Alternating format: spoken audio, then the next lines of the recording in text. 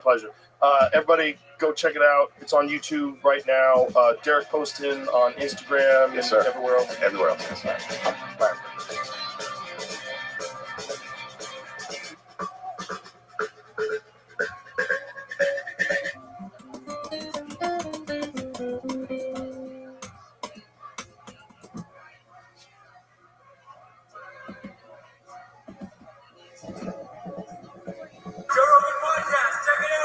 The Joe Rogan Experience.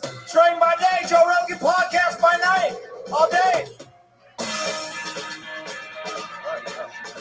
What's happening? Pleasure. No, please, my pleasure. Thank My you very much pleasure. for having me here. My honor. I'm very excited about this new thing you're doing. I'm very excited about your journey into the lightweight division. Something that I felt very excited also about that. What are you walking around at? Like, what do you walk around at when you were fighting at 45? I'm going to tell you in kilos. Okay. I walk around 80, 82.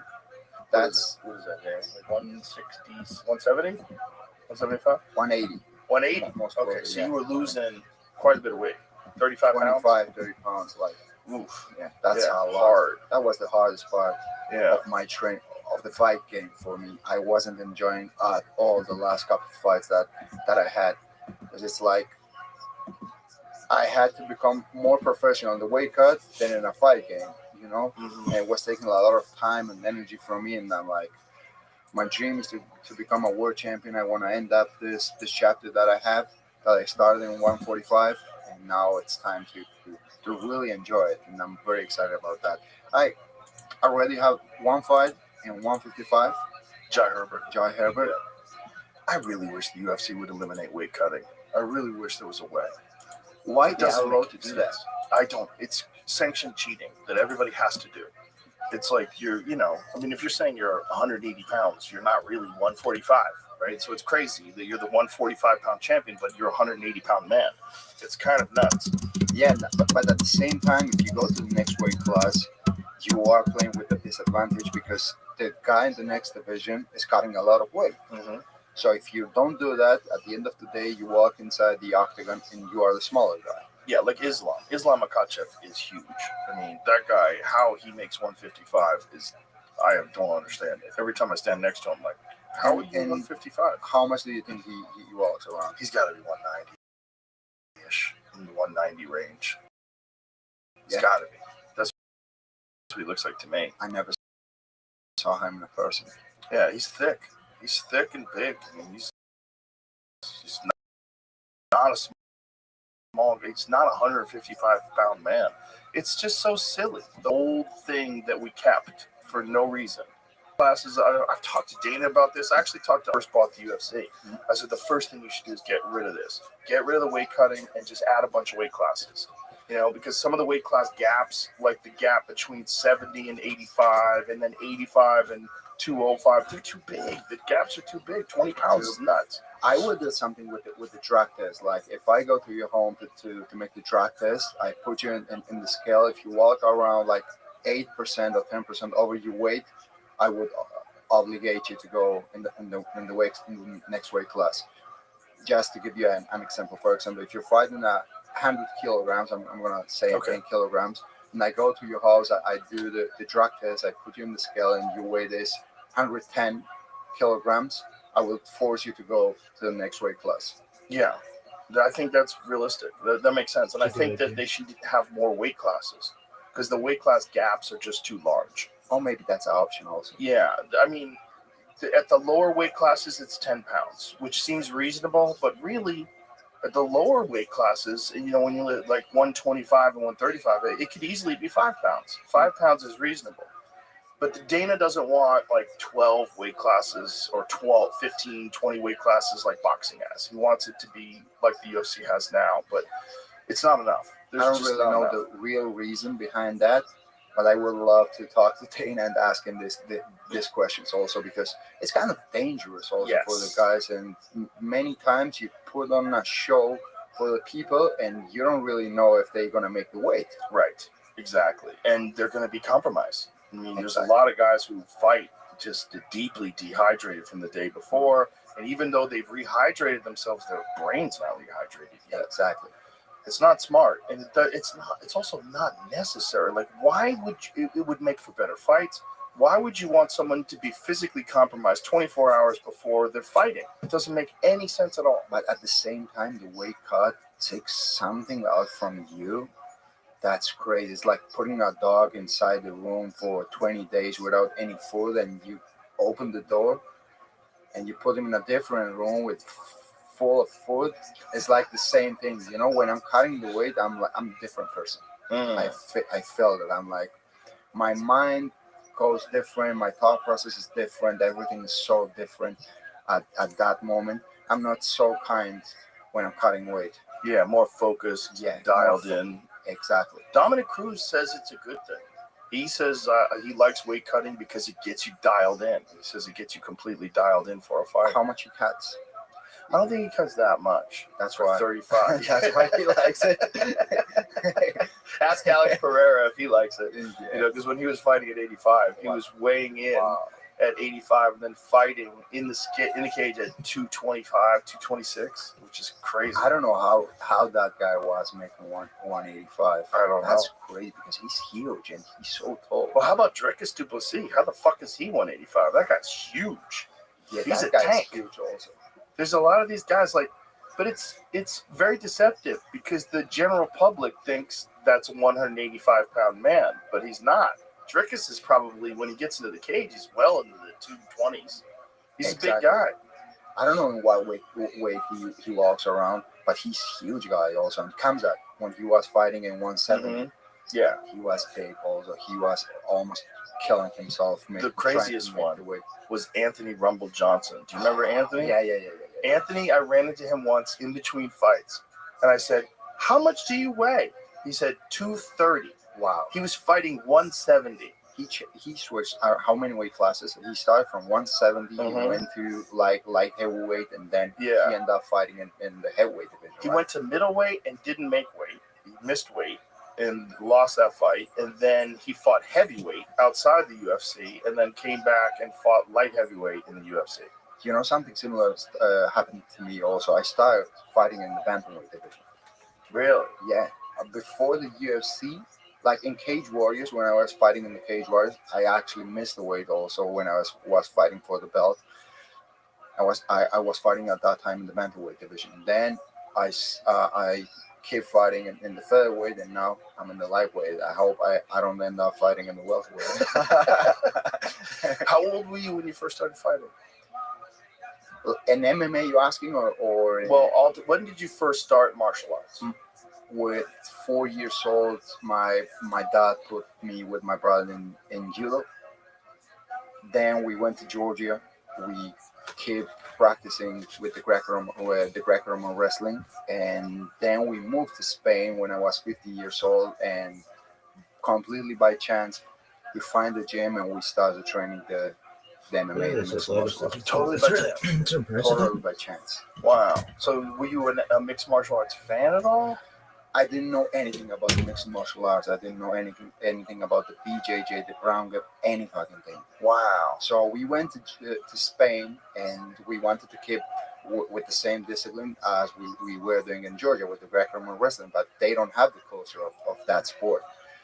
So we were a little bit sad, you know, because we wanted that sport. My brother was really, really good on that. So my mom was working, and he saw a man with cauliflower ears.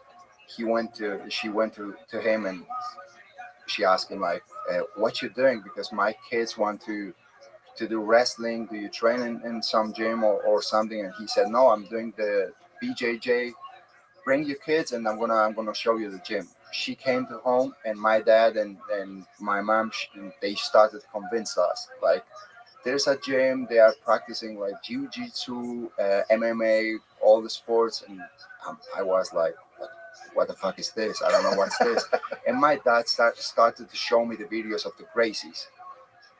he told me like, this is one of the best sports in the world right now. You are gonna guys love it, this and that. And at that day, we went to the gym, and I felt in love since the first second. Well, it's actually a great base to start out from. Starting with judo and then Greco-Roman wrestling, and then going into jiu-jitsu, it's really great because you already have an established grappling base. It's great, of course. My recommendation for everyone is, if you want to have a career in MMA, you should start with wrestling, because for me personally, because this is my personal experience, that it's much easier to learn in the future boxing than start with boxing and learn the wrestling. Really? For me, yes, I think so. And I saw that in many people. But how old were you when you first started boxing? 17 years old. That's fairly old. Like when you think about how high level your striking Of is. course it is. Yeah. But when I started, I was like, okay, I'm very good with the wrestling. I can take people down. I can control them. I have a great ground game. But what if I go to the highest competition and I find some adversities? I have to be able to fight in the striking also. So I have to develop my game in the striking. And I started from that. And I started with my brother. We were like the first people to go inside the gym and the last ones to leave it. So we were studying every day, all day, like so obsessed. We were watching like all the videos of Julio Cesar Chavez, Canelo, all that, practicing all the techniques, and then putting in interaction, sparrings, and all that. And I was like finding my style, what that I really like to do. Well, it's interesting because Spain doesn't have a long history of mixed martial arts. So, like, you are the first champion from Spain in the UFC. So it's very interesting that you got in there as a young man, and there wasn't really like a big established community yet. So I was the first guy to get into the top 15, the top 10, top 5, and then the world champion. We had a guy in Spain who fought in the UFC. I don't know if you remember him, Enrique Wasabi. Okay, yeah. He did the Ultimate Fighter. Then we have another guy also, Joel Alvarez. He's doing a great job also. But before that, we didn't have anyone in the UFC. So when you first started training, were there amateur competitions in Spain? Yeah. There was amateur MMA? And I made 3 fights in amateur. And then I started with the professional game. I did 4 fights in Spain. And at some point, it was so difficult to find a fight for me that I had to start to travel in the European territory to get a fight. Yeah, and everything started from that. But it's fascinating because a lot of world champions generally, there's a good percentage of them come from an established gym that already has elite high-level competition. But it seems like that's not the case with your gym. No, it wasn't. So I don't know what was the reason, to be honest, to came this far. I don't know. Well, that's always the question with champions. Like, are champions born or are they bred? Because there's gyms that develop, like Marvin Hagler came out of the Petronelli Brothers gym in Brockton, Massachusetts. They're not known for world championship fighters, but Marvin Hagler is one of the greatest of all time. It's like there was something inside of him that made him excel. The same thing. There was something inside me that made me the person who I am today. Did you know when you first started training, when you first started doing MMA, that you were going to fight professionally? Yeah, since the first day. So my mindset always was the same, exactly the same as I have right now. I'm like, if someone did it, I also can do it. And if no one did it, I can be the first one to do it. This is the mindset I always had. It's like, yeah, that, I think that the champion they are not born, they are made also, because you can burn in an extraordinary situation, but you can end up so bad, and the opposite also. You can burn in a, I don't know, crazy situation and end up in a paradise. Yeah, it's such an interesting thing because all champions are not the same type of person either. You got guys like Sugar Sean O'Malley, who's silly and smokes weed and has crazy hair. And then you got guys like Alex Pereira, very stoic, very serious. Everyone's different. He's very serious. I Very met serious. him in Sydney. I went with my brother because he made his UFC debut, and yeah, he was kind of quiet, like Yeah, he's intense. yeah. He's so serious. Yeah, he's intense. I remember watching him fight for the first time in Glory in kickboxing, and I was like, Jesus Christ. This way he KOs people. I was like, this guy is different. Huge. Yeah, Great. crazy power. His power is just ridiculous. I mean, like hit guys with Who do block. you love watching fight? I love watching you fight. Yeah. Yeah, I'm a giant fan. I like all styles, man. I'm fascinated by the game in all different styles. I mean, I like watching all the champions. I mean, I love watching the Rob fight. Wow. He's a fucking animal. He's the machine. I love him. He's an animal. He's I an mean, animal. I just don't understand that cardio. His cardio is fucking crazy. It's like superhuman cardio. And I'm gonna tell you something about Murab that surprised me. That maybe you see him in the match, and he's not the most special guy, the most skillful guy in the room, but I don't know what happens to him when he gets inside that octagon. Wow, that man is a fucking machine. He's a fucking machine. Right now you ask us to watch fight. That's Murab. I would take my money. When he's fighting in the pay-per-view right now, at this point I'm like, bro, take my money. But I love Umar too. Umar, that fight was incredible. That was one of the best fights I've ever seen because they're so skillful, so high level. And, to see him make Umar start to wilt, to see Umar, like, you see the wobble when guys start getting fatigued. You see there's like a little bit of like loose movement in the way, you see that. Merab had none. Zero. Just shooting like he was in the first round and the fifth round. Because this is what I exactly think that happens to Omar. Because you see Merab from outside, like you are sitting and you are seeing him training or fighting, and you're like, he's not gonna be able to take me down. He's not gonna be able to do that to me. And then you get inside that octagon with him, and everything changes. Yeah, it's like you have a machine in front of you who has like non-stop. Daniel Cormier went to visit him right after he won the title. Daniel Cormier went to his house on Sunday. Yeah. Merab wasn't home. He was out running. Yeah. He won the title on Saturday. Daniel went to his house on Sunday, and Merab's out running. Wow, he's crazy. He came to Spain also to help me once when I had the training camp. I was supposed to fight with Mosa. He came to help me. Crazy. The same exactly. We were like finishing the training. He was going for a run. He was going like actually to his house running. Yeah, there's no shortcuts. No, there's no shortcuts. No shortcuts. But like to answer your question, I'm fascinated by all the different styles. I like watching everybody fight. I love Volkanovski. I love watching him fight this past weekend, and he's so great. I was so happy for him this Saturday because he really deserved to get that title back. Does it bother you to see someone win your title? No, not at all. You're good? I'm good. You're like, I'm good? I'm good. Happy for him. You established, you won, you defended. I won, I defended. Right now I have completely different challenge in front of me. I wish him nothing but the best, and to everyone. Like, I wish the best wins all the time. That's great. Yeah. That's great. I don't care. What about Paddy Pimblett, though? He did a great job. He did a great job. He did what he had to do. He did. But for me, it's like, I'm going to be completely honest with you. For me, Chandler, he never was a extraordinary fighter. He was like average level of fighter. Like,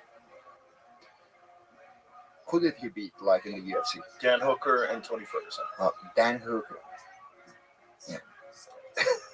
Dan Hooker's a good fighter. Dan Hooker had that war with Dustin Poirier. Dustin Poirier is a very good fighter. How many losses he had? He's got a few losses. Yeah. He's a good fighter, very entertaining fighter. Yeah. Like for the fans, he's a wild dog. Yeah, he's a dog. He goes inside that octagon and he fights. But yeah, I think he's on a resurgence. I think he had a skid for a while and now he's rebuilding himself. And he's on a resurgence. You smile. Look at you, motherfucker. So he beat Dan Hooker and Tony Ferguson when he was like almost 4 years old. I think honestly we got Michael Chandler after his prime. If you go watch Michael Chandler fight Eddie Alvarez in Bellator, those were fucking crazy fights. Crazy fights. Yeah, but at the end of the day, you see wars. Yes. It's a very competitive fight. Yes. You see almost a bar fight. You see two guys in the middle of the octagon exchanging punches, but you don't see technique. You don't see skills. You see a great fight because as a fans, it's a very entertaining to watch fights like that. But if you really think about it, it's like you don't see skills in that fight. You don't see someone trying to take you down, control you, some great submissions, great transitions. I don't know, striking. You see a guy that he's like looking for a combination. He's looking for his moment, creating a spaces. You don't see like, I don't know. I see what you're saying.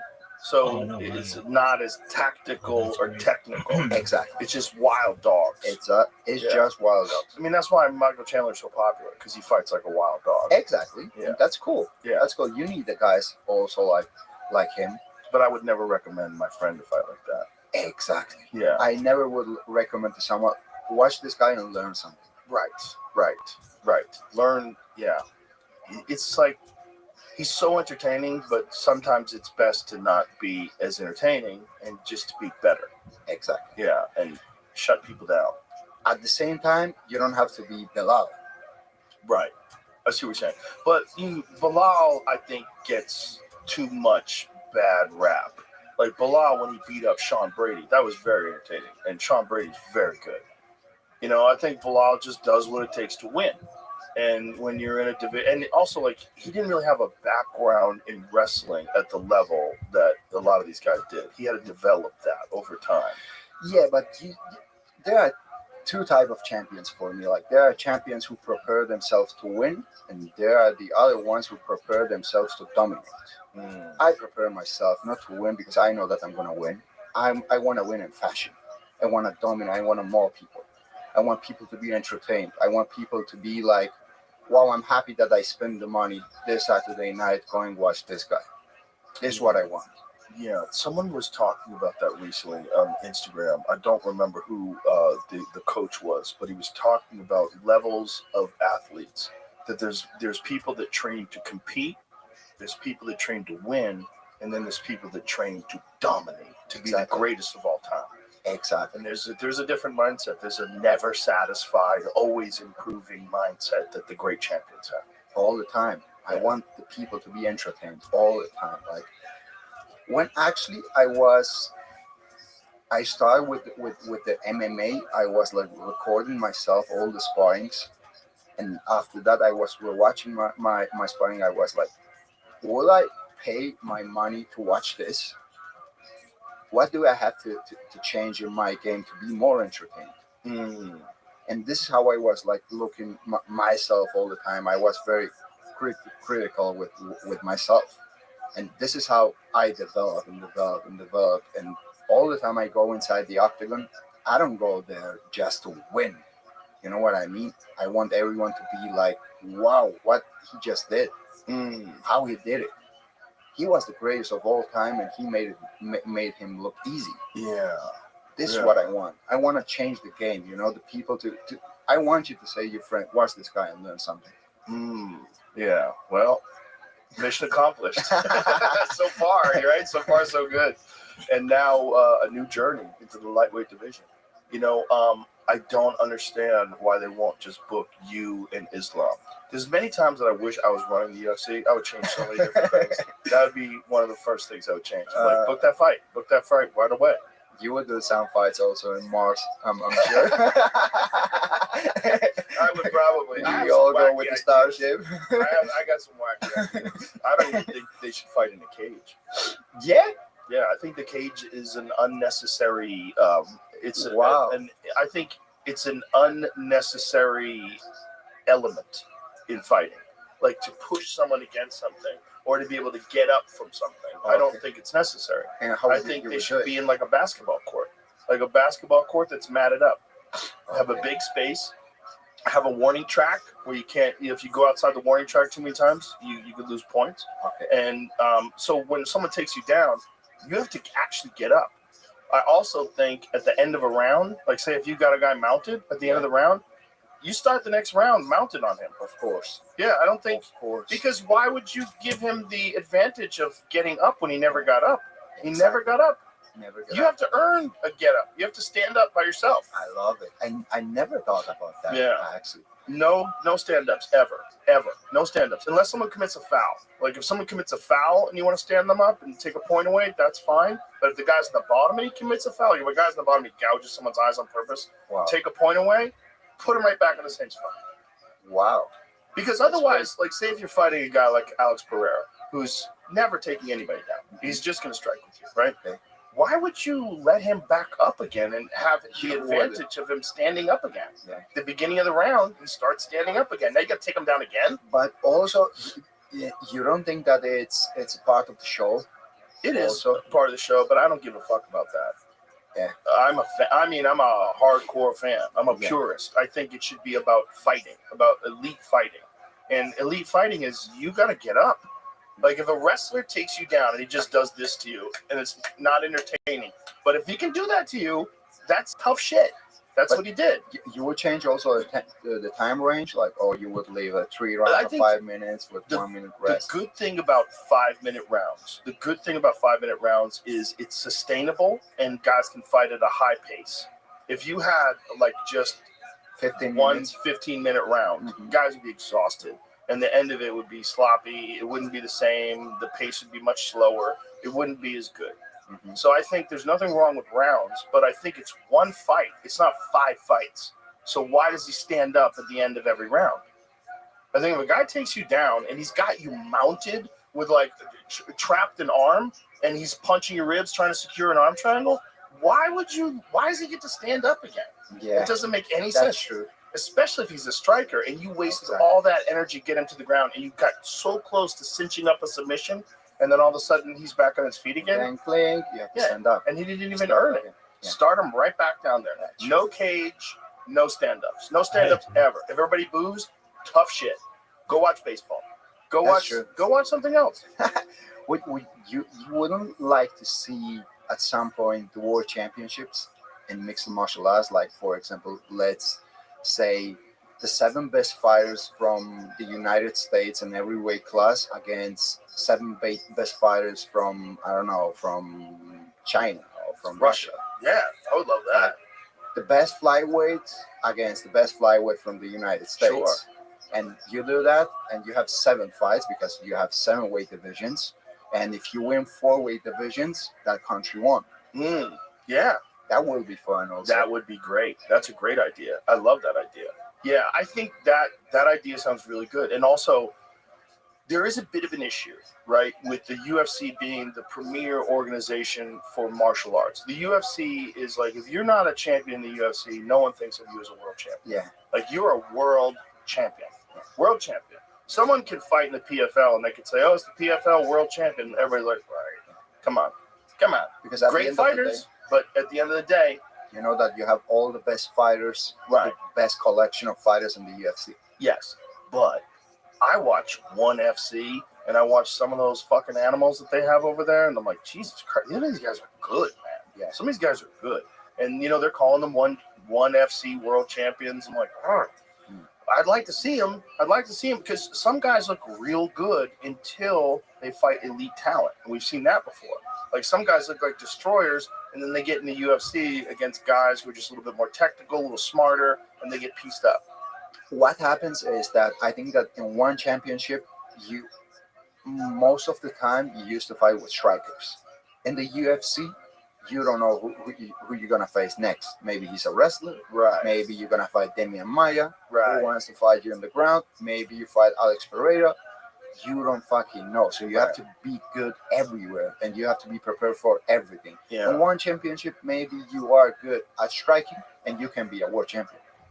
Yeah, maybe. I mean, there are some good grapplers over there, but my point is, I really wish there was no organizations. I Yeah. really do. I really wish it was just all the best fighters competing. Look, I love the UFC. I've been working for the UFC forever. And my loyalty is to the UFC. But I wish there was just only fighting. You know, no organizations, just like boxing is. In boxing, But the problem with boxing is it's very difficult to get these guys because they all have different promoters. Exactly. And if they all have the same promoter, they all get fucked when it comes to negotiation, right? If they all have the same promoter and the same managers. You know something about soccer? No. Yeah, I know a little bit like about it. how they do like the Champions League. Mm-hmm. They have like, for example, let's say the Real Madrid. They have a team. That's why what I would do is like I would create a team against another team. For example, I have Real Madrid. I signed like the best 7 fighters in the world, whoever I want in different weight classes. And you have, for example, Barcelona.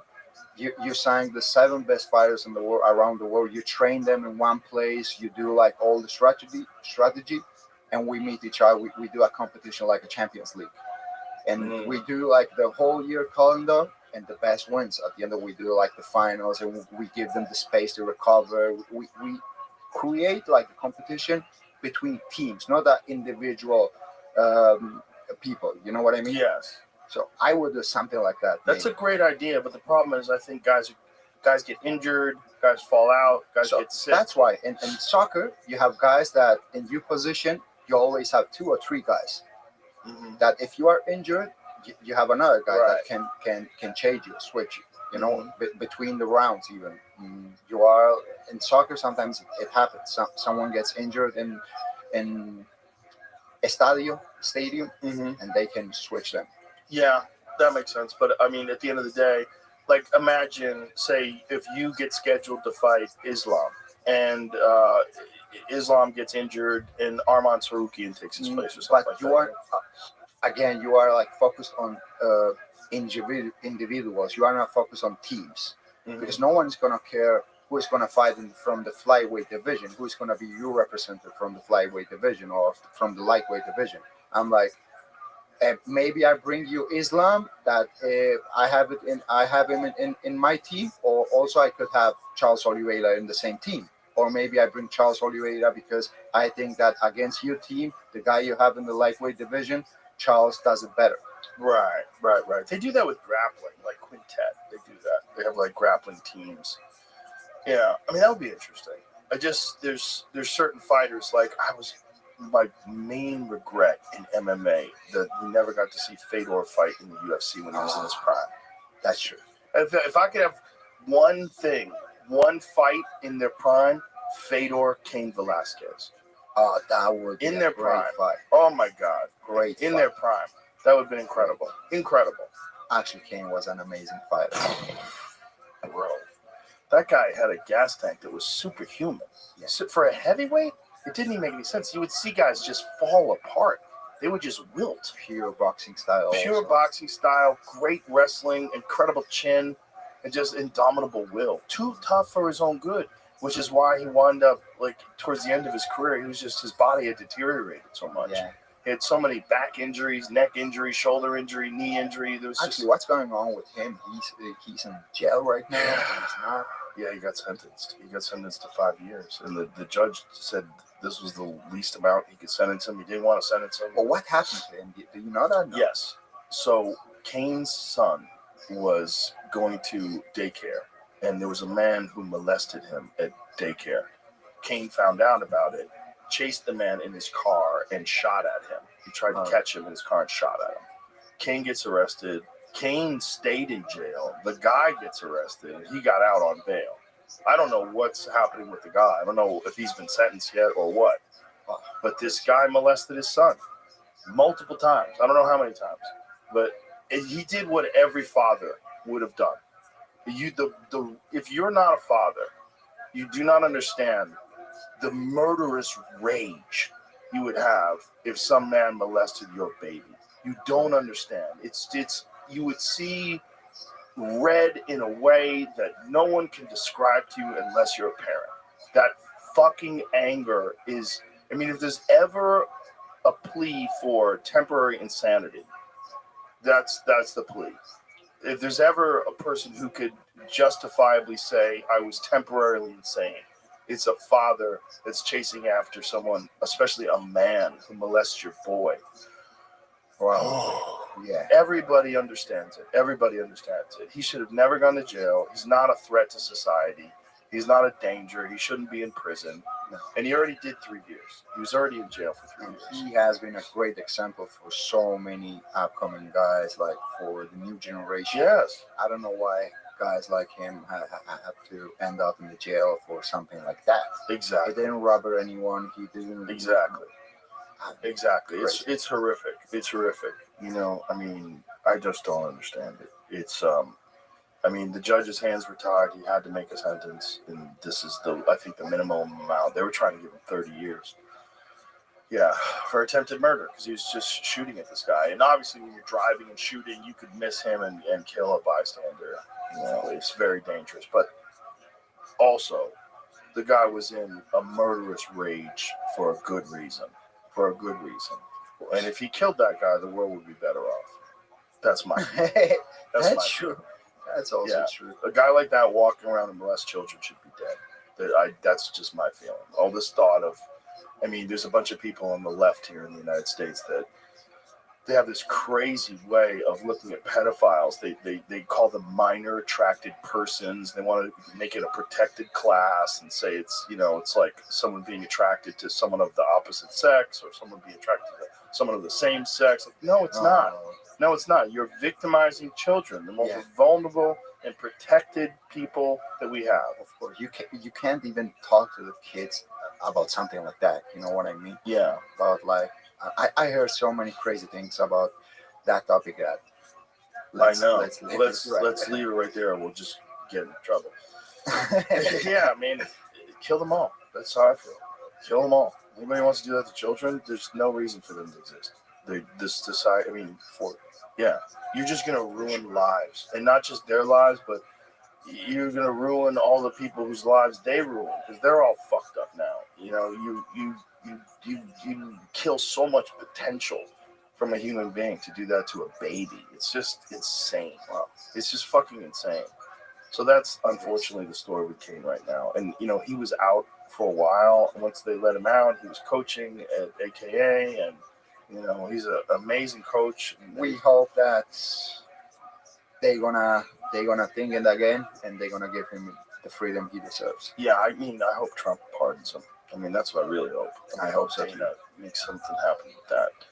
Maybe that's possible. I mean, that might be the best option.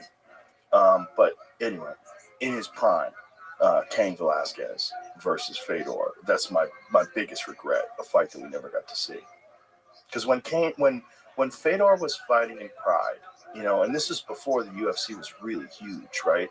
Because they were huge in Japan in like 2001, 2002. They were filling stadiums in Japan when the UFC was just sort of emerging in the United States. It really hadn't hit its peak until 2005. And why do you think that they never bring him to the UFC? Well, they tried.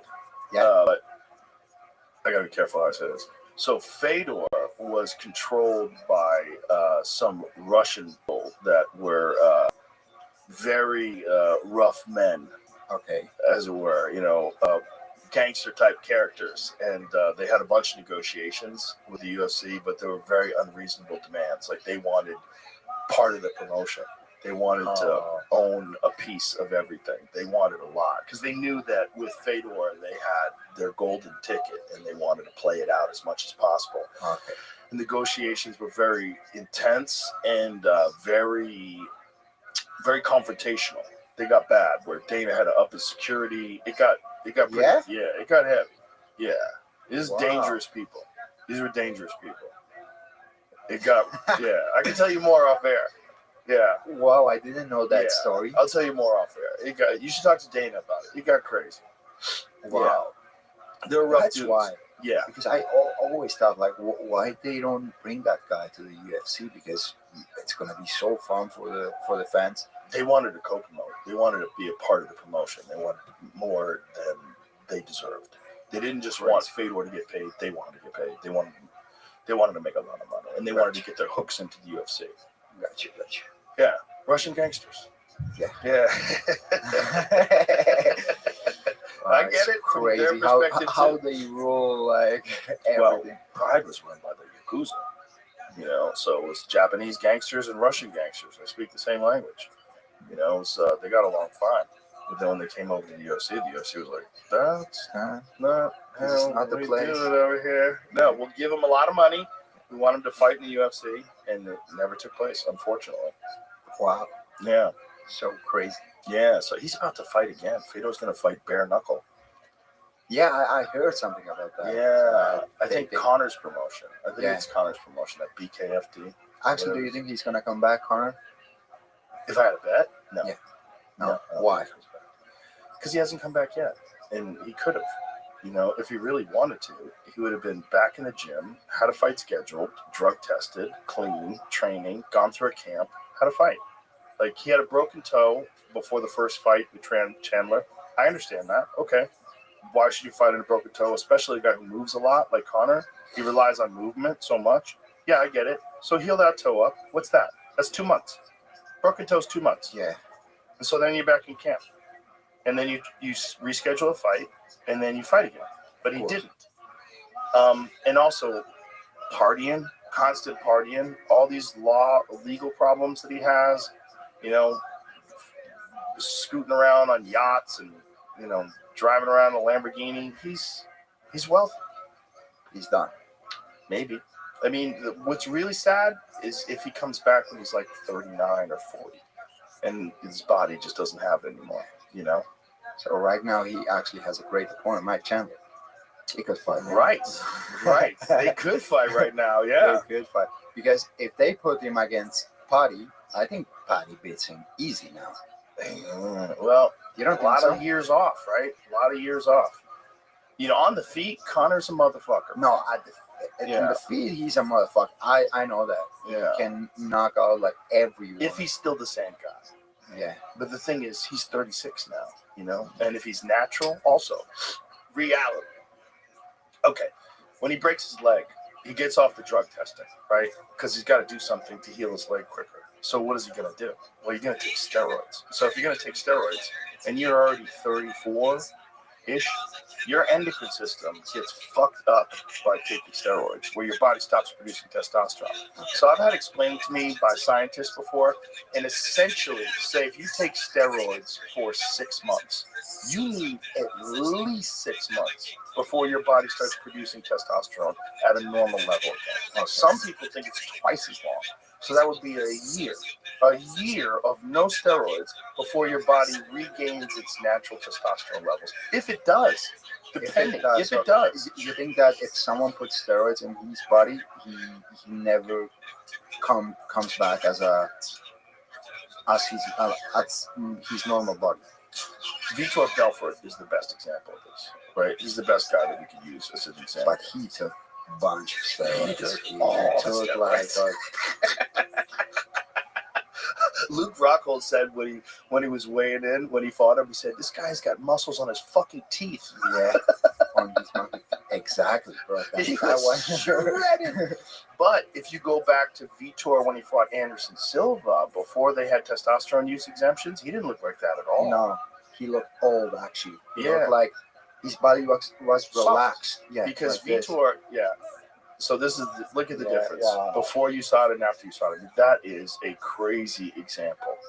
So when he fought Chris Weidman, his body looked soft and like his muscles look empty. They just didn't look the same, and that was just a couple of years after they fucked up with the testosterone use exemption, because what they did was they test guys, and if you're low on testosterone, you can have a testosterone use exemption.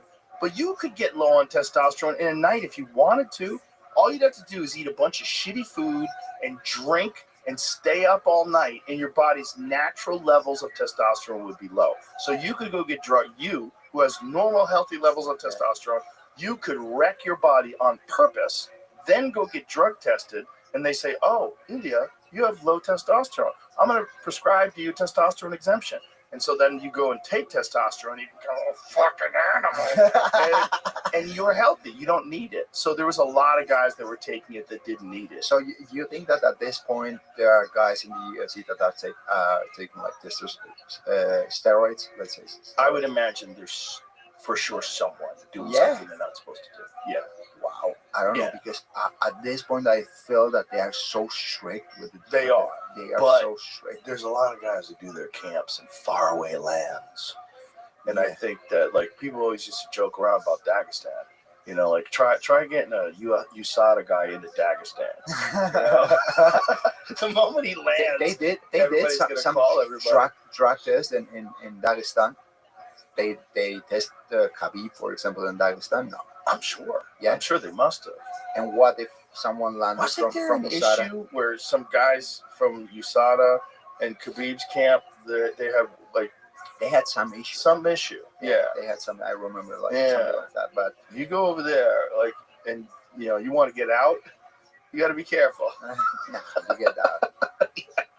But I would imagine that if you want to avoid being tested all the time, like, say, like, if you're in America and, you know, you live in Arizona, whatever, they'll visit you all the time. They'll test you a bunch, you know. Yeah. There's some people that have been tested a bunch. They get tested a lot. And then some people that don't get tested as much. And if you're going to go and do your camp in Thailand, or you're going to go do your camp in Dagestan, or it's a lot more difficult to get to you to test you randomly. But they can anyway. They so can. You can trust on if they come or not. But there's short acting stuff. There's like when Alex Rodriguez, is that A-Rod, right? Yeah, when he was fighting, when he was playing baseball, rather, they were taking gummies, testosterone gummies. Okay. And the testosterone literally only lasts for a few hours, and it's out of your system. Wow. Yeah. I never heard that. Yeah, there's certain stuff that you can take, like EPO, that's very short lasting, very difficult to test, very short lasting. And there's In my case, I don't like that because I wouldn't feel good with myself. right, I'm gonna feel like I'm cheating. right, I don't deserve the win because I'm cheating. I'm a cheater. right. I can have that thought about myself. All the time when I walk inside the octagon, I feel that I didn't cheat, and I deserve the win, and that's why I'm gonna win. Well, that's why guys like BJ Penn are so impressive, because BJ Penn was clean when everybody was cheating. Yeah. Because back then it was really difficult to test. All they tested was at the weigh-ins. So at the weigh-ins, that's like an intelligence test. Like if you cheat and take steroids intelligently, by the time you get to the weigh-ins, you're going to be clean. If you do it with a doctor, Okay. I know camps, and I want to say the names, No, but they had scientists working for the camps. And the scientists, these doctors, would study guys' blood work and make sure that they were clean by the time they got into camp or by the time they got into weigh-ins. So when they were on the scale, they still had all the benefits of steroids, but they had no steroids in their system. Yeah. And their body hadn't started to deteriorate yet from the lack of steroids. I know some camps also that they use steroids. Yeah, for sure. But yeah, for me, you can have all the muscles in the world, but if you are not mentally strong, because that's a so specific moment when you are in the backstage, you need your mind so badly. You need it more than your body sometimes. Because as I told you, you can have all the muscles in the world, but you need this muscle as strong as possible, you know? And if you know you cheated. And that if you know muscle's you're gonna feel cheating, bad.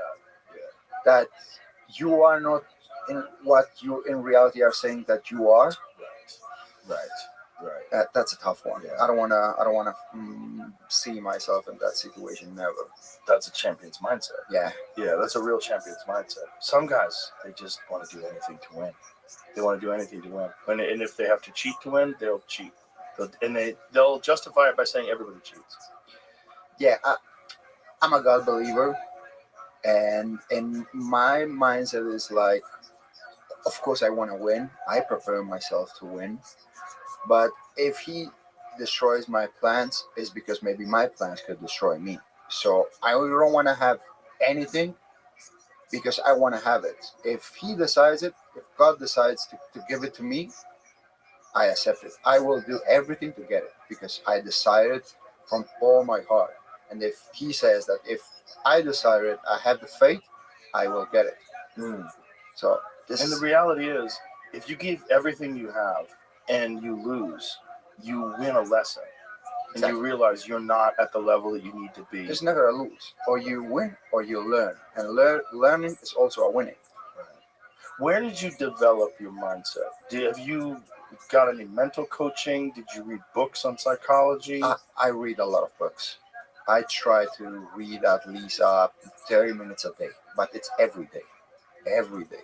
What you do in your daily habits, what makes the difference, right? Because we can decide our future, but we can decide our habits, and our habits decide our future. Yes. Yeah. So, like, what kind of stuff do you read? Uh, I read more like um, I read a lot of books. I love reading books of self development books. Mm, Also, how can I tell you? And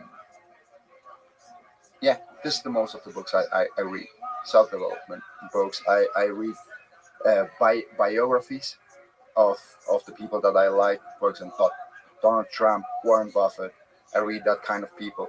Businessmen. Yeah, I try to. Yeah? Yeah. Why do you read businessmen's biographies?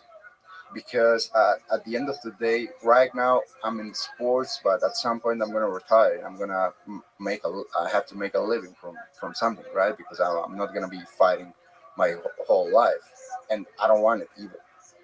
So yeah, I wanna prepare myself. So, If you want to have an extraordinary life, you have to be an extraordinary person, right? yes. Yeah, absolutely.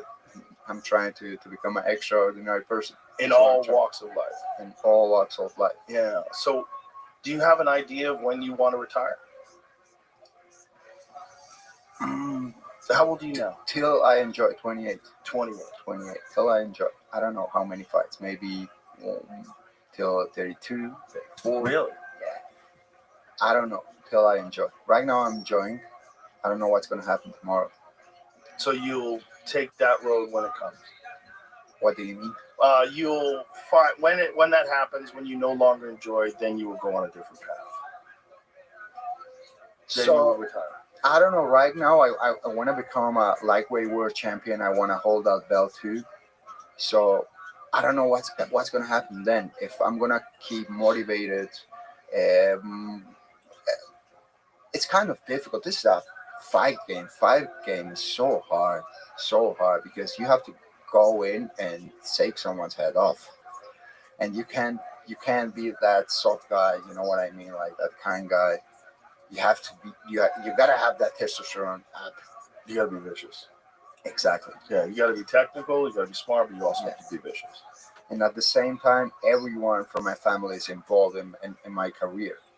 At some point, maybe I will end up doing different things, maybe some businesses. Right now, I'm doing different things, and I'm enjoying it also.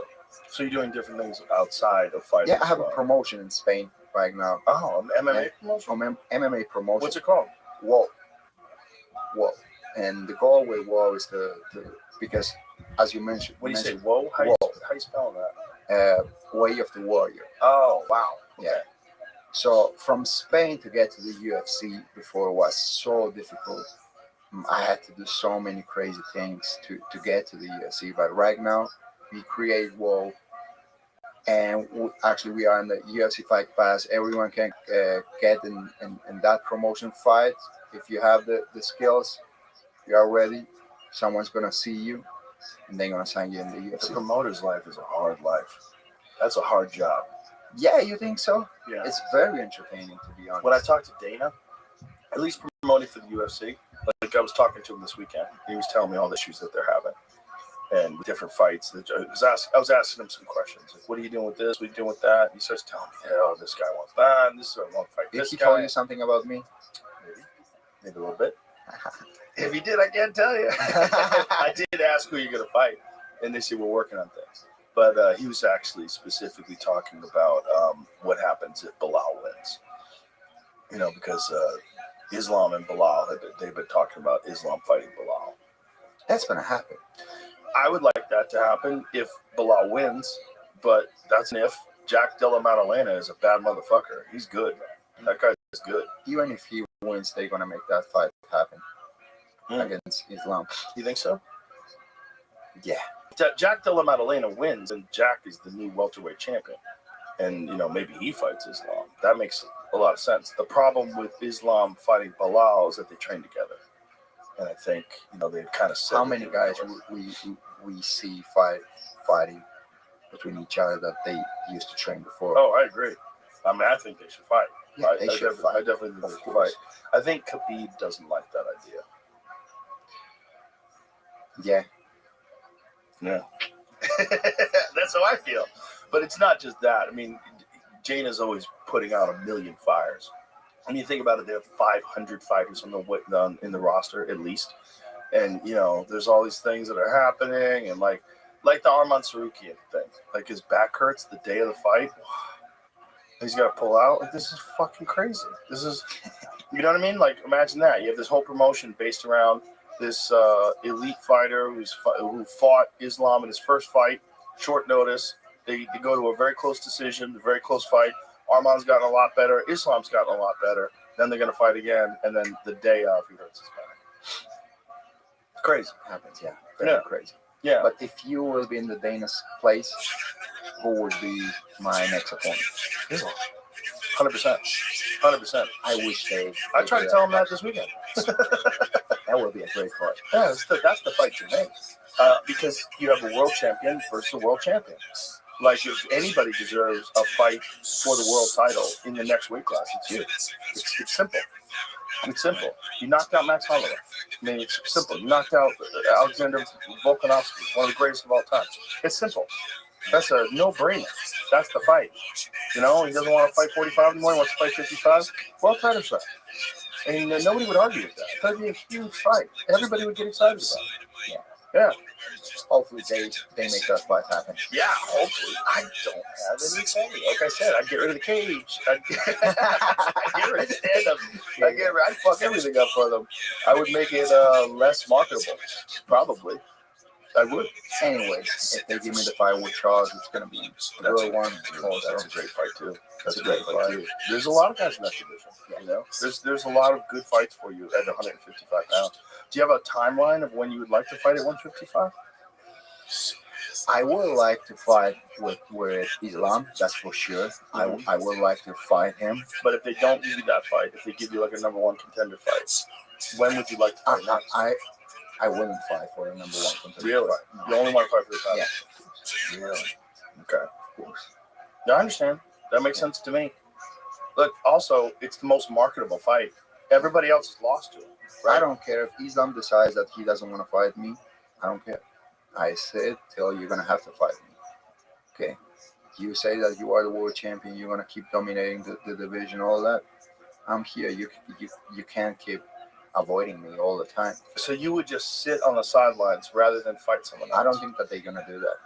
I don't think they would put me on a sideline because they asked me to. I would vacate the belt because I told them that I wouldn't fight in 145 again. But I get the promise that I would fight for the title in my next fight. Mm-hmm. So how much time you will stop me and from the fighting? So they did give you a promise that when you vacated the belt, that your next fight was if they give that chance to everyone, why not to me? Yes. They gave it to Henry Cejudo, they gave it to Conor McGregor, they gave it to George St. Pierre, they gave it to John, they gave it to everyone. Right. Yep. And I proved that I deserve that shot. As you said, I knock out two of the all-time greats. Two of the all-time greats. To the greats, Walt, who was like dominating everyone in 145 division, and Max Holloway. Great fighters, both of them. Especially after Max Holloway's victory over Justin Gaethje, which is like the greatest victory of his career. Yeah, to knock him out after that, no one did it. Yeah, I agree. I mean, I'd say world title fight. But I don't get to make the rules. And the last fight he had was in 155, right, against Justin Gaethje, who also fought for the title. Yep. So. Yeah, and then the other thing is there's not really a compelling challenger at 155 other than you. If you look at it, like he's kind of cleaned out the division. There's no one else. I mean, Arman's got to build himself back up. Yeah. He's not going to get a title shot. I would put Justin Gaethje against Paddy Pimblett, me against Islam. Once I pass him, I get the title, and you put me against Paddy. Because I think that he's gonna. You he's think gonna Patty's beat Justin Gage? easy? Wow, really easy. Yeah, easy. Really easy. Yeah. Wow, that's a crazy thing to say because Justin Gage is a fucking animal. Yeah, but he doesn't know how to grapple, and Patty knows But he's that. a Division I wrestler. He knows how to grapple. You don't think he knows how to grapple? He just chooses not to. He chooses I to don't stand think so. and fight. I never saw him submitting someone. I don't believe he's ever submitted someone, but I think that's because he likes to just crush people. He likes to fight. He used to fight. What in a everyone very- likes people and to win as soon as possible. If you have the ability to submit someone as soon as you can, would do it. I think that's your mindset. I think Justin Gaethje's mindset is to be the most violent person alive. Yeah. Yeah, and I think that's one of the reasons why he lost some fights early in his career because he took unnecessary chances and he fought recklessly. Then, as he adjusted later in his career, he fought more intelligently. He took a lot of risks still, but he was more intelligent about it. He was more intelligent about the way he approached fights, and then he started winning and beating guys. You know, like where he might have like thrown himself in wars before, like the Michael Johnson fight was just chaos, just a war. Just the first fight in the UFC, just throws himself into I chaos. remember that fight. Yeah, chaos. Yeah. He would just try to see. He was like Michael Chandler, but a better fighter. You know, just more successful at a high level. Some gate you over Patty? I don't say that. Michael Chandler was 38 years old with a lot of miles on him. Although he's a fucking animal, How old is Justin Gage? Justin's probably 35. How old is 35, Justin? 36. He's 37 in November. Yeah. That's when it starts to slip away. If you're natural, everything after 35, like this was one of the most extraordinary things about Alexander And I don't Volkanovski. think that he's the type of guy that takes care of his body all the time and he's like very strict with his health. I think he slept more at day than at night. Oh, you think so? Did he parties? I think so. I don't they know. put the camera on him on the last pay-per-view and he looked like he was so high. Like this, High I'm not worried about. High. What I'm worried about is drunk. Because high doesn't give you a hangover. High doesn't kill your body. Drunk kills your body. If guys are in between camps getting fat and drinking, that's never a good sign. That's a bad sign. That's because you're not just not training, you're deteriorating your body. You know, if Justin Gates is just smoking a little weed, I'm not worried about that. It's not the best for focus. Yeah, he doesn't seem to be that guy that drinks a lot. No, I don't think so. I don't think so. Cocaine is the worst. Yeah, When you hear guys doing coke, that's the worst. That's the one that deteriorates you more than I anything. never ever saw a cocaine in my life. Me neither. I've never done cocaine either. When I was a kid, I had a friend whose cousin was hooked on cocaine. I got to see it up close. Yeah. I was like, fuck that stuff. That's a scary one for fighters too, because the thrill of cocaine for some reason is exciting to people who love like exciting things. Like there's something about fighters who are adrenaline junkies that like to be pumped up. And yeah, Connor seems to enjoy it, which is one of the things that makes me think he probably won't come back. But if he does come back, it's got to be now. You know, again, at 36 years old now, Paddy Pimblett. That's the fight. That's going to be a big fight. Big fight. Yeah. But I don't even think Connor's in the drug testing pool anymore. No? I don't think so. I don't believe so. I don't believe so. See if you can Google that. Find out if he's in drug. I think I think he's going to come back. You think so? Yeah. If they give the opportunity to I don't know, to guys like, I don't know what, 40 years old, like Arlovsky, you can have so many names that they fought at 4 years age. Why not Conor? I know that some you want a world title fight at 155, but would you make an exception for a Conor McGregor fight at 155? But right now, No. Good for you. Do you think it's going to be excited if I beat Islam and then I give the chance to Conor? No, I mean like right now, before Islam. Like if the UFC calls you up and says, I know you want a world title fight, we guarantee you a world title fight after this. Actually, we had that talk. Really? Yeah, but yeah, I don't know. What was that talk? Tell me what that talk was like. No. Come on. After this one, and I'm going to get some calls. that you know how the UFC is. They are like Yeah. very specific. Yes. Don't say anything Right. to Too no late. one. Well, no one's listening. You can tell everybody. Yeah. Only a couple of million of people is listening. Whatever. Yeah. No one's Okay, gonna notice. It'll slip right by. Yeah, if they offer me a fight against Conor right now, we'll say why not? Why not? Why not? Why not? I wouldn't say no. I wouldn't say no. Just for the numbers. You Yeah. Cut of that pay-per-view and it hits 2 million buys. Yeah. Whoa. Why not? That's Why the not? thing about Conor. It's like still.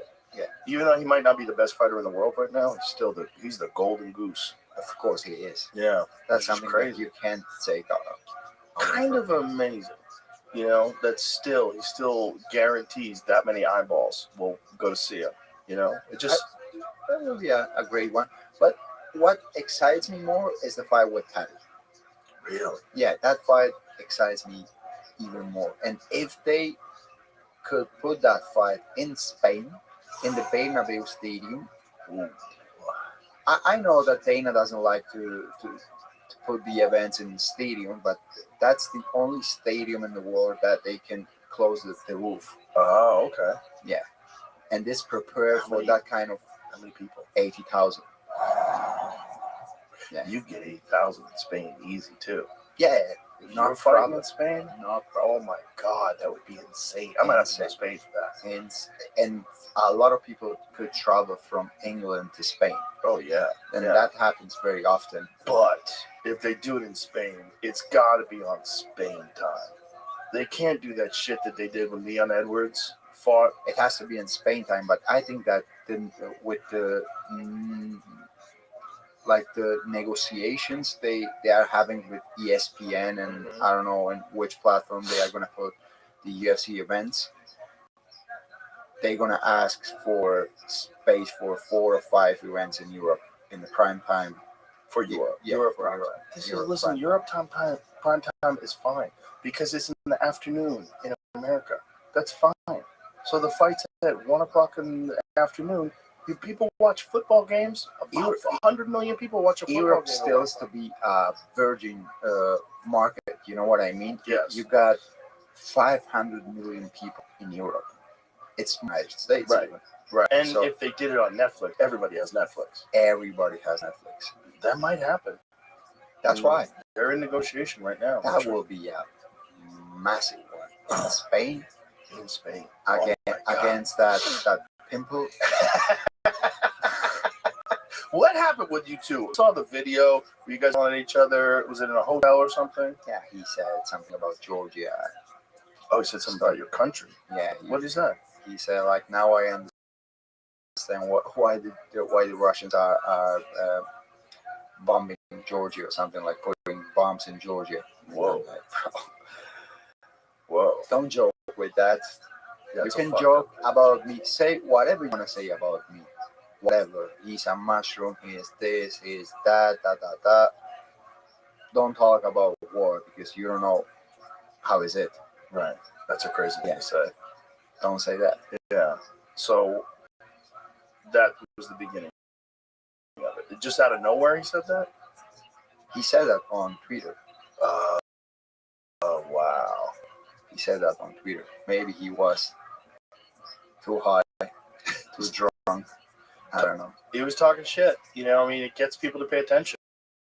He's really good at getting people to pay attention. You know? Yeah, he is. He's really good at that. I mean, he could be the next Conor McGregor star. Like that kind of a star where the whole He has watching. that weird personality. Yes. Yeah. Well, he's very disarming because people, they see, I thought this in the last pay-per-view, I thought it's a very sneaky trick. Because guys like you look at you the way you carry yourself, that's a fighter. Like, you look at that guy's a dangerous motherfucker. But when you see Paddy dancing like this, his hair's he's in the Beatles, you know, it's like he seems silly, but then he fucks people up. And so people Yeah, but get he confused. fucks people up like Michael Chandler. Right. When he faced a real fight, who did he face? Well, he hasn't faced anyone that Anyone. good yet, Like, but he fucked up Michael Chandler It's better not- than Charles Oliveira did. And Charles Oliveira. This is what I was telling you before. Like when you got 10 losses in your record, it's not 1, 2, 3, 4, 5, 6. That's 10. Yeah. Like when you walk in with a guy that has 10 losses, the level of confidence is completely different. It's completely different than when you walk in with a guy that it's undefeated. Right. He's a dangerous guy in the striking, in the ground game, everywhere you look at him. He's a dangerous guy. He never takes a lose. That's a different mentality. You gotta have to kill him to give up. He's not gonna even give up. You gotta have to kill him. In the case of Charles, if he finds some adversity, he's gonna go to the ground. He's gonna sit and he's gonna be waiting like till you end up the fight. This is what I think. This is what I feel. This is what I see. That was certainly the case early in his career. I think things changed with him when he had a child. Then he went on that run and became a champion. And like when he beat Justin Gaethje, when he beat all those guys, he was pretty elite, man. He was really fucking good. When he beat Chandler, when Chandler beat him up in that first round, he came back in the second round and fucked him up. Who? Chandler. Yeah. I know what you're saying. I get it. Connor's been tested 11 times last year, 5 the year before, and none this year. Yeah, that's what I'm saying. He was tested this year? No. None this year. None this year. That's what I'm saying. 11 times last year. Yeah, I'm not sure if he's in the testing pool anymore. I don't know. I've heard no plans. The UFC would tell me. I would say, what's going on with Connor? And I don't even bring it up anymore. I think with him, it's going to happen like instantly. If something happens. Well, that's crazy. I mean, if he's going to prepare, he needs like a real long camp to really get his body back to fighting shape, like real fighting shape. And he's got to remember, what happened when he came back from boxing and then fought Dustin Poirier. It depends who he's going to face. Because if you put him against me, he needs to die and be burned again.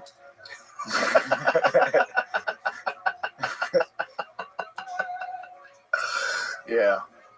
I hear you. Yeah. When you think about like your division when you were the champion at 145, would he have been the fight that you would have wanted when he was in his prime at 45? Would that be the number one fight that you would have wanted at 145? For sure. Yeah, for sure. My God, for sure. He was a dangerous guy in 145. He was so big. He was big, dangerous. Yeah. He had that Smart. knockout power, smart. Yeah. Yeah. One shot knockout power. Yeah. He had that. Yeah, but when he would make 145, I remember that was back when the weigh-ins were literally right there. You'd weigh a guy in, and then they would cheer in front of the crowd. Now the weigh-ins are early, and it's a ceremonial weigh-in. So when Conor would weigh in, he would look like death. Death. Yeah. See if you can find the video of the weigh-ins with Conor McGregor versus Jose Aldo. Yeah. He looks like he was on a boat in the middle of the ocean for 6 months. Like, look at him. Look at his face. Look at his face. Look at that one right there with Mike Goldberg. Click that one with Mike Goldberg. Yeah, click on that. My God. Look how fucking skinny he looks. Look at his face. His cheekbones. He looks like he just got out of like some Russian prison. Like that. You know what I mean? Bro, that one on the right is insane. It's fucking insane. With muscles. That's insane. I wonder how much weight he lost. I think he walks around in 185. So he lost 40 pounds before he fought? That's crazy.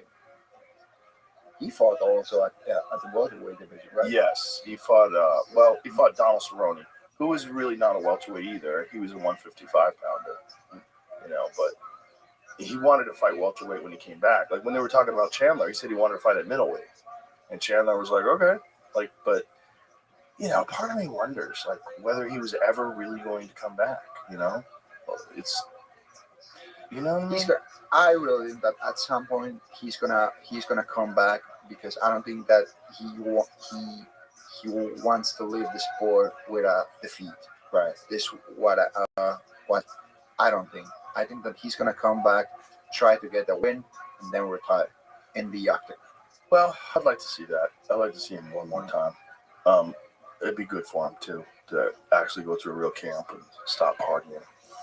It would be good for him, for his family, for everyone. For everyone. But at some point, he's gonna stop. He's got a lot of legal problems too. There's a lot going on with him in Ireland. But he's running for the president. Well, they're talking about prosecuting him for old tweets too. Yeah. Ireland is going crazy with their woke shit, with the restrictions and censorship, the same way the UK is. It's really scary stuff. But they're prosecuting people for tweets. That's crazy. Yeah, England arrested like 4,000 people last year for posting things on social media. No way. Yeah. Well, what insane. did they say? You don't even have to say anything crazy. You know, you could just say, I don't want any more immigrants in my country, and they'll fucking prosecute you. It's really crazy. Wow. Yeah, it's That's not a freedom. no, it's not That's at not all. a free space. It's totalitarian government, and it's scary because it's they're using it to silence people, to silence people's opinions, and Crazy. see if you can find what's going on with Conor, because there's something about Conor McGregor possibly being prosecuted for social media posts from, I believe it was 2023. Some recent posts that he had made where they were going to bring him back up and prosecute him for it. And he had also like the case with the rabbits. Yeah, and I think because he wants to run for president, of course, then they're going to use the law to try to stop him, because look, he's very popular in Ireland, and he might win. You know, I mean, if these people think that their country's being invaded by I migrants, asked some people from Ireland, like, what are the odds that Conor becomes the president? They told me, like, probably zero. Conor McGregor will not face charges over social media posts made before and during the Dublin riots. Yeah, you know what? They said that about Trump too. That Trump wasn't going to win either. They said Trump wasn't. Yeah, all the fucking newspapers, everything was saying the chances are none. No, but I asked the people. I didn't ask. I didn't read the. Depends on who you're talking to, though. Yeah. You know, it really depends To on very how he close conducts himself. people to him. Oh, To him. okay. They're like, no way. Yeah. Look, he should be fighting. And he should be fighting while he can, because you don't want to be 49 years old sitting back thinking, if you could have just one more, could have got it together, if I just stopped partying. I really think that he's going to come back at some point, but we'll see. There's also the problem with that shin.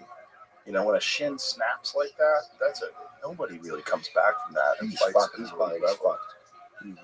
His toe is fucked. His chin is fucked. His body's fucked. With that much parties and drugs and all that, you're gonna have to pay that price at some point. Yeah.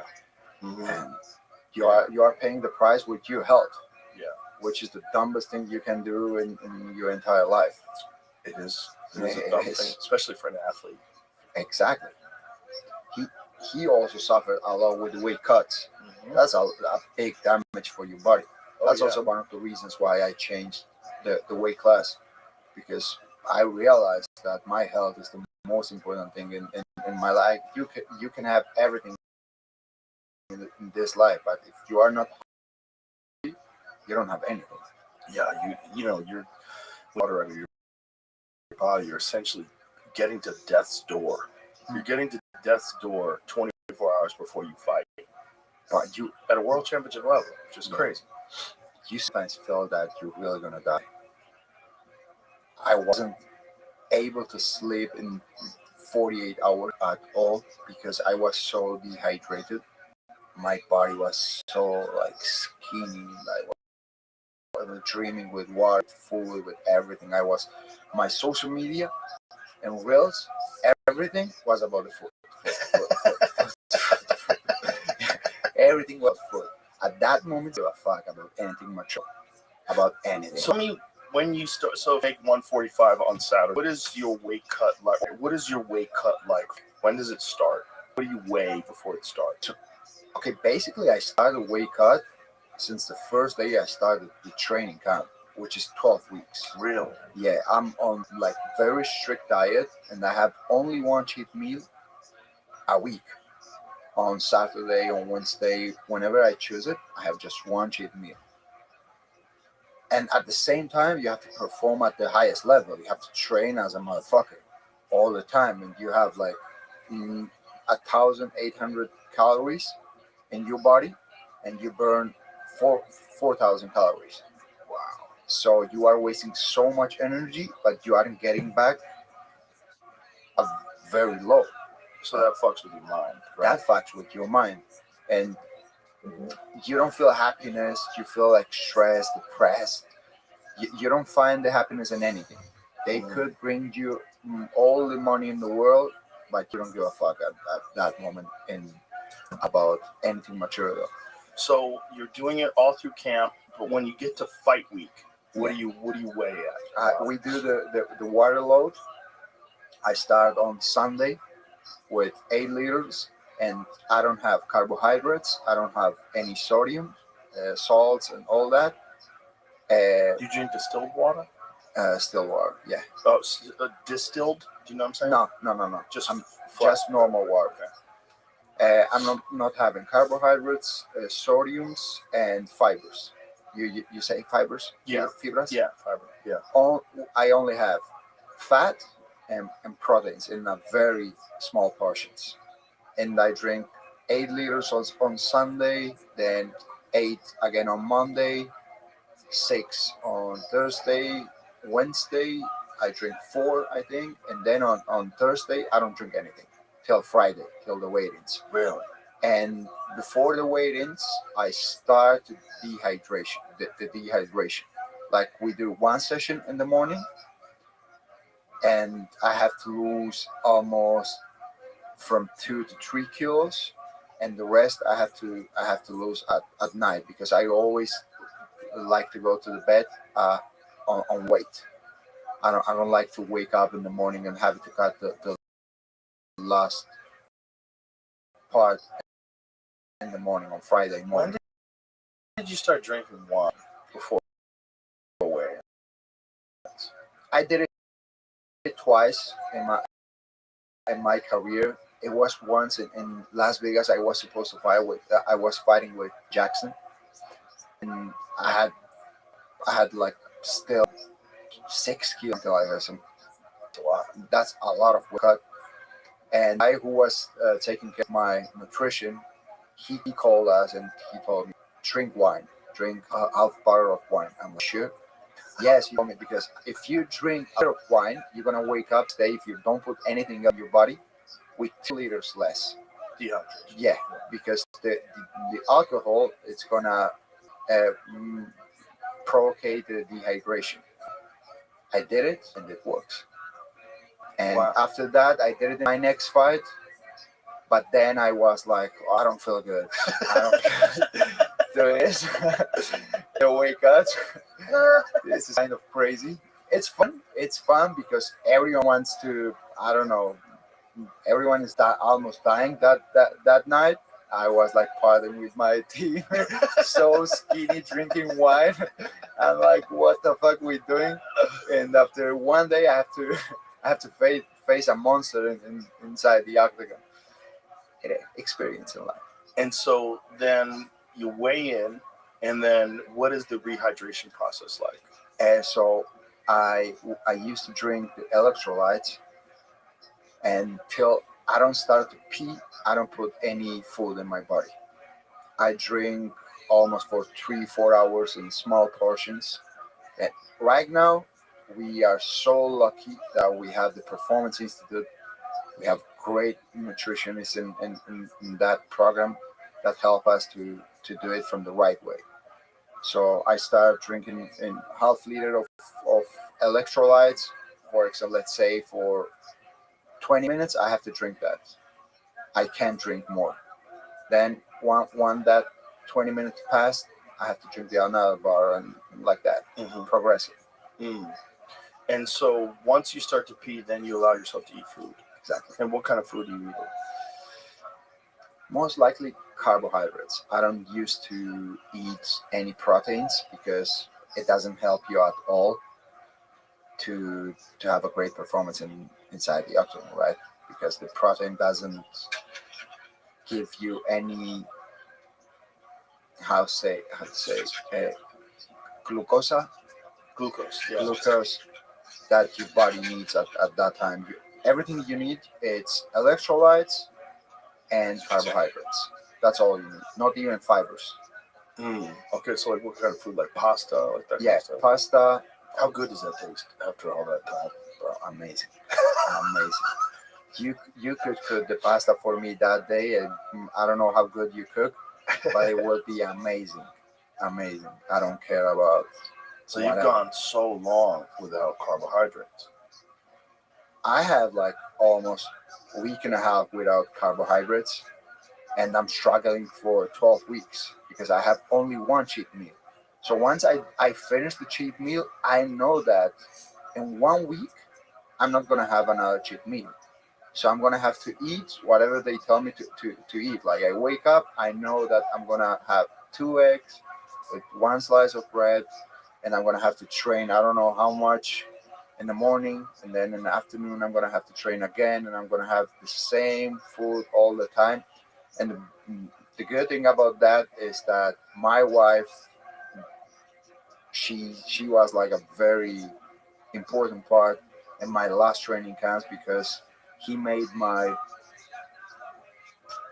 diet more fun. I didn't have to repeat the food all the time because when I was in charge of that, just imagine what I was eating all the time, the same, all the time the same. Just the same boring food. Just the get same through the boring month. food because I didn't even had like the opportunities that I have right now. Right now, I have a chef. I set up my home with everything. Everything is so comfortable. But before, I had to cook for myself, go to the supermarket, doing everything by myself, and it was tough. So all the food's weighed out, all the calories are measured, Everything. everything's very systematic. So with this extra 10 pounds, how much better do you think you'll be able to perform inside the octagon? Because I would imagine physically that's got to take a toll on you. As good as your performances were, and they were spectacular, but as good as your performances were, your body could not have been operating at 100%. 100%. You are gonna see me at 155. That I'm gonna touch someone and I'm gonna take his lights out. Even if I don't need to touch his chin. I just touch his head and it will explode. I feel so powerful at that weight class. So powerful, so stable in the ground. Like, do you want to wrestle? Let's wrestle. No problem. And I have the gas tank for 5 days, not 5 rounds. Do you think that a lot of fighters maybe diminish their potential by competing at a lower weight class for too long? It depends. It depends. Some of them, yes. Some of them, no. Because I think there are guys fighting in 145 that mm, they could fight in 135 because they are smaller. Like Jose Aldo, like right? Jose Aldo. I mean, he was one of the best ever at 145 and really looks fantastic now at 135 exactly. and says this is the first time at 35 in his career that he's ever taken nutrition seriously and had a But diet. at the same time, he was a world champion Right. for so one long. of the best. And one of the best. May he would cut the weight at 135 and he wouldn't succeed at this level. Right, because he wouldn't have the energy. But Jose Aldo was big at 145 back in the day. He would struggle to make 145 earlier in his career, but I just think he wasn't doing it the right way, like you're doing it. I think athletes of today are much more systematic about and it. they have more information about the nutrition. We got more help from the Performance Institute, as I told you. Like The UFC performances too is incredible. When I remember when they first opened it, I was a little skeptical. I'm like, who's going to use this? What is the big deal? And then I went there. I was like, oh, bro, okay, crazy. this is amazing. Without them, you wouldn't see many of the fights that we have seen. A lot of people would miss the weight. A lot of people. So at 155, you're going to be able to eat more. You're going to be able to train more. You'll be able to recover better. Much everything. Much better. They're really taking care of you. I can't wait. I can't wait to see it. I can't wait either. I can't wait. I want to fight. So, take me through what is a typical training week like for you? How much strength and conditioning do you do? How much do you concentrate on technique? How much do you spar? So outside or inside the training camp? Let's go with outside the training camp first. So outside the training camp, I try to develop my skills in every discipline. Like I try to not mix it up. I don't train MMA at all. I do boxing classes, wrestling classes. I try to learn every discipline separate. Why do you do that? Because when the training camp comes, I try to mix it up and polish everything that I have been able to learn till that moment. You know what I mean? Everything that worked for me in wrestling and boxing, in the places where I felt comfortable, like that's why I want to develop all the time my knowledge. I want to get better all the time. And I can get better if I only go and train MMA and I only drill the same things all the time. Right. My head is like getting stuck, Right. stuck. You know, I need to learn new techniques because I think that I have much more to learn in every discipline. Like in BJJ, you never end up learning. All the time, you learn new things, you see new things, you want to try it, and it takes some time that technique works for you and when you're rolling with someone, for example, right? Right. So, yeah, one thing is what you know, and the other is what you do with what you know. How do you know how much time to allocate to each specific discipline? Because something like Brazilian Jiu-Jitsu, it's a never-ending journey. Yeah. Like there's so many techniques. There's so many different combinations of things you could do to a human body when you're grappling. So, the thing about me is like you have to decide what kind of style do you want to have. Do you want to fight from the guard? How do you say Guard. Guard. Yeah. You want to pass the guard? Like there are different styles, right? Right. But at some point, I was like fighting all the time from the guard. I was doing like a beating bolos, baby bolos, everything, because I needed to feel what the people feels when I'm passing the guard, Mhm. the guard. Yeah. You know what I mean? So the same thing with boxing, for example. Someone has a defensive style, someone has aggressive style, but from distance. Someone needs to cut to distance and work more in the body. So I don't know. It's like this is athleticism at its finest, folks. it's so difficult What's it to like? explain it to you. I know what right? you're It's like saying. Maria I think one of your most Navratilova impressive performances had sex was with Josh Emmett. Because Josh Emmett, he's such Marvelous a powerful Marvin puncher. Hagler He's such a dangerous puncher. But at the everything Daytona he throws 500, you has murder on it. Everything. But you just 1978. slipped and moved with everything and just systematically broken down. But you adjusted your style for his danger. You adjusted your style for him and just dominated the fight. I think that was one of the most impressive performances because it showed how you could be. Whereas, like, imagine if Michael Chandler fought Josh Emmett. It would be fucking madness. Just madness. Two dudes just trying to murder each other. Just fucking throwing haymakers. You know, but what you did was you broke down what he was doing. You found your openings. You started to get your timing. You started to figure out. You put all his movements into your computer, and then you rolled everything. Everything he rolled with when he had big shots, you moved with them. All his big shots were coming with the right hand. Like he's the type of guy that ends up every combination with the right hand. So everything I had to do, it's all the time. I didn't have to exchange the punches with him. I had to let him throw me all the punches, roll his right hand, and then start with my combinations. And this is what I really did. Like I was hurting him with the calf kicks. Then I was going for my combinations and long combinations all the time. In MMA, no one works the long combinations. No one. They always used to do 1, 2, 1, 2, 3, but no one does 1, 2, 3, 3, 4, 5, 6. You know, and like the Jai Herbert fight. Exactly. Yeah. Usually, you're getting 2 punches. Everyone blocks 2 punches, but after the second one, they put their hands down again. Then is when I go again, like 1, 2, 1, 2, 3, 4, 5, boom. You are not waiting for that. And if I change the levels and I go in the head and the body, calf kicks, I go for the takedowns. I mix it up, you get crazy. It's interesting that you didn't start boxing until you were 17 because you're probably the best boxer in not just the featherweight division, but you might be the best boxer in the sport in terms of your movement and then your one-punch power. Your one-punch power is pretty fucking crazy, which I think you either have or you definitely can develop it, and it definitely is dependent upon technique, but either you have power or you don't have power. So did you always notice that, like from the very beginning when you first started training? I always had power. Isn't that crazy? Yeah, it is. It's a God-given thing. God-given thing, 100%. I always had that power. I remember myself without much technique, but I was connecting the punches and putting guys to sleep in the trainings. Mm. And I wasn't that skillful guy, but I had that power. But you were smart enough. See, this is the difference between like a Josh Emmett approach and your approach. You were smart enough to realize that, okay, I've got this power, but now I need to develop laser sharp technique. Of course. And I have to be able to find the moment. I don't have to just throw it and believe that I have the power. If I connect it, I put you to sleep. No, it's not if I'm going to connect you that punch. I'm going to work for that, and I'm going to find that specific moment to put your lights out.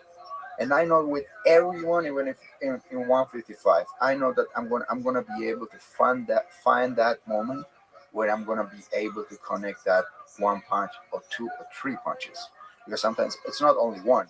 I'm able to combine punches. You know, sometimes you think that I'm going for your head, and I'm going. My main combination is to go to the body, and I go to that with that liver shot, and that hurts also. Oh, yeah. Yeah, and little by maybe I don't knock you out, but it takes a lot of cardio from you, a lot of moments. You start doubting yourself. You getting like, wow, Yeah. if he connects me with this punch in the chin, I'm done. And you're starting to doubt, and then the doubts kill you at the end. Yeah. It's like little by little, little by little. Yeah, it's interesting how few guys really work the body well. That's one thing about Jack Della Maddalena is that he's a very good body puncher, which is one of the things that I think is very interesting about this fight with Bilal Muhammad. He's a dangerous body puncher. He's very good at mixing up and down. No one usually used to attack the body in the UFC. I don't know why. It's such a beautiful technique to go, It is. to go and work the body, not only the head. Everyone goes for the head. Mm-hmm. But there are also weaknesses in the human being's body, which is the body. Especially with those little MMA gloves, you know? Everything parts. Yeah, and you're digging into that rib cage. But it's interesting how the sport evolves. And I think when a guy like you comes around that does mix things up so well and does have elite boxing, the next generation will also copy you. They will copy your style. You know, because like think about the calf kick. There was no calf kick. Forever. Yeah. I don't know when they started with the calf. Benson Henderson. Benson Henderson. He was the first guy I ever saw doing it. He was doing a lot. And I remember pointing it out. Like, he wasn't doing it as effectively where he was like crippling guys' movement, but he was doing it a lot. And then I remember when Dustin Poirier fought Jim Miller. Jim Miller almost took him out with calf kicks.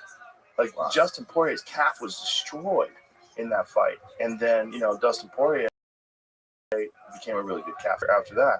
And then it became ubiquitous. Everybody has to have a calf kick. But it comes from Muay Thai, it comes from kickboxing, it comes from... Well, it sort of does, but in Muay Thai, they don't throw it very often. It's not a common technique in kickboxing or Muay Thai, which is interesting. It's not as common as it is in MMA. It hurts so much. It's like a jab, but for the legs. It's your movement, which is terrible. Because you can't punch as hard, because you don't have a left leg anymore, or right, depending on what's forward. And at the same time, it distracts you a lot. Right. You know, you have to.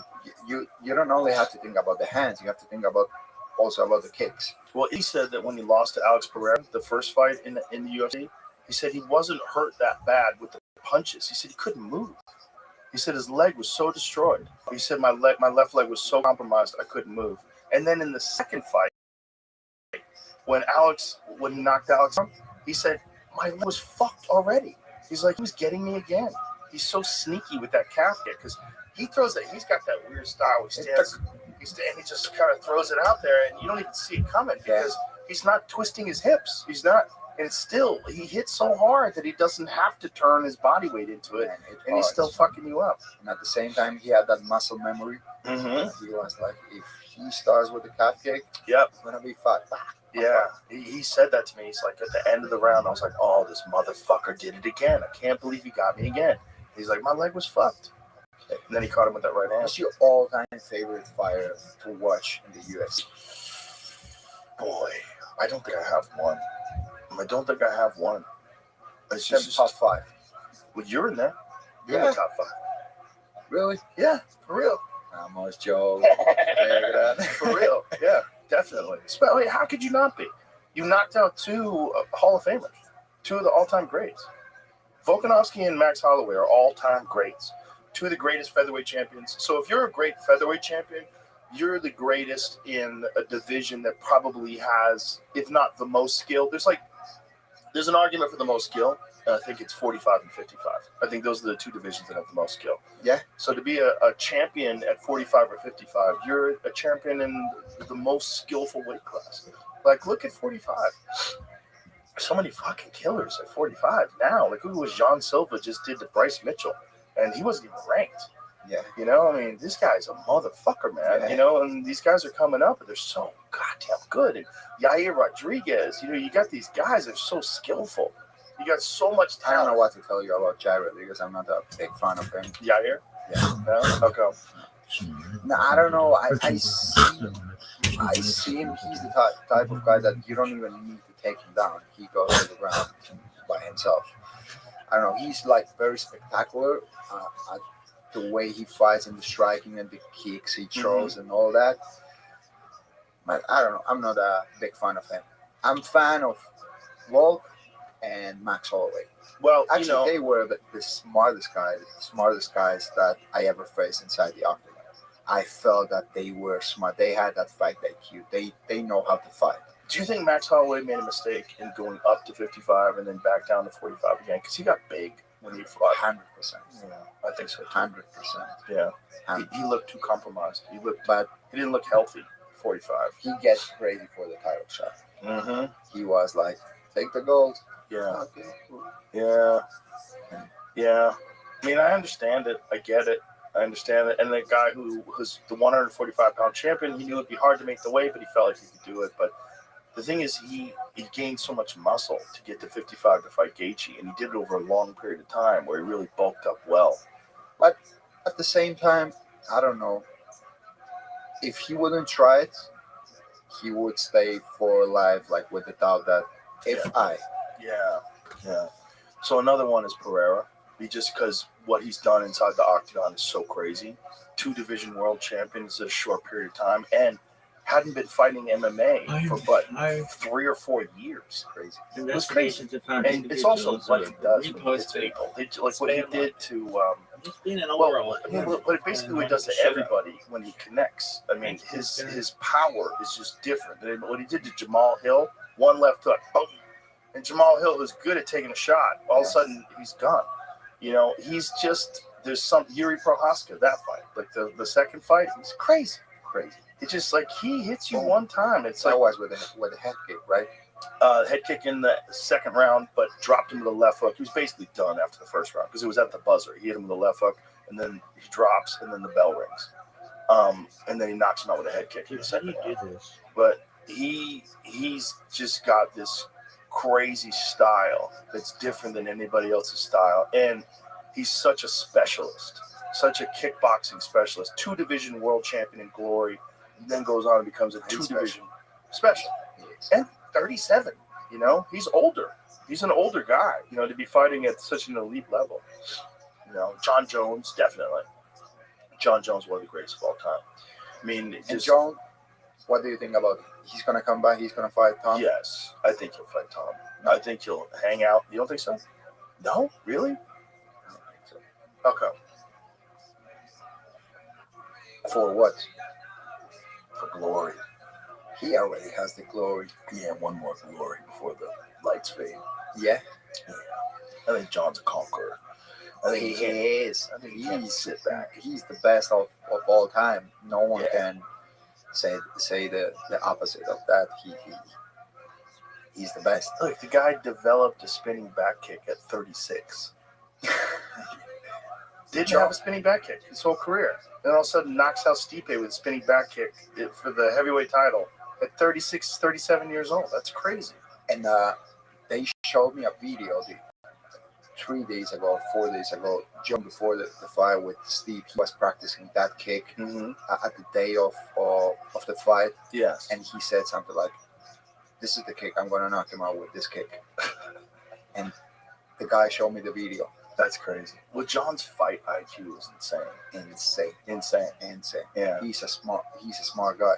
And did a lot of his career partying, which is even crazier. Like, diminished his body, did coke. Like, one of the things he said to Daniel Cormier, which is one of the coldest things anybody's ever said. He said, I beat you when I was on coke.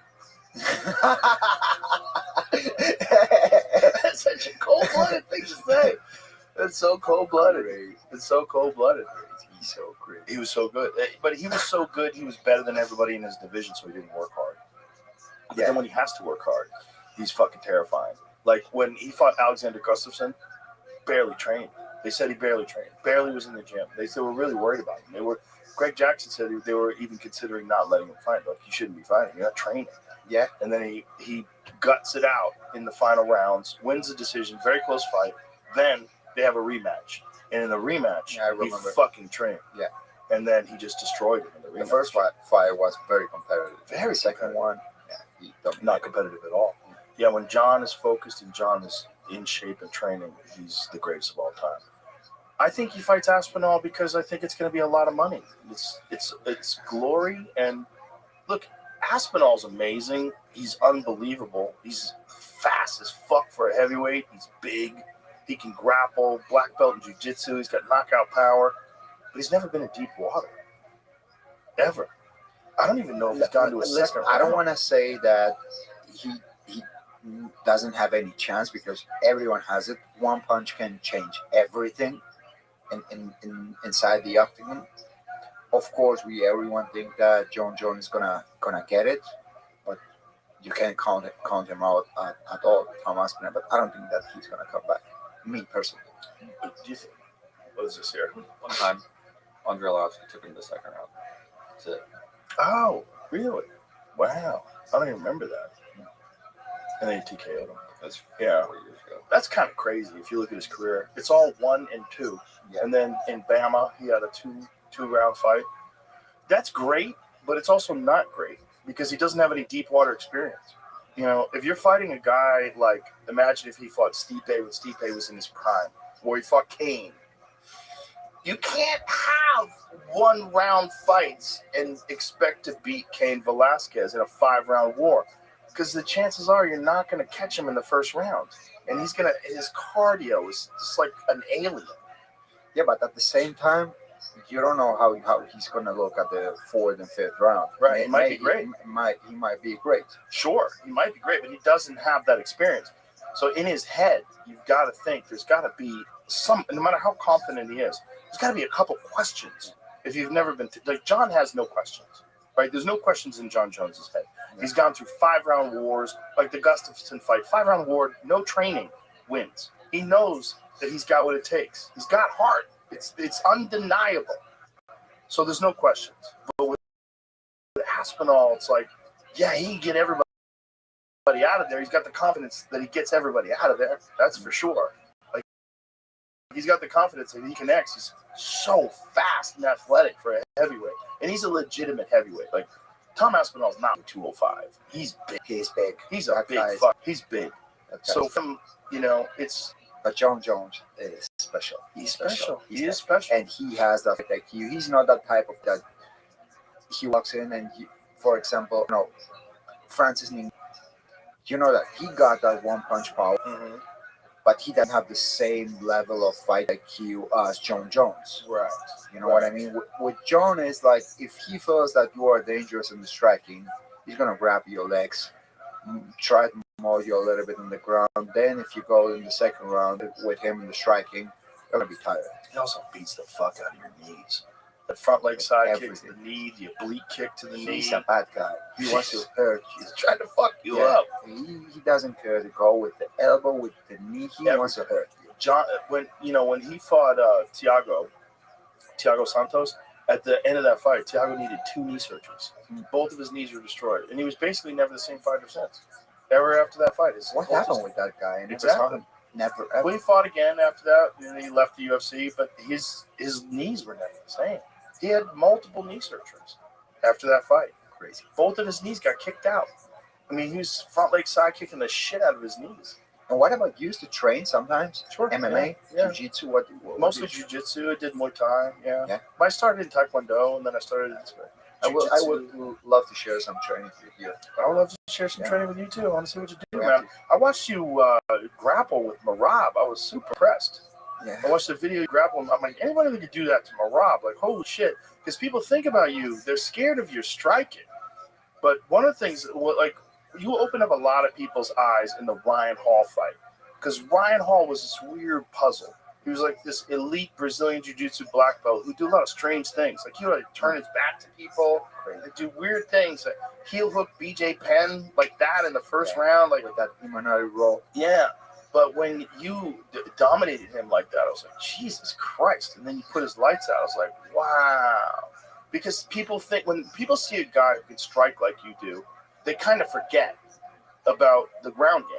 You know, they forget that your ground game is very elite too. You know, which is really interesting because you tend to put people in categories of danger. But with you, it's all danger.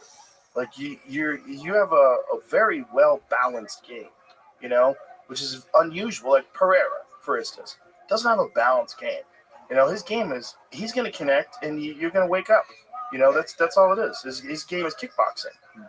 But your game is like, it's everything. It's all over the place. You know, like the Bryce Mitchell fight. It's everywhere. It's stand-up. It's the ground. It's comprehensive.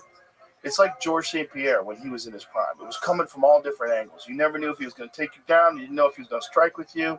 It was all, your mind was overwhelmed with possibilities, which is, in my opinion, what I like to watch. That's what I like the most. A guy who could do everything. I love specialists. I love like Damian Maia, because when Damian Maia would get you, he'd clinch you, like, oh, you're fucked. Back, you're fucked.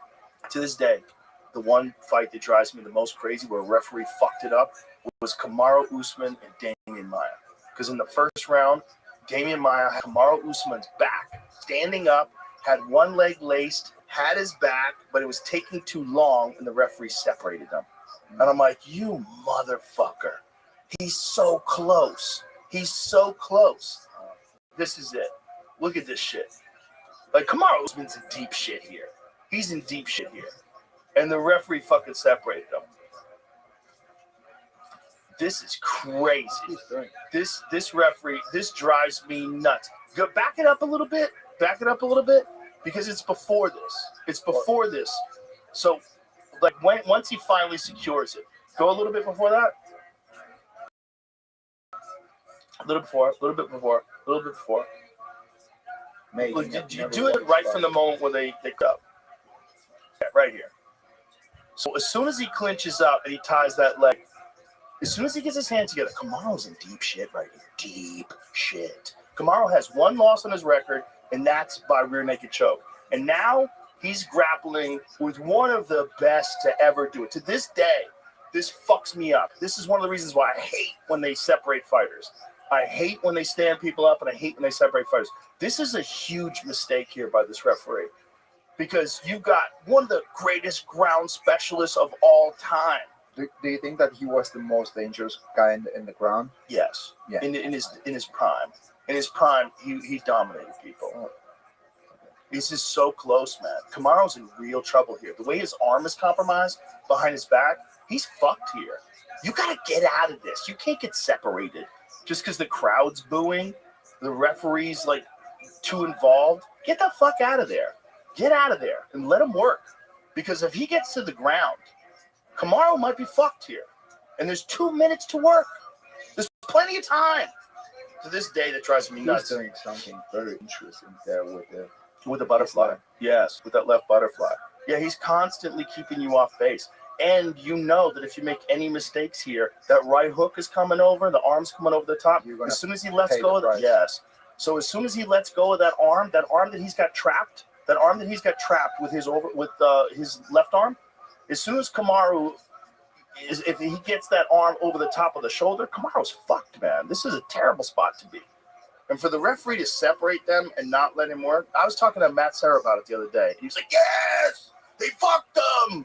Yeah, he fucked them. They fucked them. Kamaru wins this fight, and then, I watched this fight. The world changes. It changes. Because this could have been a loss. And then Kamaru could have been back to the drawing board. It's a bad situation to be in with the ground. See, look, now he has this advantage of being able to stand up again. Like, why? Why does he have this advantage? Why? You should be back where you were. There's no reason to separate those guys. Referee mistakes are crazy. You know, like there's moments in fights where referees make mistakes where a fighter's whole career just changes, just flashes before their eyes. The other day, also something happened in the paper in the car with Dan Egan. Yes. I don't know why he stopped the fight. Yes, that was a bad decision too. That was bad as well. Same thing. Sean Woods. Yeah. I think he would win the fight anyways, but he didn't have to stop the fight. It was a bad stoppage. Yeah. It was a bad stoppage. Yeah. Yeah, there's bad stoppages, man. I mean, it happens. It happened to Jared Cannonier. Jared Cannonier had a bad stoppage. I guess, who was that against? Was it Imavov? The war stoppage. The Robbie Lawler against Ben Askren. Oh, yeah, that was the worst one. That was the worst one. That was the worst one. They thought he was out. He wasn't out. I was so excited for that Yeah. fight.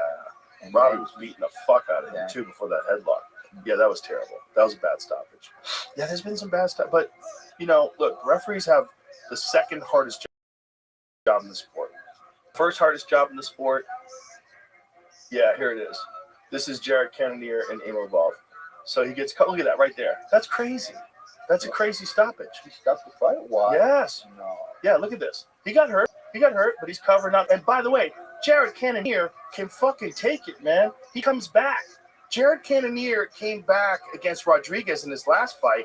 He was hurt way worse than this, and he came back to score a knockout. But that was a crazy stoppage. It's just, you know, like I said, referees have the second hardest job. Fighters have the first hardest job. Second hardest job is being a referee. Because those moments when you make a decision like, you can't take it back, the fight's over. That's true. It's terrible. It's hard to be a referee. Yeah. And then there's the judging. Some judges. The judging. Yeah, How do that's they- also something that drives me crazy. It's like, How do they keep having the same bad judges come back again? That's what's crazy. Because the UFC has no control of the judges. The judges are all established by the athletic commission. yeah, So sometimes you get great judging. And it's like, oh, the judges are good tonight. These are good decisions. And sometimes you get, what the fuck is going on? yeah, Sometimes judges are horrible. horrible.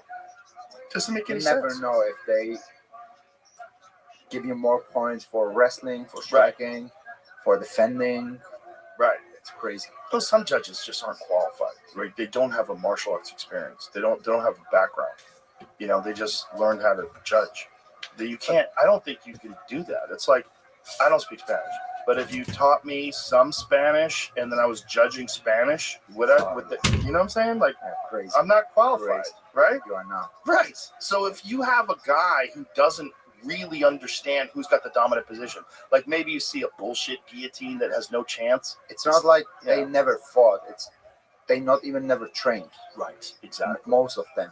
I That's the remember problem. early on in the UFC, one of the judges turned to one of the people next to this person, who's a woman. She turns to this person and goes, "What is he doing?" No way. Yeah, what is he doing? Someone was trying to get a Kimura. She's like, "What is he doing?" She didn't know what a Kimura was. So how'd they get there? They were boxing judges. So the boxing judges, they started using them for MMA fights with no martial arts experience at all. Never stepped on the mat, never put in a mouthpiece, never What's got that? punched in the face. Thing? That's crazy. That's crazy. They don't know how it works And they're judging at a professional world championship level. at the highest level. It's crazy. It's crazy. I think they should have more judges. Let me ask you something. What do you think was the key of success of the UFC? Like, it was Dana White, it was the matchmakers, it was the fighters, it was the promotion. What it was? I think the big thing was the Ultimate Fighter. I think everybody kind of agrees with that. The Ultimate Fighter reality show, what made the UFC huge was that first season of the reality show, because this was 2005. So reality shows were really popular back then. This is, Survivor and Fear Factor, and it's all these reality shows, and Big Brother. And so they had this reality show that people are watching with fighters, and then they have the finale. And in the finale, Forrest Griffin fights Stephen Bonner, and it's such a crazy fight that people are just telling their friends. The ratings were going up as the fight went on. And, you know, the Fertittas, the people that owned the UFC before this current company, they were in the hole, $40 million. And they just kept losing money. And they said, listen, this is the last. They were going to sell the UFC at one point in time. And then they got to this point where they're like, look, let's just try this one more thing.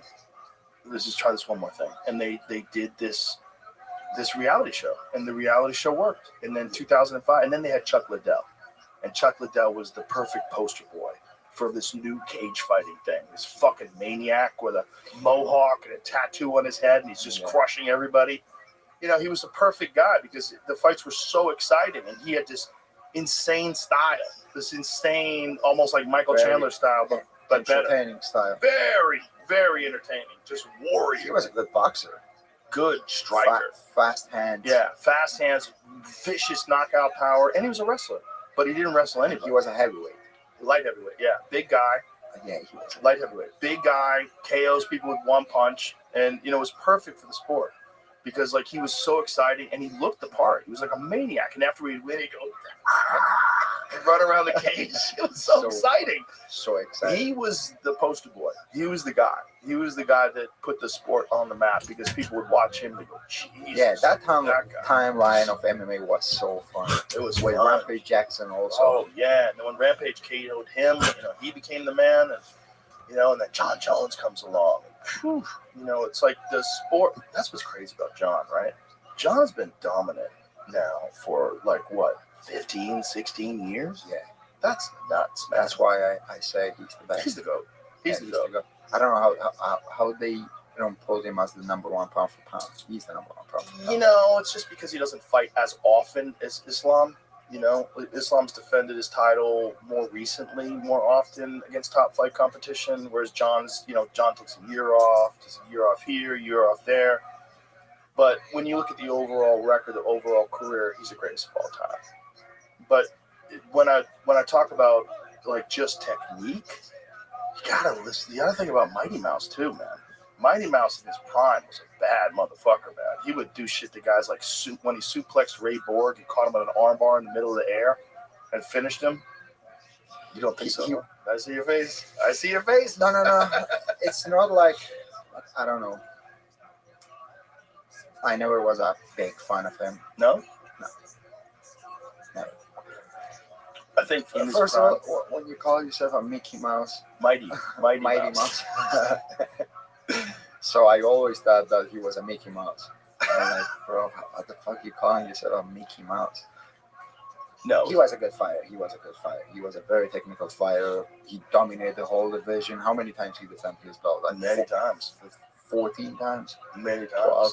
He fucked a lot of people up. But then there's an issue where the quality of the competition in the 125-pound division back then was not at the level that it is now. Like Pantoja, he's a bad motherfucker. I would have loved to see Alexandre Pantoja versus Mighty Mouse in their prime. Pantoja's a fucking animal, man. That guy's a fucking animal. There's a guy coming up in 125. He fought in the last pay-per-view in London. His last name is Kawana in 125. He's going to be a problem in that division. He's a very skillful fighter. Well, I think like all weight classes, now you have the best fighters of all time. Because we see guys from the Dana White Contender Series now that are coming along that enter into the UFC for their first fight. And you see these guys like, Jesus Christ, this guy looks like he has 15 pro fights in the UFC. They look elite, you know? That's a cool program also, a Dana White Contender Series. Oh, it's incredible. That's something cool because they have some story behind them before they get to the UFC. Mm-hmm. And that's cool. And actually, they make a good matchmaking also for that fight. I like to see sometimes Dana White Contender Series all within some fight nights. Yeah, you get to see guys. Well, that's where we found Sugar Sean O'Malley. You get to see guys. I prefer that to the Ultimate Fighter because I don't want to watch all the in the house bullshit and all the games that they play. I don't care about all that. I don't care. I just want to see them fight. Not anymore, but before it was very entertaining. In the beginning, in the early days. But I mean, now they're on like season 2000. Like, who fucking? There's been so many seasons. Like, I can't even keep track. I forget who won. You know, there's so many seasons. But my point is that the caliber of new guys when they're just entering, like Mauricio Ruffi, perfect example. Yeah. You see this guy, first fight in UFC, lightweight, right? Yeah, he's fucking huge. You see this guy first fight in the UFC, you're like, whoa, this guy is elite already. You know, same thing with Jean Silva, elite already. Like, these guys, they're entering into the sport at a very Carlos Prates, same thing, like right away. Like, you're seeing like a very high level right away. And I just think that because there's so many guys like you to watch, there's so many guys like, you know, Hamzat and all these people, you get to see elite talent. So these young fighters that are coming up, they have a higher level a higher level to aspire to. That's true.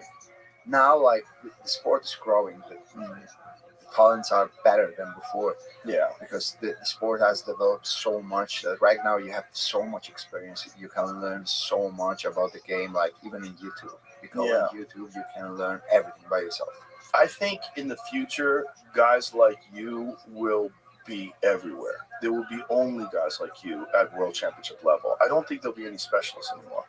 I think there'll be guys who are elite everywhere. Everywhere. This is what I was saying, like, all the time. Now it's time for the new generation. What's the new generation? That if you wanna be the best, you have to be the best in everywhere that the fight takes the place. In the ground, in the wrestling, in the striking, you have to be good everywhere, because that's how the sport is developing right now. Because before you were good only in wrestling, you would take people down and no problem, you could become a world champion. But right now, so tough. The competition all the time is higher and higher and higher, and there's more knowledge in the sport. Yeah, there really is. It's very inspiring, and it's very interesting because there's no other sport where you could go back and look at it from 1993 to 2025, and it's almost like a completely different sport. The athletes are so much better than they were. I mean, even from like 2000, go back to 2000 and watch the sport, and then watch it today, at least in the UFC. It changed a lot, everything. Everything. The production. Oh yeah, everything. Everything's changed. Yeah, I mean, it's so interesting because it's the one sport also that translates. It translates to all languages. Like, everybody understands it. But UK is so special because you saw the sport growing since nothing, and you saw so many great fights in front of you. Yeah, I'm very lucky, man. Yeah, I feel very fortunate. Well, what about you? Like, do you have a plan where you want to retire, or you are just enjoying and you love what you're doing? Because I think that it's like, I don't know, you are enjoying a lot. Yeah, I just enjoy it. I don't think about retiring. No. If Dana White quits, I might quit. But that's it. Yeah? Yeah. It's actually in my contract. No. Yeah, if he leaves, I leave. Yeah, so in my contract, if he leaves, I don't have to stay. Why that? Something personal? I wouldn't be doing it if it wasn't for him. Yeah? Yeah, he's my friend. He talked me into doing it. I mean, I started working for the UFC before him. I started working for the UFC in 1997 when it was nothing. Nobody was watching. We did it at a small, like a high school auditorium in Dothan, Alabama. You had to take a propeller plane to get there. Like, that's fucking scary ass planes. And that was the first time Vitor fought. Okay. I was actually training at the same gym as Vitor when Vitor made his debut. Vitor was 19 years old. And we were at Carlson Gracie's. Started very young. Yeah. We were at Carlson Gracie's gym in Hollywood, California. That's where I was training. Just dumb luck. I was a white belt. I just started. So how old you were when you started like training, or you had some relationship with the sport? Well, jiu-jitsu. Well, martial arts. I started when I was 15. Well, I started when I was 14, but really seriously when I was 15. And then I competed in Taekwondo from 15 to 21. And then I kickboxed until I was 22. And then I was doing comedy at the same time, and then I realized I was half something out. Crazy about you is when I hear you explaining some positions, I'm like, this guy has to know how to fight, how to do it, because the way he is explaining it, I couldn't be able to explain it. And I'm a world champion. I know the game, but you explain like way better than anyone else. I think that you put 10 world champions together, you still explain much better than all of us. Oh, thank you. Thank you very much. Well, I learned how to explain it because I learned how to teach people that didn't know what was happening once it went to the ground, right? Because in the beginning, nobody understood the ground game. Exactly. You know, and I'm a black belt in jiu-jitsu, so when it goes to the ground, I can explain what's happening. Very specific. Yeah. You are very Well, you have to be specific because some people don't know. Like sometimes I'll be watching with my wife at home, like we watch fights that I'm not calling, and she's like, "What's going on?" And I'd be like, "His right arm is in trouble right now. Like, see where his elbow is? Now, if he can get his elbow past this point, he's fucked." I'm like, "Okay, now he's fucked." And then I would explain it, and I would say, "Now what he's going to do is going to take his right leg, he's going to wrap it over the top. Oh, he's got it. Okay. He's going to cinch the left leg over the top. That's it. He's fucked." You're the best. Yeah, but you can't You fake live it. passion. Yeah. Either you love it or you don't love it. And if you don't love it, you can't pretend. It won't work. No one's going to believe you. Like if you're just a regular sports guy, say like you call hockey and they hire you, you're going to learn about MMA and you're going to call MMA. Come on. You're not going to be able to do it right. Of course. Because you got to do it like if I was calling hockey, I'm like, yay, the fucking puck went in the net. Woo. I don't give a shit. I don't give a shit if the puck goes in the net. It doesn't mean anything to me. But when someone gets your fucking neck, fucking shit, and you see the guy's going to tap me. That to me is life. That's everything. That is like, it's not just winning. You're not just winning. You killed that guy. We can say that. I Yes. promise you. We can see your passion Yeah. every time. Like even right now, I'm here. I feel your passion. Oh, It's not like I yeah. say it. I feel your passion. Like you're passionate about what you're doing, and that's something that I admire people like you.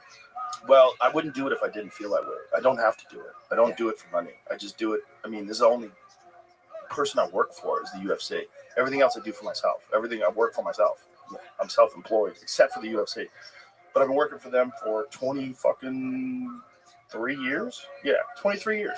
23 years. Yeah, and then before that, I did it 2 years before that. So it's 25 years total. And when was the moment? Maybe I'm going like too deep, but I wanted to ask you this: like, when was the moment when you feel like I'm succeeding in life? I feel that I'm having success. And what's for you actually success? Like, how do you describe it? Well, I guess the moment when I didn't worry about success anymore.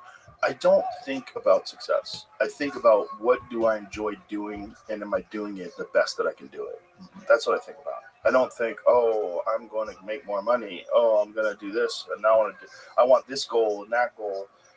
I'm a process-oriented person. I think about the process of what I'm doing, and then the results come. So I think, like, what am I doing? Am I doing it the best that I can do it? And if I'm not, I better either quit if I don't want to do it anymore. If I'm like, that's why I stopped fighting. There was no money in fighting when I was fighting. There was no money. There was no UFC, and I was just getting brain damage for no reason. And I was sparring and having fucking headaches every night. I was like, what am I doing with my life? And then I would also meet guys in the gym that were punch drunk, and those guys scared the shit out of me. Because back then everybody was stupid too, and like this is 1989. Everybody was stupid. They just beat the fuck out of each other. There was no like sparring, like technical sparring. It was just wars. It was just fights, always fights. Got you. And there was no future. And I still like that in some gyms. Yeah, a lot of gyms. Some gyms are intelligent, but there's a lot of gyms that are stupid. I don't used to spar at all. Really? Yeah, I don't spar. Only in training camps. But I see you spar in training camps, so it's only in training camps. Only in training camps. So when you're not in camp, what do you do? I do like, as I told you, sparrings maybe in boxing, but before I used to go like more crazy than now. Because before I had like more ego, I wanted to prove myself like I can knock you out, I can submit you, Right. I can do this, and I can. But once like you winning fights, you're growing as a person, you're like, I don't need to prove anything here in the gym. I know what I'm able to do, and the competition is the day when I have to fight. The fight, that's the day when I'm get paid, and that's it. I'm not gonna damage anyone no more, because sometimes you knock people out and then you go back home and you feel bad. Yeah. You're like, I could not do it. Right. And he's suffering right now. And I sent so much people to the hospital. So much people to the hospital. I'm sure I've seen a few Rib videos. broken, eyes Yeah. open. Yeah. So much damage that right now I'm like, no. Sometimes people comes to me like, let's spar. I'm like, I recommend you to know. I recommend you to not. That's good advice. Yeah, it's interesting, right? It's like your ego can help you because your ego is what makes you want to be great. But at a certain point in time, you got to put a leash on it. Yeah. You got to say, not right now, motherfucker. Not when right I let now. you go, when I say sick 'em, then I'm gonna let you off that leash. But not right now. And like that's Marcelo Garcia always used to say that about jiu-jitsu, that you have to open up your game in the gym and don't be afraid of it being tapped. He goes, you got to be open. You got to take chances in the gym and learn and put yourself in bad positions on purpose. And you might lose training sessions, but that's not what's important. What's important is growing. I see a lot of guys struggling with that. Like Mhm. they don't want to lose in training. Right. You know, like, Well, a lot of guys never develop a guard because they never want to be on their back. There's a lot of guys like that. They have no fucking guard, which is crazy. It's crazy. There's black belts out there that you get them on their back, they look like a turtle because they don't want to lose. Exactly. They don't know how to lose. Like if you top out, no problem. You get better. Like yes. How I don't put myself in this position. But that's the fascinating dance of the mind that allows someone to become a champion versus someone to become just a good fighter. Like whether you can figure that out, like when to put your ego on a leash and when to be able to look at yourself objectively, like what you're doing with separating all of your disciplines, I think is very important. I think that's a very interesting way that you put it because I think it's a very intelligent way to approach it. Like get very good at your boxing, get very good at your Muay Thai, get very good at your jiu-jitsu, but do it different, do it separately. I like every week, every Sunday, I sit down and I do my schedule by myself. Like I'm on Monday, I'm gonna do boxing a day from this hour to this. Welcome. Then I'm gonna do afternoon. And how do you decide? How you living, what pimp? you're Just gonna watching do? Joe Rogan. How I feel, what I wanna do, What you want to work yeah, what I want and what I wanna work on. And Going what in I feel reverse like I order, have so to it's develop some MMA something, fighter. what I wanna do, what do I feel? You know, it's not like all the time. I'm gonna do this because I have to do it. No, I don't have to do anything. I choose to do it because I enjoy it. Every time I go to training, I enjoy it. I don't do it because I feel forced. Sometimes in training camp, yes, I feel forced because I feel tired. I don't have food in my body. I don't have any energy, and I have to do it because I'm forced. But outside the training camp, I enjoy it. Even if I retire tomorrow, I would keep training like that because that's something that I enjoy. And you said something very interesting before that. Like right now, I'm in the moment of my life where everything I do it because I enjoy it. I don't do anything to make anyone happy. I don't live a life in dreaming to have another one. 33. I just enjoy the moments I'm living right now. That's so important. 33. That is so important. It's so important to be satisfied with your life. So important to just live in the moment. It's so hard for people to do. So hard for people to do, especially fucked off too many times. It's like made too many mistakes and slacked off and lazy. And this is the best moment we have right now. Right now. This is the best moment. Yeah. This is who we are. Yeah, it is. It is. No one knows what's going to happen tomorrow. So, and you know what's really important? Hearing a guy like you say this. Hearing a guy like you say this to young people out listening. They're just not sure like how to approach life. Because the way you think about life and the way you decide to approach life can change the whole direction future. And so a young guy is probably listening. Guaranteed there are people, not just one, many young people are listening to you talk right now. I'm sure that many people come to you like, Joe, tell me the secret. Yeah. There are no secret. There is no bottom for the elevator. Exactly. Like everything in life, you get step by step. The slowest, the fastest way to get to where you want to be. I was talking to David Goggins about that. You know who David Goggins is? Yeah. Yeah, fucking maniac. David Goggins said, there's no finish line. He's like, it never ends. Like, it never ends. It never ends. You never make it. You ever feel like you make it? I'm like, you never make it. There's no making it. It's bullshit. One day you don't think about it anymore, and you just, every day you're just trying to get better. Of course. And if you don't feel like that, it's not fun. If you're not really trying to do something difficult and aspire to greatness and just trying to do your best all the time, you don't have satisfaction in your life. 100%. And everything. Some people think that you accomplish something and that's gonna make you happy. That's a bullshit. Well, I think also there's the poison of social media, because social media poisons people to think that one day I'm gonna make it. I'm gonna be like Conor McGregor driving my yacht around. Like, those videos are so bad for you. Those 100%. videos of people like, look at me, look at my watch, look at my diamonds, look at this, look at my house, this, look at these girls. Don't you wish you were me? Everyone is showing you the best part of their life. Yeah. No one is gonna show you how they are struggling, the problems they are facing on the daily basis. I mean, like, no one's gonna show you that. No one's gonna show you, look, I have a pimple here in my face. No, I'm gonna use a filter to hide that. Yeah, it's not good. It's not good for young people, that's for sure, because they aspire to all the wrong things. If you ask young people today what do they want, most of them just want to be famous. They want to be famous, and they think that money makes them rich. And your skills make you rich, not the money. If you don't have the skills and you don't have the mindset, you're going to keep poor all the time. Not only that, you're not going to have the satisfaction of knowing you got really good at something.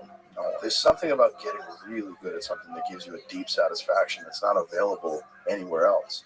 If you just win the lottery, those are the most depressed people in the world. They all go broke. They win the lottery, and then everybody wants money from them, and then they feel empty and hollow, and they don't know what to do with themselves, and now they don't have any goals because they have $100 million in the bank. They don't know what the fuck to do. Yeah, but in reality, they don't have any ability. They don't have nothing to enjoy with. Right. I say that success comes from not worrying about money. Success doesn't come from making a lot of money. Success comes from, now I don't have to think about that. Money's not the thing. Now I think about, what am I doing? What am I doing? I want to be the best parent I can be. I want to be the best friend that I can be. I want to be everything I do. I want to do it to the best of my abilities. You're becoming the best person you could be. Yeah, the best person. That's when I was a kid, my martial arts instructor told me this that I'll never forget, and I say it all the time. Martial arts are a vehicle for developing your human potential. Through that struggle, through that difficult thing, you will learn how to be better at everything. 100%. 100%. That's what I think life is about, and that's why martial arts are so exciting to me. People think, oh, you like violence, it's like that's not it. That's why I don't like slap fighting. I think it's stupid. You stand in front of each other, smack each other in the head. I want to see a guy enter into a cage fully prepared with skills against another guy fully prepared with skills. I always describe martial arts, mixed martial arts in particular, as high-level problem-solving with dire physical consequences. That's what it is. It's problem-solving with dire physical consequences. That's so cool. Yeah, that's what it is. People, most of them, they didn't understand what's behind a fighting game. It's not like only violence. You have to prepare yourself. You have to be smart. You have to work smarter than the other guy you're gonna face. There's so much factors that it's gonna play out that it's so much sacrifices that someone has to make before getting inside that octagon. It's not only fighting, it's more than that. I love that. Yeah. Most of the people before, they used to see fighting as something very violent in Spain. They hate it. Right now it's becoming bigger and bigger and bigger, and they're starting to love that. And I saw that since the day I started, because I used to say to the people like 10 years ago in Spain, what you doing? I'm fighting. Don't do that. Start learning something. Start studying. I'm like, I'm studying. Everyone chooses a career in his life. Someone wants to be a doctor. Someone wants to be a constructor. Someone wants to be this or that. I want to be a fighter. Yeah. And I have to learn to be a fighter also. But by your example, by being a true champion, and by living the way you live, and by performing the way you perform, you will change people's opinions. And they will see it and they will say, oh, this is different. This is not what I thought it was. This is something special. Yeah, for sure. For sure. It's in the cards. Well, listen, my friend, thank you very much for being here. I appreciate you very much. I'm a big fan. And I can't wait to see you inside the octagon again. And all the best. Joe, thank you very much, bro. It's been a big pleasure for me to be here. Thank you very much. All right. Bye, everybody. Bye.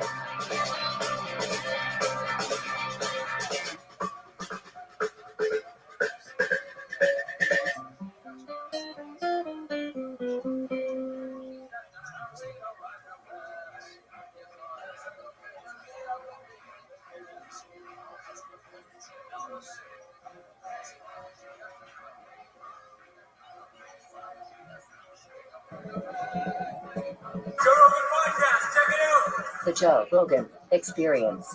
Train by day, Joe Rogan Podcast by night. All day.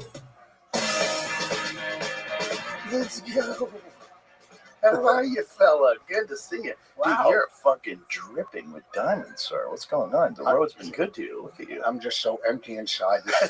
This fills the hole for like it's like, you know, you go by, you're like, oh, and then you get home, you go, I hate my life. I hate my insides and no spirituality. But I get to look at my just emptiness on, you know, Dripping with rapper diamonds. I ran out of shit to buy. So like, there's nothing. What kind of car are you driving? A Lexus IS 350. Oh, those are fun. It's nice. That's a good car. Bulletproof. Never gonna break. And it's so fast. And it's, you know, it's, but this is how fucking, okay, so I had the Lexus 350, right? Or whatever. I went, and I had it for 7 months, maybe. I went in to get it serviced, and I was kind of depressed, so I bought a different car. I said, I go, well, this is.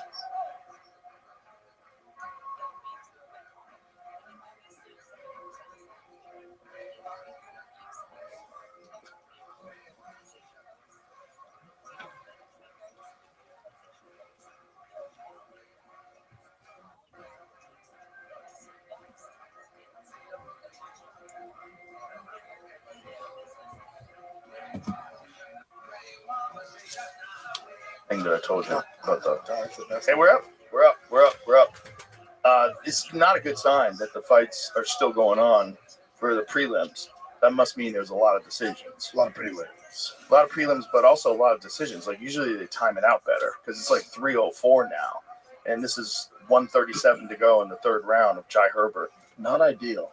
No, but you know, shit happens. Shit at least they're not doing it at 5 o'clock in the morning. True. That was fucking ridiculous. If I was Leon, I'd be pissed. What time was it in the UK? It's normal time. It's you know, 7 hours ahead. Yeah, so it's nighttime there. Yeah, So it's like 10 p.m. right now. It's normal. Are they 6 hours ahead or 7 hours? I thought it was 7. Something like that. But either way, it's nighttime there. So have you seen any of those? There he is. Jai Herbert's the guy that How you living, pimp? Taporia. He Knocked him dropped. out? He dropped. No, he dropped with a him vicious head kick, and then Ilya fucking starched him in the next round. Yes, great. Big dog. How was your day? Are you ready?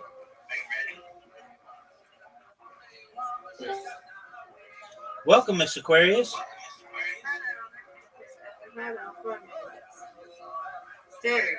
How you doing? How's your day? Good. I can hear you now. I had the thing down. Hello? Yes, we can hear you. I can hear you now. Hello, Excellent. good. All right, we've got Zoot here as well. Zoot, you're not going to say hello? What are you? Zoot. Very good. Okay, this thing. Zoot, are you impolite? Sorry, I said hello. Sorry. No one heard it. Sorry. Zoot, you've got an invitation and we're waiting on you. Invitation for Yeah. Zoot, you better pay attention. You better be ready. We don't like to wait around. We're very quick players. Good job, Miss Aquarius. That was a good show. Yes, it was. Set her up for this Well, three. No. not like that. Hey, Zoo, come on now. You got this. Let's see if you break 20 this game. I need to practice with Zoot. Yeah, you do. That's what I said. Zoot, we're gonna get bowling in our rotation, no pun intended, because you need some work. That's what I'm talking about. Thank you. Thank you. Rabbi takes the lead. Oh yeah. It's over, Zoot. Aquarius, that was not correct. So, Don't do that. Don't do that. We're very positive here, Zoot. I mean, this We don't trash We're not talk. talking about nobody. I'm not going to talk about you. It's okay. Yeah, exactly. Miss Aquarius being quite But I kind. ain't been no strike from you yet. Yeah, Miss Aquarius is looking like a diamond right now in comparison to Zoot's gutter ball. No. See, you can't have no words to talk. So don't do that. Rabbi's gonna have the best shot.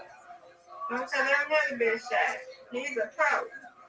This is a tough shot. I gotta do practice. This is a tough You split. gotta do way more practice than me, though. That's right. That wasn't great. I'll take it. Hey, Zoot, scoreboard. I have more than 3 times what your score is right now. Now that was a good shot. Thank you.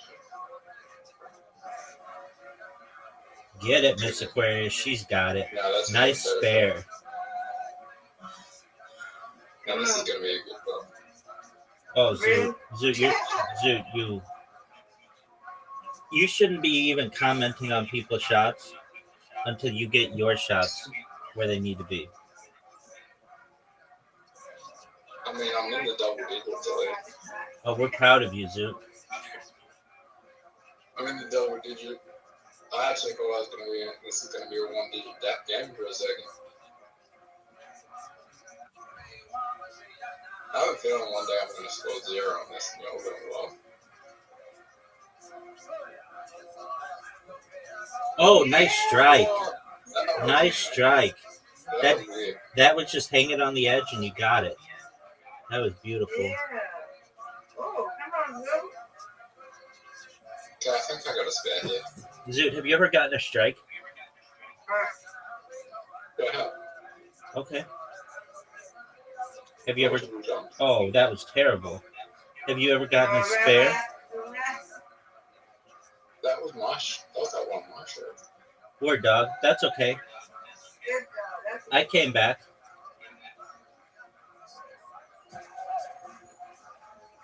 Have you ever gotten a perfect game? Nope.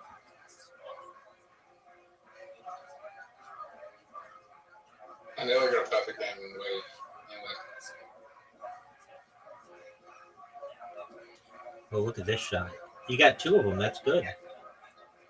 That was very good. Come on, Zoot.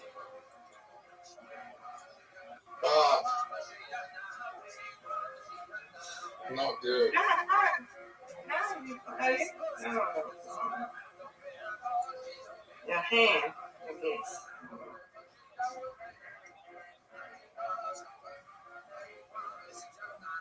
Get it. Okay, here we go. It's going to be a close one with Miss Aquarius. Now you're gonna pass me. Oh, we tied. I'll take it. You win, I win. Yeah. You did that. One more. Yes, ma'am. Zoot, are you going to break 30? Have you ever broken? Yeah, I'm going to. That's what we're going to do after this game. We need to get Zoot to improve. Zoot helped me improve in darts. Oh, nice. Yeah. Zoot. Oh, yeah, you know me. You got to do the, I want to practice with you. They help me with the, what is that? Mini golf. Miss Aquarius, you've got an invitation, or you should. I don't got it. All right, we're going to send it again.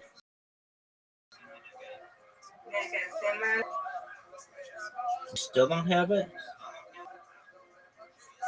Yeah, I got it now. This thing's lagging. Let's go. Thank you. All right, come You're on, welcome. Zoot, we don't wait. Zoot, we'll just yell at you.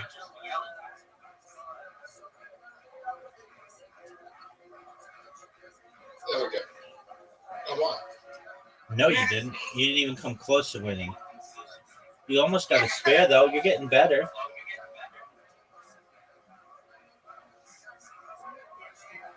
I'm still hot. You are not, Zoot.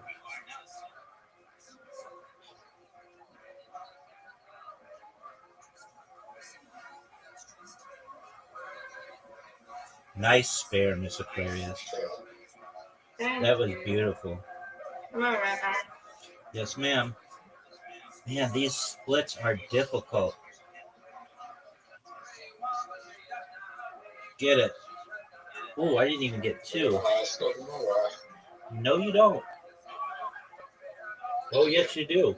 Apologies. Apologies. That's what I... Oh my God. Now, Let's do it. Oh. I don't take coffee. Zoot, I think I could beat you blindfolded. Go with it. What finger do you use, Zoot? They hear my eyes first. What They what hear my what eyes first and know it. what finger are you using? Your pinky? Yeah. I'm gonna start using my phone now because that's when I do the work best. I'm doing my index and the finger.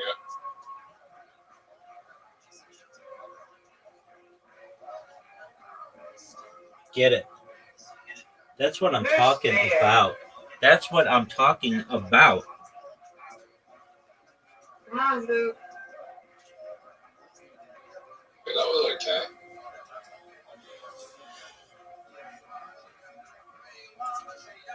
I was using my phone then. Is my phone too big?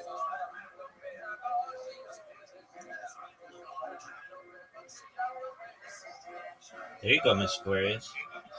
Wait, you got a split as well. These are hard.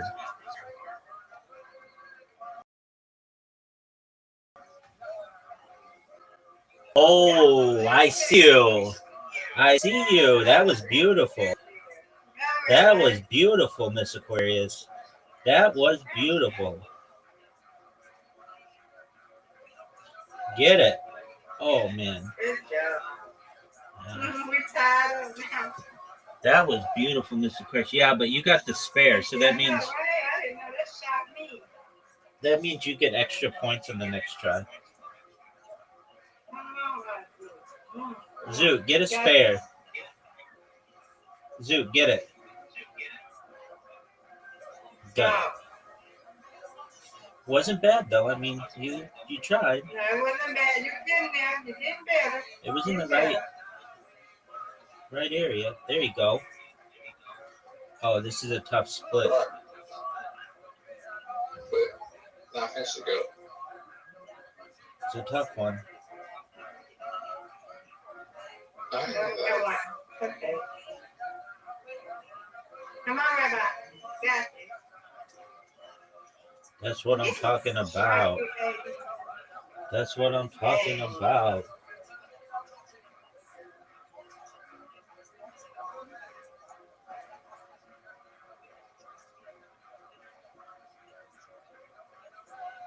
Get it, Miss Aquarius.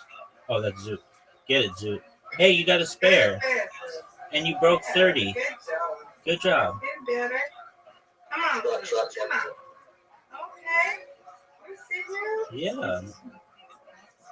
Oh, who's right now? Unfortunately, all you needed was one pin to beat me. No, we both beat you.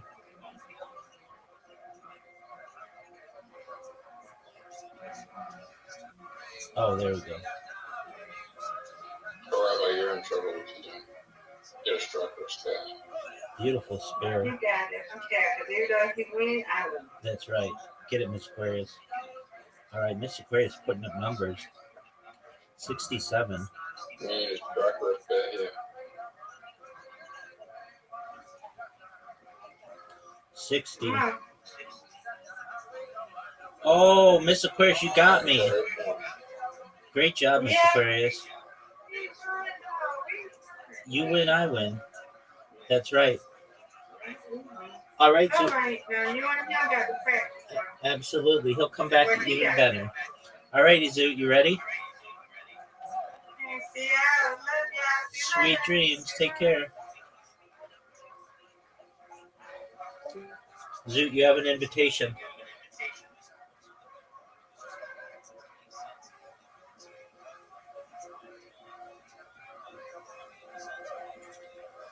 We're going to see how long it takes you to beat me in this game.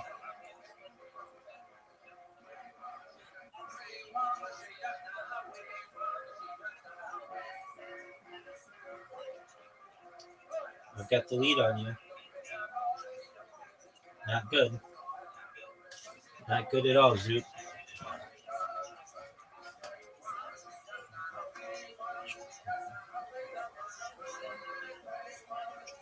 This is not good.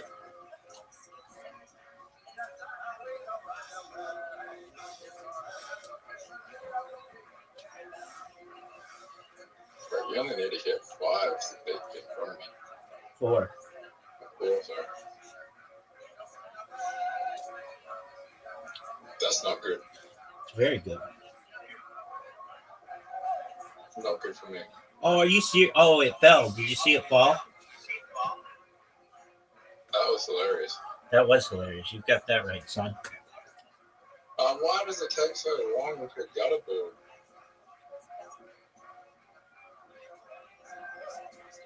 If it goes in the gutter, it should just be instantly like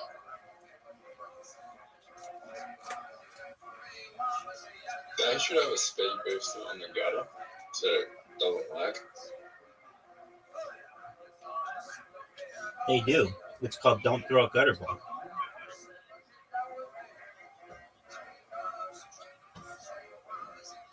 Dude, I have 3 times your score.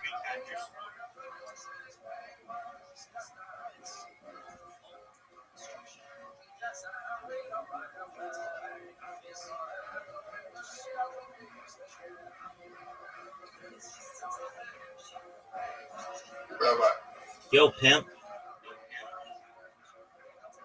when was the last time you got a gutter ball? Probably yesterday.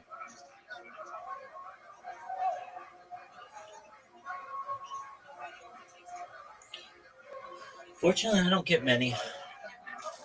I think it has to do with just being so sexy. I don't get many either. Dude, you get a ton.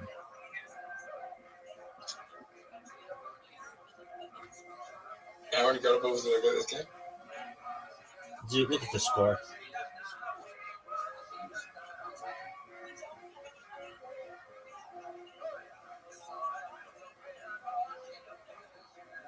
Two strikes in a row, baby.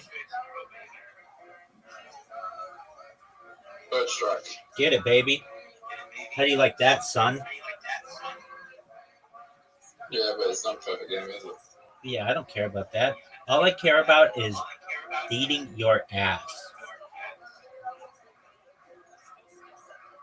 I think one day you're going to get a perfect game.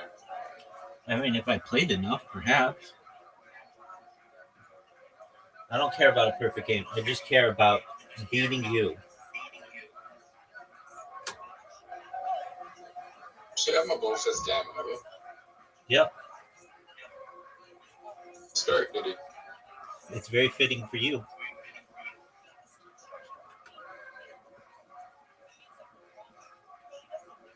Should I change it? Do whatever makes you happy, big dog.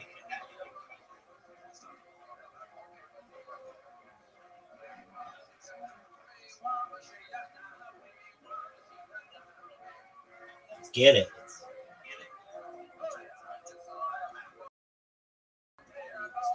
Oh, not even that far from you.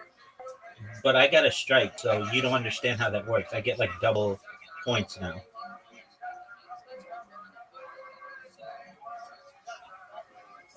So that makes 28. Get it, baby.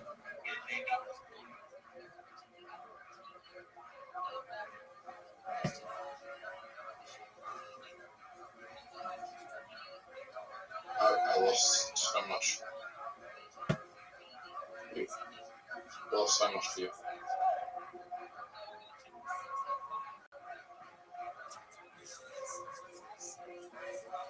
Or I got just one. Get it.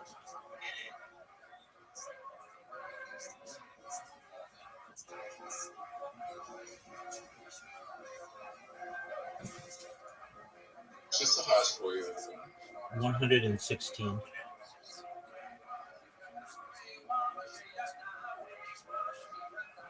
Ah. Hey, you're gonna get struck here. Oh, for sure. Here we go. No doubt. Strike. Told you get a strike. Okay, did you win the lottery?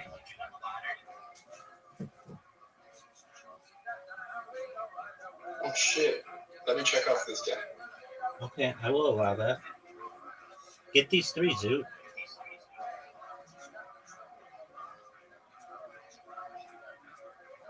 Oh, gutter ball. There you go. I don't think I won a big prize because they ever called me. I have that number. And if I won a big prize, I think they called me. But I could have won a small prize. They call you in Australia? Yeah. All right, well, check If this. you buy a digital ticket.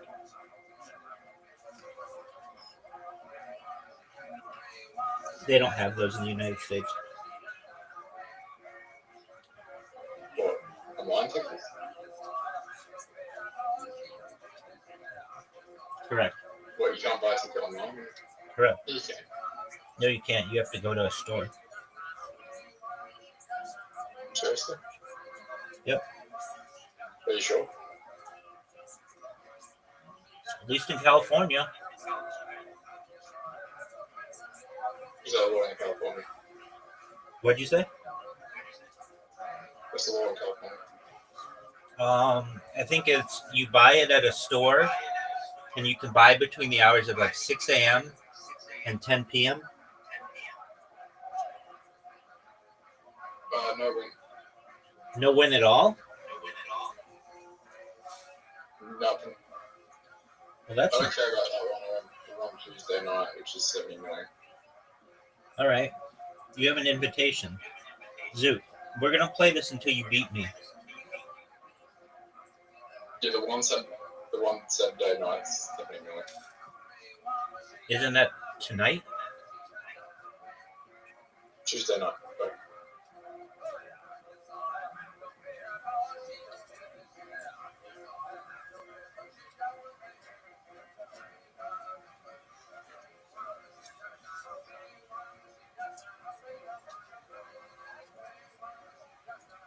You got 3. Did you know you can throw it like with spin on it?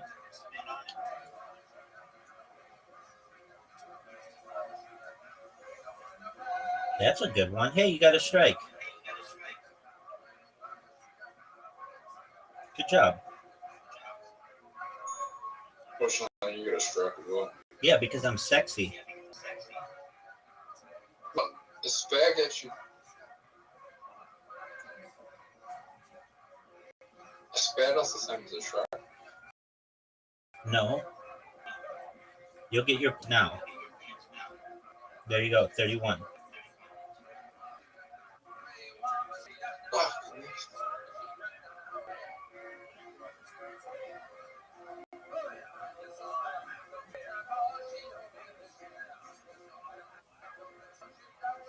48.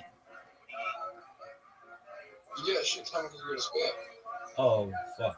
No, because I got a strike. I can't believe I didn't make it. Get it, Zoot. This is a tough shot. What the fuck is this? Oh, get it. You almost got it. All right, Zoot. This one's for you, baby.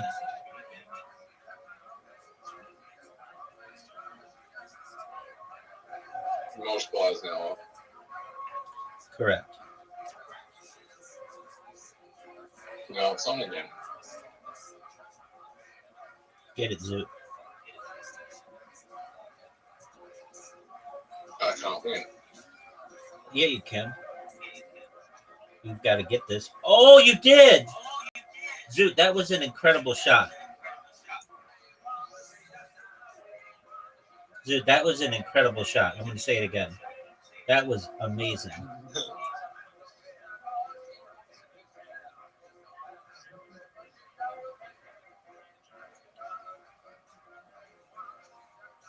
Boo.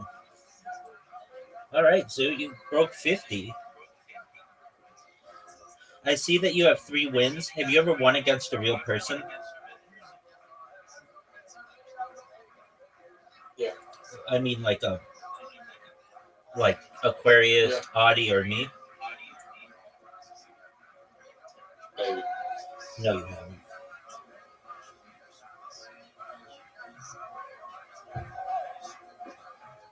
So, I'm going for it. Going for it.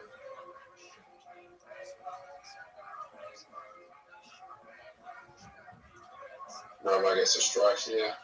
Nope, but I have more than you. And this is an easy You can get that. spare. And I missed it. Fuck. Okay. We're in a similar situation here. Yep, you meant to say position. Oh, well. Why do you keep hitting Kelly? So just resign. Do whatever makes you happy.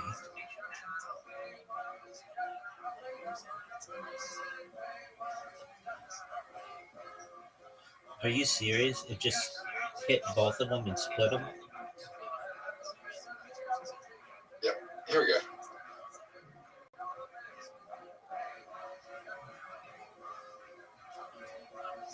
What the hell did I just do?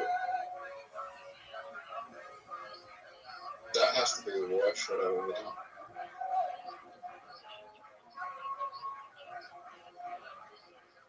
I didn't even know that was legal.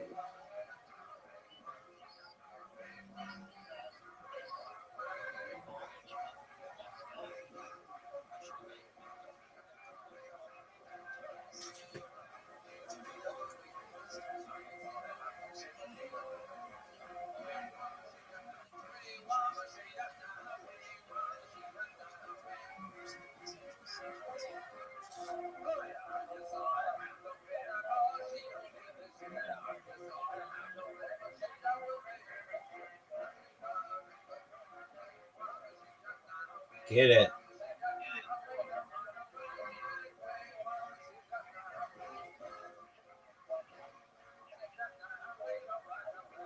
Good strike. Get another one.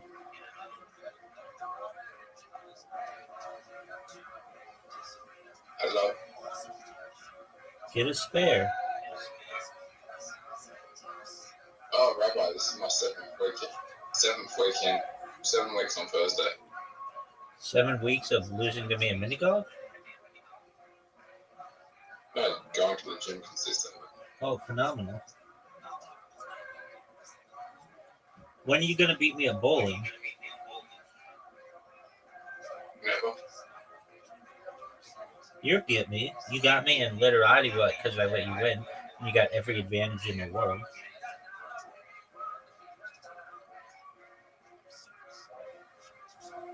I didn't get every one in the world. Dude, you got all the S's. You got all the blank tiles. You got the Z. You got everything.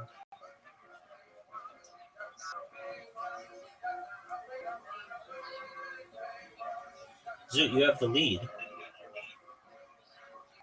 Probably so. Oh, dude, Zoot. If you're going to beat me, this might be it.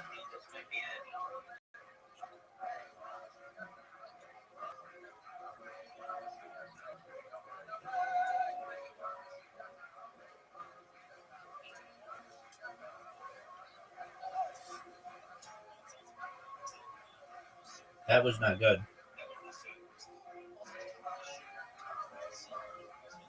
I need this. Whoa. Dude, I keep getting 9s. I'm gonna go Son. get stitches. You're going to get stitches? So that's stitches.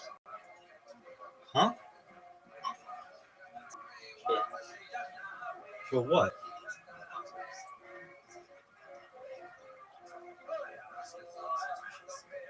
You don't make any sense, dude. So I'm gonna go get sushi. Oh, sushi.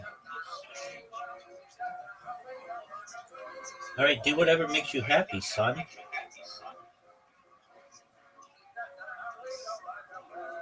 And then when you're done, come back here, and I'll beat you in any game you want.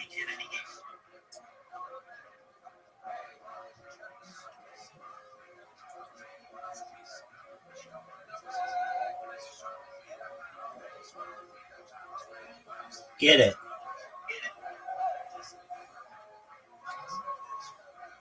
Do 3 strikes in a row and you win. 0 for 1. Get a spare. 0 for 2.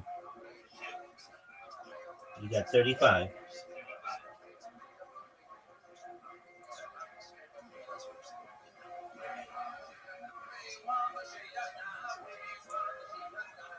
Oh, no. All right, go get your sushi. Come back when you're done. Let's go literally. You want to play Literati? Yeah. You got it, big dog. I'm feeling beat you. Dog, you aren't beating shit.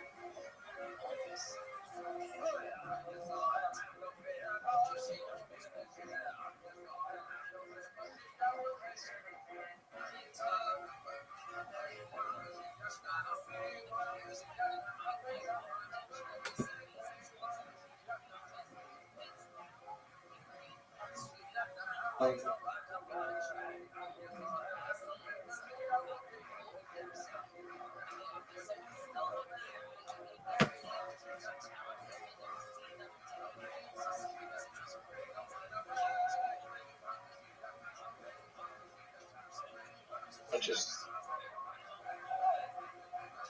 Toner. That was good.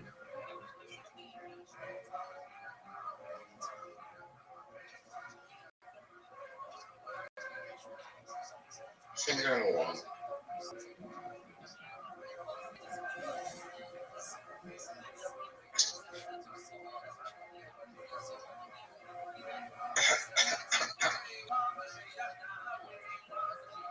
At least you want to push the one button. Don't. You said you wanted to play, so we're playing.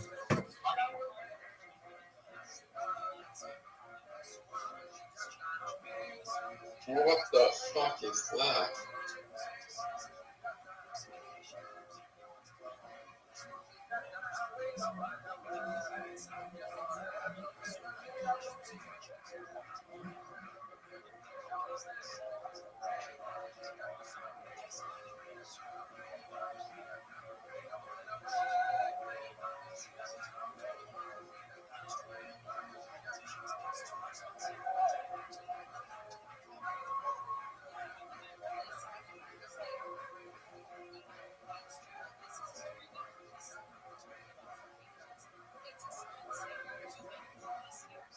Rabbi?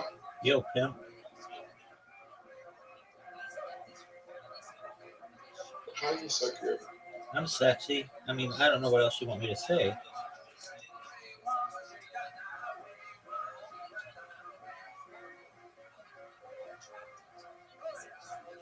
And you out trying a bad dog. You out trying to bed up? Yeah. Yeah, can you try to but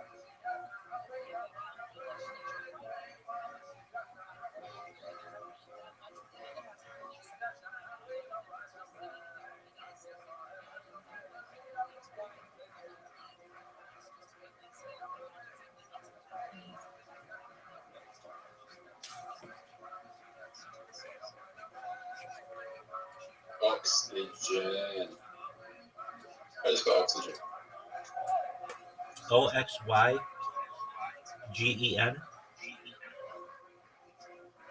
XY.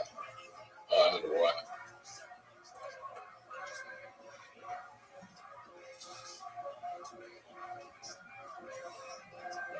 Go.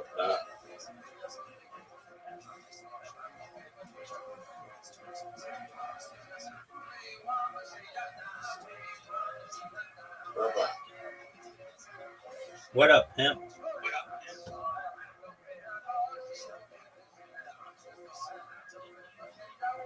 You can talk? Am I retired? No. I was talking over.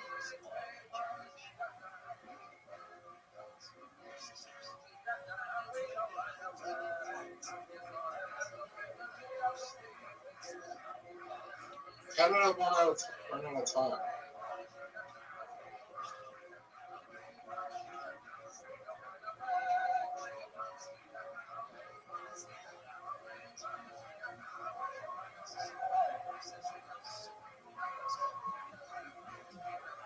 Turns out I was right.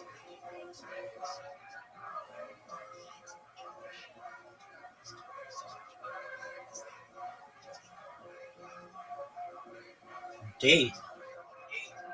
That was good.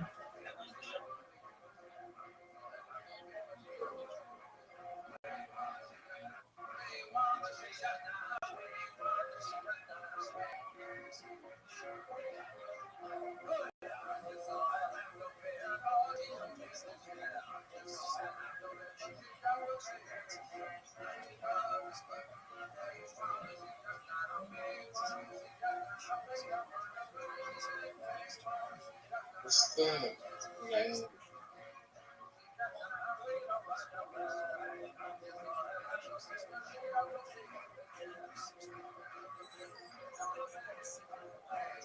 What's that? What do you think?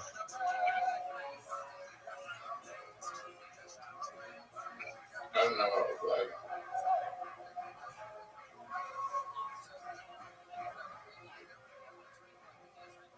Would you rather go? For me. Amy. That was good. That wasn't bad.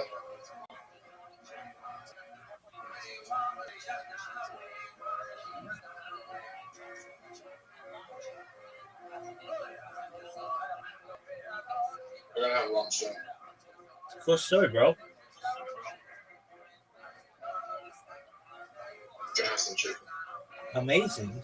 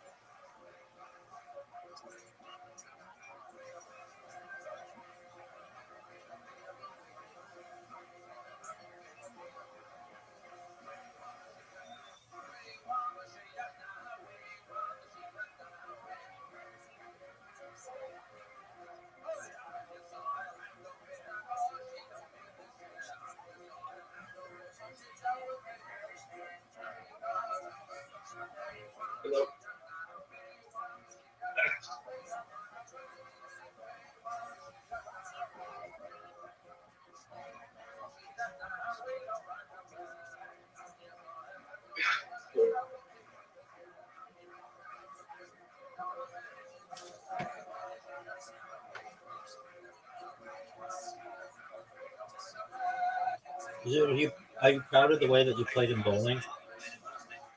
You improved. Oh, this year. No regrets. No regrets. There you go. I still regret.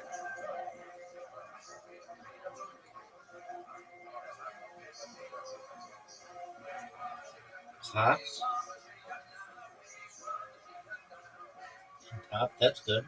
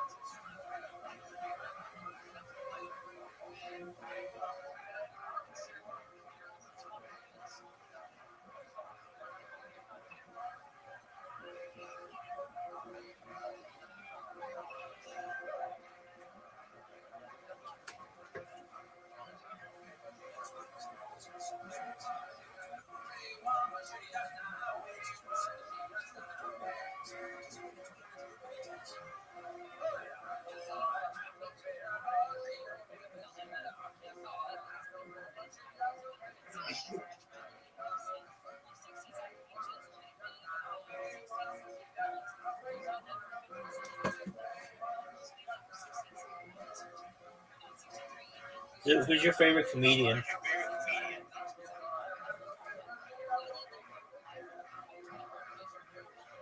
Dave Chappelle. Excellent choice.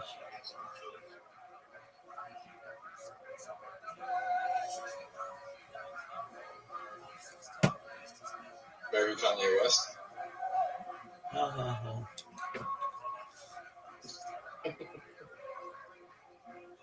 Fizz. That's good.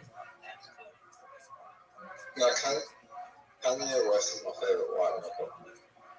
Okay. Dude, that was really good.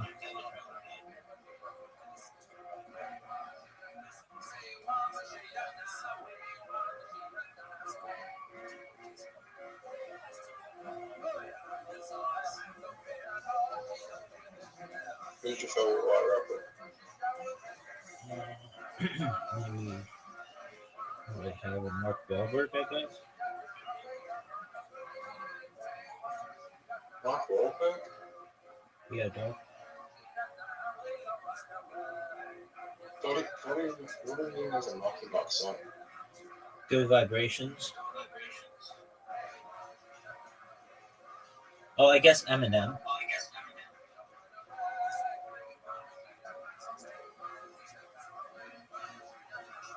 Big Vibrations. Yeah, it's from like the early 90s. And then there's the Beach Boys song. It is also a Beach Boys song.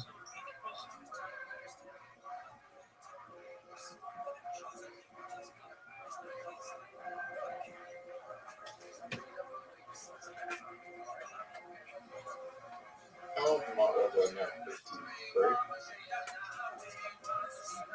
Dude, I don't keep track of that motherfucker's name. Age, I have no idea.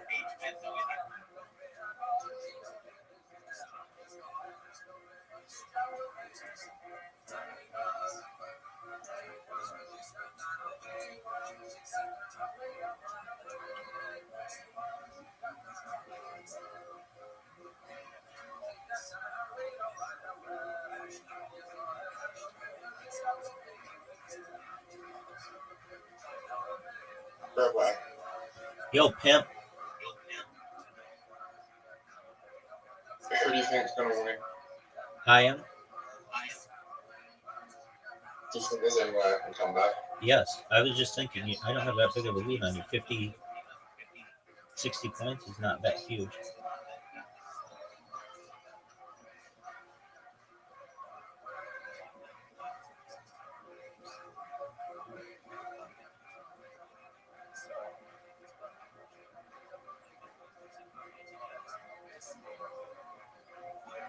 All right, in 6 weeks after go.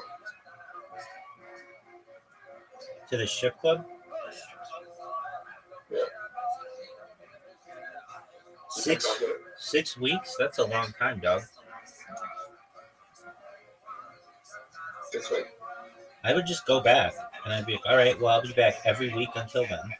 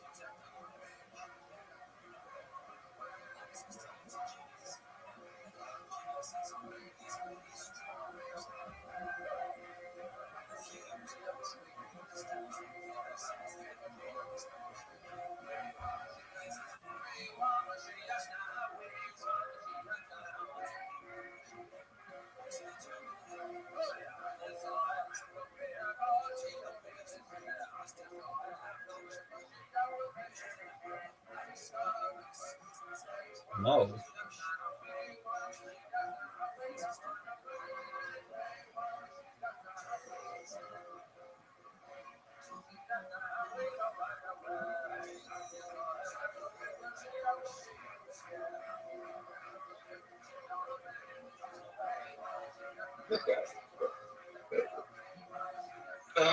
Hey, Dude, you know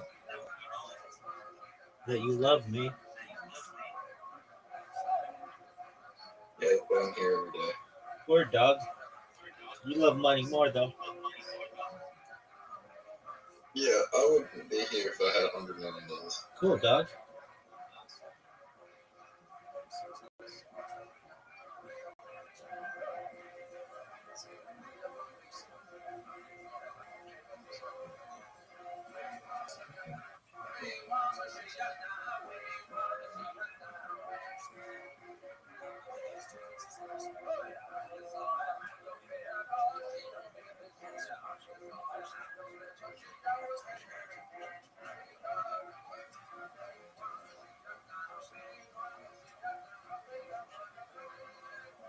Boy.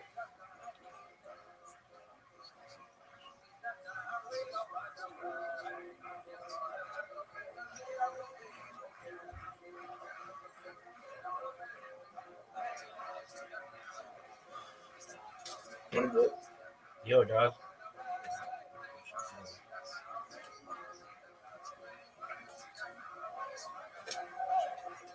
Bonnie Blue's climbing up the ranking. What number is she? I think about 5 now. Good for her, man. I'm proud of her.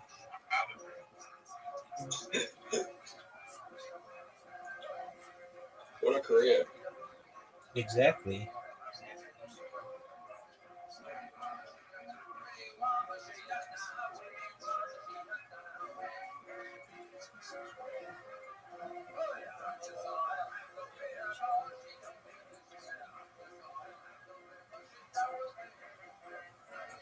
Oh, she's number 4.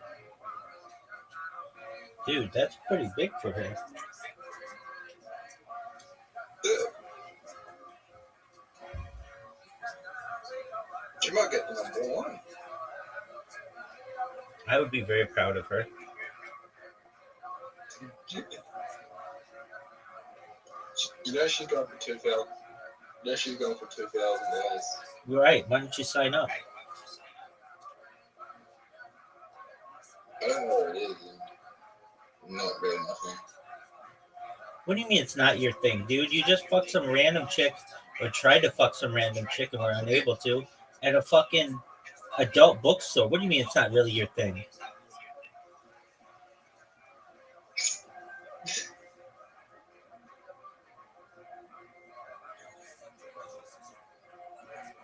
I just can't do it. I can't do it with the camera around.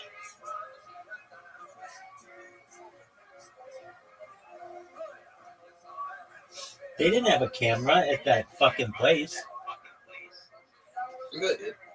They were But vid. no, the point of it. No, but at the fucking adult bookstore. You weren't able to do it there either. I said I can't do it. I said I can't do it with the camera around. Why is that? It's weird. Okay.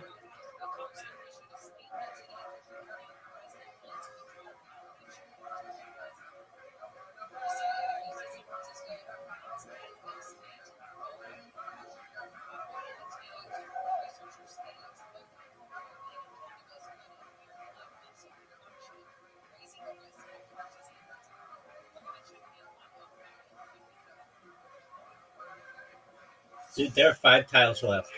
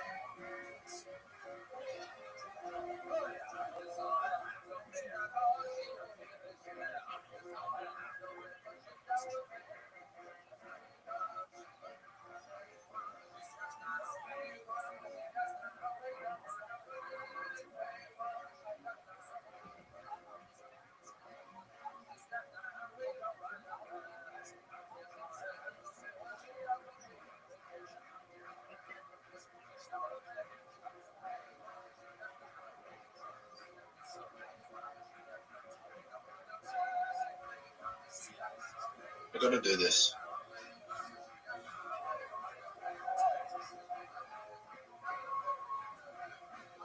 Dude, it's your turn. I can hear you typing.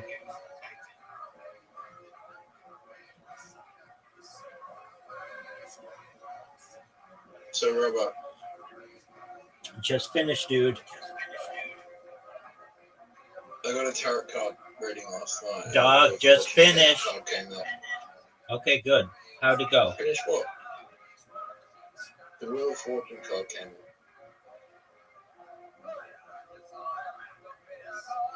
Okay, what does that mean? They said that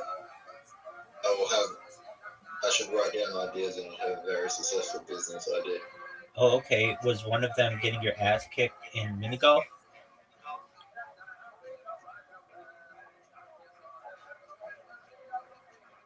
No, he said that I should write down the ideas and share them to people. You went with a dude? You went with a dude? Yeah. Who does that? Does what? Goes to a male.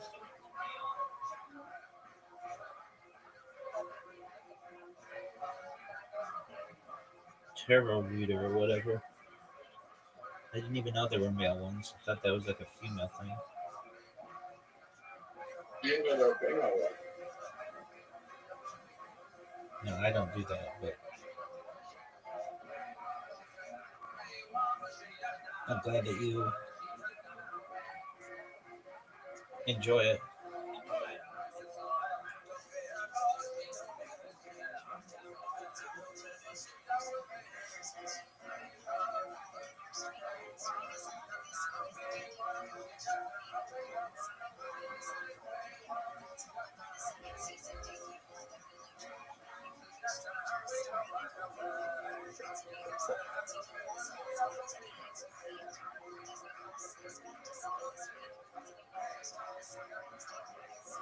Dude, quit with that bullshit, dog. You just fucked me up.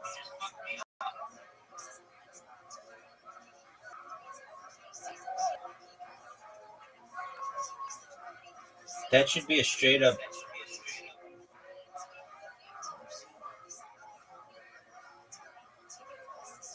rejection. So, Zoot, you're up. don't worry. Zoot, you're up. God, this. Zoot.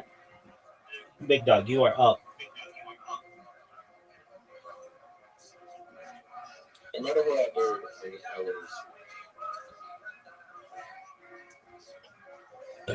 I hate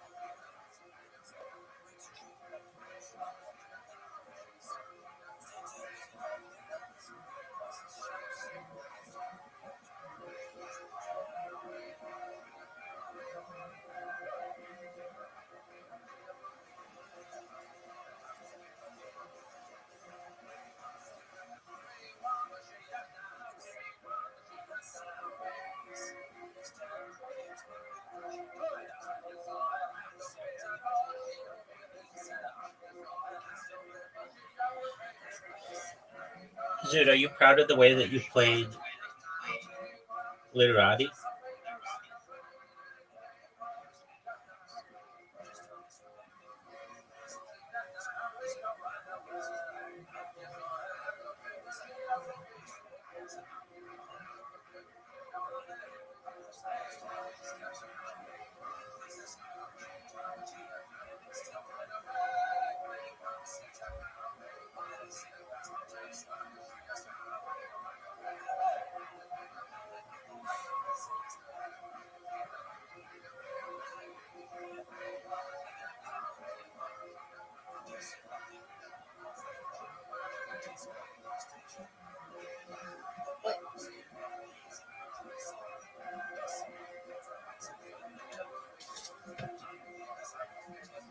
All right, Zoot, go get your sushi and then come back.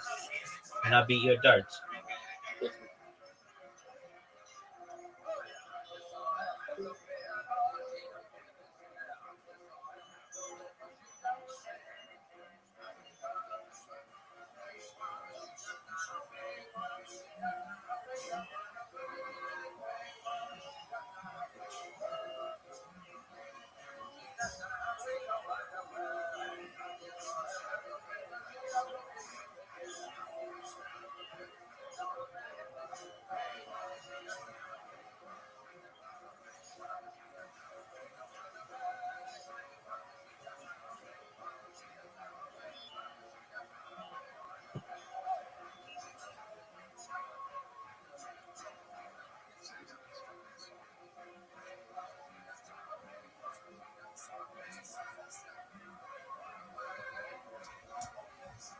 It's great striking. Yeah, Great very, very, very good kicks. big prospect. Real tall, long, lanky dude. But, Ilya, that guy, he connects on anybody. They're going night-night. Oh, Joe, if you knew, I know you can't probably talk about it, but you see Ilya's tweet where he's like, I'm at big news. You guys aren't expecting it. Yeah, I don't know the news. You have no clue. No, I don't know. If I had to guess, he's probably fighting a top contender at 55. I don't think. But that wouldn't be unexpected. You know what I'm saying? He's like, you won't see this coming. So it's not Makhachev because we all assume that. Makhachev's not fighting Makhachev going to 70. Ilya's walking around at 186. Yeah, he's big. Connor. That's crazy. Connor would have to be in the testing pool for a long time. Oh, He's don't not be in a the testing hater. pool. Isn't he doing bare knuckle, Connor? Well, he's running bare knuckle. He's like one of the He's one of the owners. owners. He's not going to fight. Yeah, No. he may. He might. Get him for the fucking margin powder. Whatever the fucking dude. He's also running for I might president. fucking fight bare knuckle. He might. He might. I mean, I could see him That doing would it. blow bare knuckle right. Oh, to the yeah. stratosphere. I mean, they'd have to That would pay be him. They'd have to pay Him versus Jeremy Stevens. Oh my goodness. Jeremy would have to win a couple more times, but Jeremy's back in the UFC. No, Jeremy's undefeated. In bare El knuckle. Matador. It's been he's changed his nickname. But look, He's got a new identity. When What? we announce it, you won't believe it. Get ready. see, when you say you won't believe it, you got to come with some shit now. Yeah, you got it, but that was a while ago. That's March 6th. You know, what is today? His 22nd. But that's the UFC being like, don't announce it yet. Yeah, I don't know. You know, I don't know. Like, a perfect matchup is Gaethje. I think Charles Oliveira. Oh, that's a great motherfucker. That's a great matchup. Yeah, that's a great matchup. And now remember, he tweeted that before Gaethje's fight. Right. So I don't think it's Got Gaethje. cut. Oh, right. Oh, they're gonna Oh, man, Oh, that's yeah, a nasty cut. Horrible place too. Oh, boy. But this is the last round. I think the Fight's over. might be over. Yeah. Yeah, Oh, it's there you over. Dustin Poirier. No, Dustin's fighting Max. He is? I think so for the BMF shit. Really? I think. Double check that. That's a shit. great fight, too. I'm crazy. The third go around. At 55, and it's Max prop. See, I think Max should fight more at 55. I didn't like him going back 100%. 45. I think it's too much of a stroke. He got pretty big when he got up to fight Gaethje. He put the weight on He right. looked fantastic. He looked Like, fantastic. we all remember the knockout of Gaethje in the Mhm. last seconds there, but he was mollywhopping him before Yeah, that. he was beating his ass. And it all started off with that jump spinning back kick to the face in the first round. Yep. Fucked up Gaethje's already fixed nose. So that Max Holloway, the true Max Holloway at 55 Uh-huh. versus fucking Dustin for Dustin's last fight in New Orleans, Sure. take my money. The thing is, you got to wonder, like, how much did that Ilya Topuria knockout take out of Max? True. Because that was a beating. True. Ilya's just so fucking dangerous. He's so technical. Like, his striking, the way he's, like, bobbing in and moving, he's so comfortable with his head movement. You see he's, like, a step ahead of everybody. He's good at everything. And then people are like, oh, he's too small for 55. I'm like, he's actually, that narrative don't work. He's a big fucking bullet. Well, I think the 45-pound cut is... Look, man, they should all stop cutting weight. That's the reality. Cutting weight is bullshit. It's terrible for you. They need more weight classes, and they need to stop cutting weight. They need to figure out a way to check hydration levels and put people in a weight class and say, this Do way they still do that in one? They do that some kind of- Allegedly, who knows? One's backed off MMA. Like, they have a big Muay Thai fight tonight. They What do you backed mean- off what of do you mean? MMA, really? Yeah, they're really focused on kickboxing Muay Thai. I think in Asia, it gets a lot of numbers. Big time. And they put on fucking shows, man. Yeah, there's a They're huge one kickboxing. tonight. Huge one. Kickboxing and Muay Thai fights, I think the UFC fucked up when they went with slap fighting. I've been telling them forever, you guys should get into kickboxing. If you only like stand-up fights, it's not like the old days of kickboxing where they're boring, like PK, karate. There's characters, man. And the knockouts are fucking crazy. Also, all your champs are coming from kickboxing. Yeah. Alex, Izzy, like, you're some monsters. Kickboxing with MMA gloves in a cage would be giant in Would the be UFC. dope. Just have a striking only segment of the UFC. And Glory's coming back. Glory's doing a heavyweight competition soon. Glory's got some elite fighters, man. I watch Glory all the time. Yeah, I It's love it. fucking exciting, but nobody's watching it. Nobody knows who these people are. You just got to educate the crowd. Put the Right. same amount of resources you did in the slap fight Right. into kickboxing, It's and we're huge. cooking. Right. And then Because it they're makes doing it with sense. jiu-jitsu. Right. Right. They're doing they put how Yeah. many millions of dollars in jiu-jitsu, and they Right. even have more of a budget for it. Mm-hmm. A lot of it's Eddie. You know, they put a lot of it in the jiu-jitsu. Yeah. Mikey A lot of it Musumeci. is not mine. Yeah, it is. With I wish UFC it fight, was. no. With UFC fight, no. I'm saying as far Your as making it influence. popular, like Yeah. EFI, all Oh. that shit. Like that's you were the one. You know, I know we're boys, but you were really the one to navigate all that with Fight Pass. That was huge. Yeah, it was a big deal. Having the UFC get involved heavily in jiu-jitsu is huge. Are you still doing stuff with them? Yeah, I have a great relationship with them. I think they're trying to put together some kind of like tough show now, like an Ultimate Fighter show for grappling. which would be cool because then you can like build a star from scratch. Yeah. And get to know the guys Exactly, yeah. You can get people emotionally involved. because they exclusively signed Mikey Musumeci, right? Yeah. Yeah. Well, it's hard to get people to watch those reality shows these days. I think people kind of burned out on reality shows. You know, DC and Chael are shooting one right now. They're shooting the Ultimate Fighter. They got to give up on that, bro. And And where That's do you like watch season that? 90. I don't know where you watch Fight, it. or it's on ESPN Plus. I think. Is it?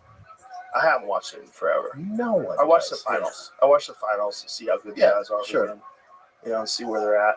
I watch Dana White's Contender Series probably more. That's the best thing in combat sports. Fucking As far as like phenomenal. talent, like it's the best. Because they're super hyped. They have insane motivation. They have this unbelievable opportunity. If they do that, they get skyrocketed into the UFC. And it's not like Ultimate Fighter, like where you can win based off grappling and and just hold guys down and they become champion UFC contract.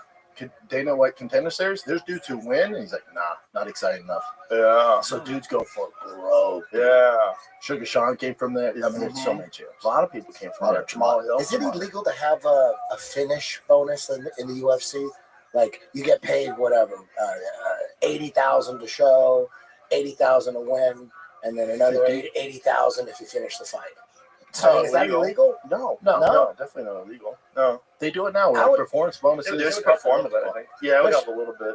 Or go gangster and go. You have show money, and then you get extra money, like double, but you have to knock them out or something. See, otherwise you just get your show money. UFL does that. I know everyone say it. UFL does that. Oh, really? Yeah. Okay, I think that's a good idea. Hey, what's UFL now? What do you mean? PFL? No, UFL. What's UFL? UFL is where like Tony Ferguson and Dylan Dance is fighting. I thought that was GFL. Yeah, GFL. Oh, yeah, GFL. Sorry. Yeah, there's PFL, there's GFL, UFL, something else. But we were talking about the one fight that I'm interested in. Yoel Romero and Musasi. That's a great fight. That's a great fight. That's one fight that GFL's putting together. I'm like, ooh, I'll watch that. Are they both over 40? They're 100 years old. Yeah, you're both 100. Yoel's 79 years old.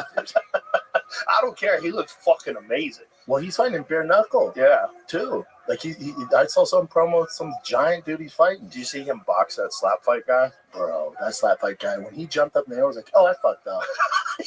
Yoel just jumped up in the air for no reason. Like an alien. Right before he decided to beat his ass, he just jumped straight up in the air. And just some sloppy white guy, you see him go, step forward. Fuck. If the UFC does kickboxing, they might as well just come out with a bang and go bare knuckle kickboxing. It's not a bad idea. Take my money. And that'll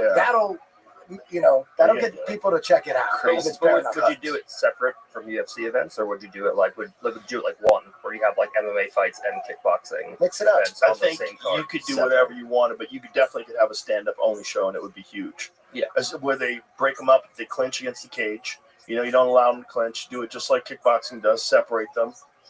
Like there's no ground fighting at all. Backwards, to tell you the truth. Like, really? You think we had kickboxing, no one watched it. We already had it. No, but when the UFC came out, all of a sudden people are into martial arts again. And if we go, that's going back. I think. I don't necessarily. I see what you're saying, but look, the UFC does grappling events, right? The grappling events are pure grappling. Why not do pure striking events too? And MMA is always the best. Well, it was when the UFC blew up. It was UFC 2, correct? Yeah. Nobody watched UFC 1. They didn't know if it was real. There was no B-roll. Right. Everyone watched UFC 2. And did they get blown away and get hooked by it because of the striking or because of the jiu-jitsu? Well, it was because it was Hoist. It was the jiu-jitsu. Yeah. Because people didn't realize that you could fight on the ground. I thought fighting on the ground was for pussy. But then it went mainstream for Tough One with stand-up with Stefan and Forrest. But listen, let's imagine that Ankalaev and Pereira fight an only kickboxing fight. Are you telling me that's going to be boring? That would be fucking insane. Yeah, they already kickboxing have that. with little gloves. With MMA gloves. If they're going to do it, I'd go bare knuckle if it was up to me. The thing about bare knuckle, though, is your face gets obliterated. Yeah. The slices and cuts. People want to see the hands break. People want to see it. I commentate for Game Red, where it's bare knuckle MMA, and seeing JDS and Allinger and Roy, they don't punch the same. Right. Like the little, because they don't want to break. It's more realistic. So it's not. It's more realistic. Yeah. It is. It's just a different product. What happened? It starts in an hour. But wait a minute, it's not Kyle. No, this is the bare knuckle That's one? boxing. Oh my goodness. That's our boy, Mike. Is this bare knuckle too? Is this knuckle dirty boxing? It's bare knuckle. And this Hilton is tall with a giant jaw. This starts in an hour? Yeah, fucking throw that bitch on. Pick him up. Let's go. Isn't that crazy? Arlovsky, man. that Dumb and Who Dumber? takes a licking and keeps on ticking better than Andre Arlovsky? Tell me about it. That dude is still around. He was the UFC champion in 2005, son. Wow, dude. 2005. That's 20 fucking years ago of hardcore combat sports in MMA. That is nuts. Dude, remember how hard it was for the UFC even to cut him because they kept giving these young lions. He kept beating them. Yeah, he They beats a lot kept of were guys, like, dude, man. just get out of here. It's like, no, man. He's such a veteran.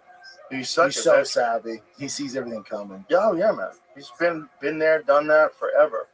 Jan Blachowicz. So you were saying that Blachowicz got both of his shoulders reconstructed? Both of them been out 2 years. One shoulder's bad enough. But what's impressive about him is he was fighting with bad shoulders when he beat all these boys. Really? Yeah. I mean, how bad were they? Shoulders Did are tough. they get Shoulders worse? are tough. Yeah. Did Like they the get worst injury. It's a bad injury because it's such a complicated joint. Yep, I had full-blown surgery. It was How's it now? it's good now. Stem cells? How's your back? Your lower back? My lower back's good, man. I got into that Joe hip and steel stretching. Remember I told you about that? That's huge. I do that every day. That changed everything for you? It makes it so that I don't need surgery because I'm supposed to go back for more back surgery. Really? I was supposed to do that 2 years ago. For another disc? Yeah, another one. But I'm delaying that as long as possible. And, doing these stretches, man, it takes about an hour and a half to do these stretches every day, but it makes it manageable where I could, tie my shoelaces without pain, Yeah. Lower back's a motherfucker. Yeah. So Whatever you can do to avoid surgery, man. It's There's amazing. enough shit out Look there. at Jan. First shoulder operated on. Unfortunately, there's too much work to do with one, so they could fix both at once. Another surgery soon. So when is this, Jamie? 2 years ago. 2 years ago. Wow. I'm fighting 2 years. That's crazy. And, no peptides, no nothing, because everybody is in this, goofy world where you're not allowed to take stuff like BPC 157. So stupid. that's illegal? Yeah. Especially after surgery. Last 3 months, 2 months, started losing my power, my strength, 40% goes. I tried to do something with physiotherapy and doctors try to fix it, but every training was worse. Yeah. Now, remember, too, he's also 42 years old. Uh-huh. Yeah. Yeah, that's old. It's less old for the bigger guys, but it's still old. 42 is Yeah. I'm two shoulders at 42 is Yeah. are hard things to come back And from. Carlos Ulberg's a motherfucker. He's so fast and tall. He's so long. It's such good matchmaking because Carlos Ulberg, even though they think, prospect, I think he's 34, 35, but he hasn't really beat anybody of note. Like, he beat And then there's Ostermeyer, but he hasn't really beat any of the top guys to get to this, so him versus Jan's fun. And there's also his first fight. Like his first fight with Kennedy and Zichiku, who beat him down. Like he was beating Kennedy up and then he gassed out and Kennedy fucked him up. Yeah. Like that's a big fight because he kind of folded down the stretch. Overamped in the beginning of the fight, burned off too much fuel. Just experience. It's like Sean Brady in the main event. Like when they gave him Bilal, he just wasn't ready. right. And then loses that and then goes on a tear. Yeah. And like now he's ready. Yeah. Well, Sometimes he it takes that. had mental coaching and Yeah. shit too. Which I think is How are your shoulders? good? Yeah. And yours? Good shoulders? Good shoulders. I tore my bicep like a month ago, probably. But I'm on all How bad sorts is of it? shit. It looks weird. You can see it. Did you get it fixed or no? Nah, man. You don't have to get it fixed? Is it a small tear? Yeah, it's small tear. Oh, okay. I've just been injecting fucking BPC. peptide. You Yeah. name something. Just fucking. Oh, yeah. Dude, fucking Bro, BPC 157 with the TB 500 is amazing. the best. Amazing. I started taking blue scorpion venom shit. What? Yeah, some scorpion What is venom. that? Some I don't know. Name something. What do you- Anything someone offers me, I'm like, I'll try Like it the out. name of the brand name is Venom or actual It's Venom? blue venom. They take venom and then put peptides with it. Snake? What? From a fucking scorpion. Oh, What? shit. What does that do for you? Apparently it helps with healing. They say bee stings cures arthritis. Sure. When people get bee stings, like Yeah, they you have don't- like your joints serious don't hurt? arthritis, they get stung all over the fucking hands and it helps them. Blue scorpion venom. What That's the a sick name, hell, at least. dude? Yeah, they milk scorpions, dog. Reminds me of shark Scorpion cartilage. jizz. Dude, I couldn't lift 3 weeks ago. I fucking Blue knows? scorpion did it for you? I don't know. That's the thing. I take so much shit. I don't know. Something's working. Something's working, dude. I got What back is- on the bench last week and no problems. What is the scorpion stuff supposed to do? It helps with healing. Like there's all sorts of fucking history on it. Really? Yeah, dude. Blue scorpion. Do you inject it or you take it? No, it's a serum. Okay, so you put it on the muscle. You put it under your tongue. What No, do you yeah, do? you put it under your tongue.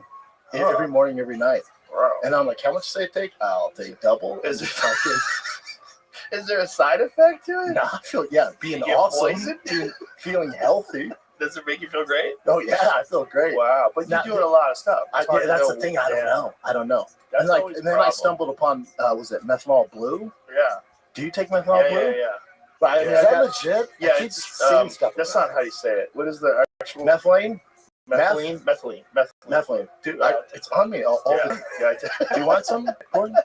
What is it? I take it. It's Yeah. methanol. It's like what do we say? Nootropic? Well, Like energy? It's basically an MAO inhibitor, and it also has something that does something for your mitochondria. I'm not the guy to describe it, but Gary Brecka told me to take it, and quite a few other people told me to take it. Yeah, I just stumbled because I take creatine for neurological reasons and for muscle recovery. Yeah. And then I'm taking so many nootropics, I feel like I leveled out. And then someone recommended this methanol blue, methylene blue. Yeah, and that took you to another level? Oh, yeah. I mean, go. 3-4 times a day. Let's go. 3 or 4 times a day? Yeah, I think don't know. you're supposed to do it one a day. Bro. What are we doing? I got too much shit to get done. Yeah, that sounds great from Diesel Subs. You're like a test rat. Yeah. Well, does it work? I think so. Probably. Yeah. Something's working. One of them's The gonna full work. combo's working. One of them's gonna work. Now, with the UFC being involved in grappling, they're not thinking about drug testing anybody, are they? I don't think so. As far as I know, no, because none of the organizations test. Right. So it's like, unless you're going to sign, which is starting to happen now because there's a little bit more money. IBJJF tests. Yeah, but that's it. Yeah, okay. That's it. They're starting to sign people exclusive now because there's a little bit more money. Yeah. But unless you're going to test unless every organization is going to test, and it doesn't make sense because then you have the guys who are tested in the UFC who are fighting on Flow or at One or other events who are fighting guys who are juiced anyway. So the whole reason to have testing is to have guys who are not on steroids compete against one another. Right, but if they came up with an organization that came up with the most money and said, "But here's the rules, we're going to go USADA." Yeah, that would work. But the problem is that you need a business model where you can make that amount of money back. Right. Like just to pay for testing. Like most of the guys that are competing on like the undercard or like not even the main event guys, you actually be losing money testing them regularly. Also falls down the sport, but also when the UFC signs like say Mikey Musumeci, is it exclusive? Can you not compete anywhere else? So usually when they do exclusive, I don't know what his contract is, obviously, but usually it's exclusive, but they have cutouts for things like ADCC or like big world championships. Otherwise, it's hard to sign guys completely That's what I was exclusive. gonna say. You'd have to pay him the salary. Like for example, if UFC signed Mikey exclusive and then he wanted to do ADCC, but it's on Flow, like a lot of times the guys have cutouts for that, like big world championship tournaments. That's cool. Because it helps everybody. Yeah, Like, it's it's cool. Just builds a brand. You want to be stuck there if you're not getting enough competition. But like a guy exclusive to Flow or to UFC wouldn't be able to compete for like Flow grappling or One normally. Yeah, that makes sense. Yeah. So is One still doing a lot of grappling? I know they got the Rutolos and Mikey's gone. I think Cade's doing MMA now.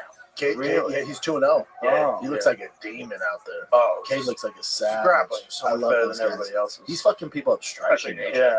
Right.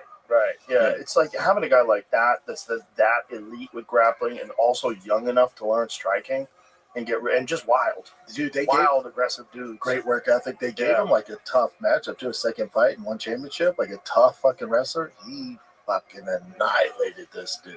Is Gary Tonin still in One? Yeah, he was. His contract ended. He was doing some negotiations, but as far as I know, I think he's going back to One, but I'm not 100% sure. Be great to see him. Jamie, can you bring up the one championship has a big Muay Thai fight, like huge Muay Thai fight, like one of the biggest ever. I sent my boy to it. There for it is. everybody watching at home, Rod first fight is right about to start, and Mark Goddard is waiting to kick it off. He's moving to the center of the octagon now, and it goes. And the time is 4:57, 4:56, 4:55, 4:54, 4:53. We're off. How do you say that dude's name? Shari.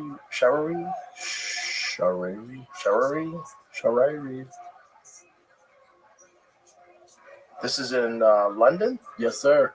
Let's go. Tell me a little bit about these guys. I don't know much. I didn't study this. He's 12-3. Brendan? I wish. You don't know. Oh my god. No, I know some guys. Featherweights. No, I got some things. Who has he fought? 8 first-round finishes. He, That's really good. Man, Brendan got stung. yeah, it gets crispy after this. But what I was gonna say is, I wish we were seeing John Jones Aspinall in London. Yeah, that's what they should be saying. But I think John's going to hold out as long as he can, make the most money, and then Which you can't be mad at, but also, Tom Aspinall, I think soon he'll be the interim champ for the longest ever, over 500 days. That's not good. No, that's kind of crazy. 500 days. 500 days is wild. It's kind of crazy. And And then, John said he wants 6 months to train. which is that's just negotiation tactics. Like, dude, he's been on your radar for 3 years, and you took 2 years to get ready for heavyweight. What are we doing? Yeah, but I mean, Should John also get your is money. so meticulous in his preparation. Like, you worked with John. You trained with him when he was getting ready for Stipe. Yeah, we did the first camp. I was with him for like a couple weeks, and then and then Stipe got hurt, and then the second camp, Oh, here we go. Someone got hurt. he dropped him. I didn't see with what, but he definitely dropped him. So, But yeah, the second camp I was with him for like a full 6 or 7 weeks. So that was And do you think Tom Aspinall is like John's gonna get him down? If you got him down, John, as far as being Aspinall's guard, you think it'd be an issue for John at all? no. I think that I think Tom would probably be trying to stand up. I don't, and Tom also has pretty good fast takedowns, so Yeah. they could both take one another down. Yeah. But I don't think that Tom is going to be able to really do anything besides try to get up on John. Yeah.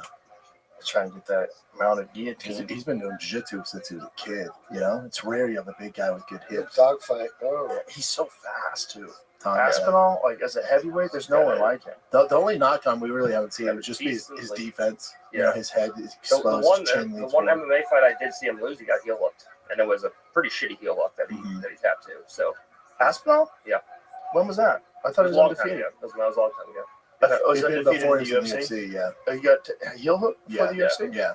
Interesting. He's undefeated, though. It was a long time ago. He's obviously gotten much better, but it was a pretty shitty heel hook. No kidding. Was it an amateur fight or was it a pro fight? A pro fight, I believe. Here's something to think about. Think if, for whatever reason, John decides he doesn't want to fight Aspinall. What the fuck do you do with that? Right. There's no one. The heavyweight division's never been worse. It's never been worse. It's awful. Like, there's Cyril Gahn. Triangle right here. Oh, look at this. Pull that head down. He sticks to the head, just concentrates on the head. You might be able to get. If you would have asked me 2 weeks ago, I would say have Alex move up. Alex just lost. Yeah. That was the bummer. I heard that Alex fought with a broke. Here it is. Here's the heel hook. Oh, it's actually a heel knee bar. So here it is. Who's this guy? So you see, he just the leg from half guard. Tom's whooping his And ass. Tom turns instead of trying to face him. So it's heel, and it turns into heel knee bar. Oh, weird. It's a heel hook, but it's a knee bar, but with the heel hook gripping, so he's back into the loss. That dude's in some now going, I beat that guy. I beat the fucking champ. I beat the fucking champ. This guy keeps trying. He's got to create an angle. Well, he's got both arms shoulders in. Yeah. It's got that orchard right in it. Doesn't work. Does it ever work in MMA? Has anybody pulled it off in MMA? Yeah, the first one. That's when that's when no one really thought it was. No one really even noticed it because you're taught you don't triangle your legs when there's one arm in, one arm out. Not when there's two arms in. Right. But his legs are so long. He armbarred Jeremy Horn, and then when you look at it, you're like, yo, he's triangling his legs and he has both arms in. Whoa, that's kind of a freak thing. Yeah. And we just thought it was a freak thing. And then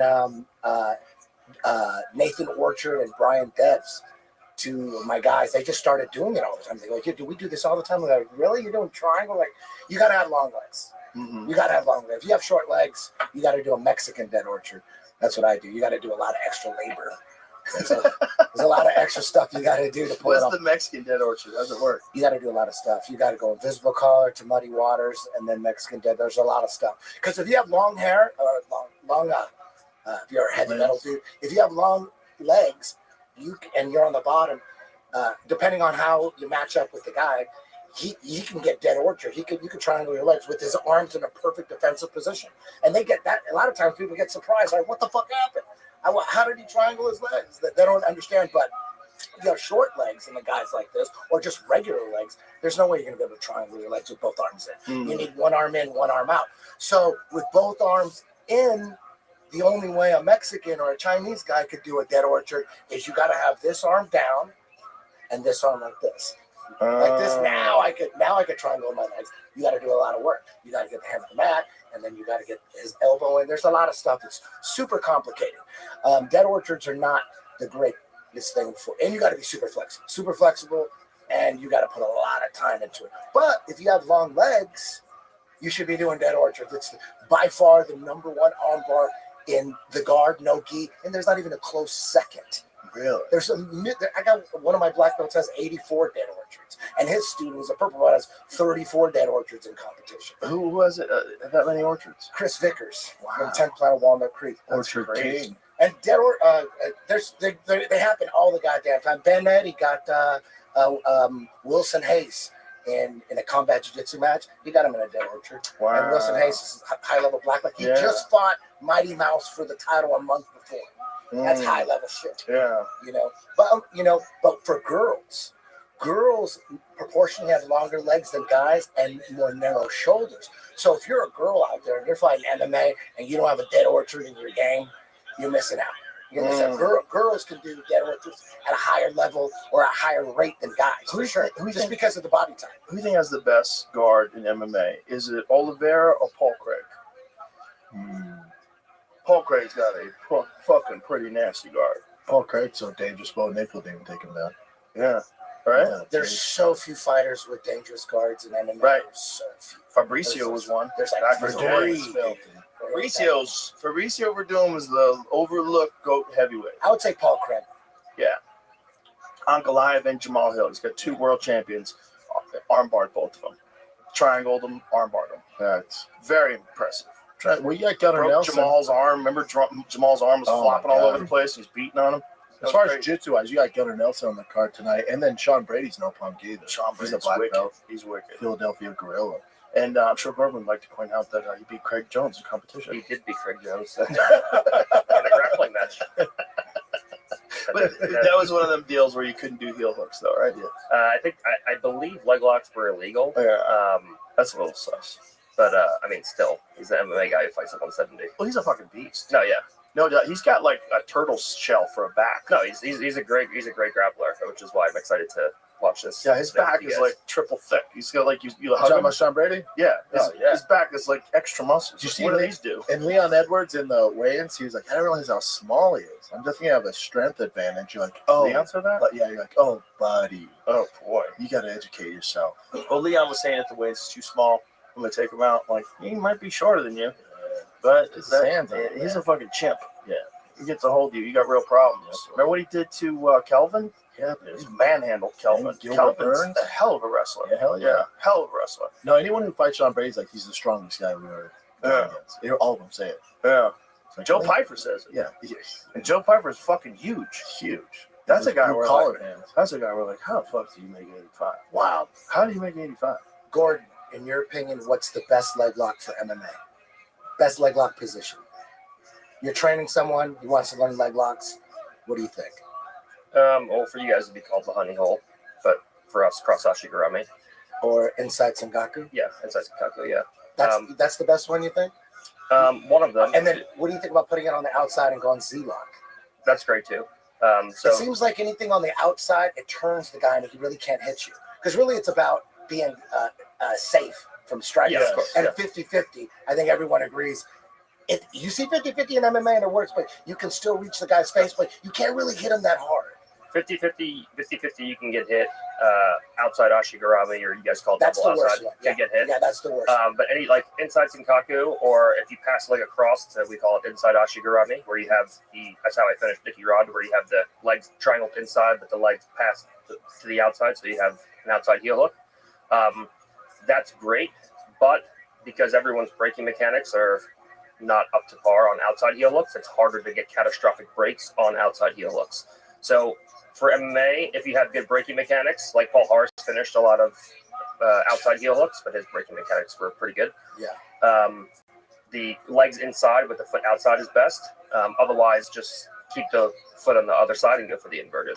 So if this leg was reaping, this foot would be on the outside, right? Like this. Yeah. So you'd have an outside heel. We call that the Indian. Yeah. Yeah. Yeah. Exactly. That's actually gets Gary heel hooking on the horse. inside. Yeah. But so it's hard for the guy to. If the guy can't hit you from here, he can't really throw any punches to your Basically, face. anytime you reap, like which is that left leg going on the inside, makes it hard for the guy to hit. So most people think, oh, leg locks don't work in MMA. You're going to get smashed.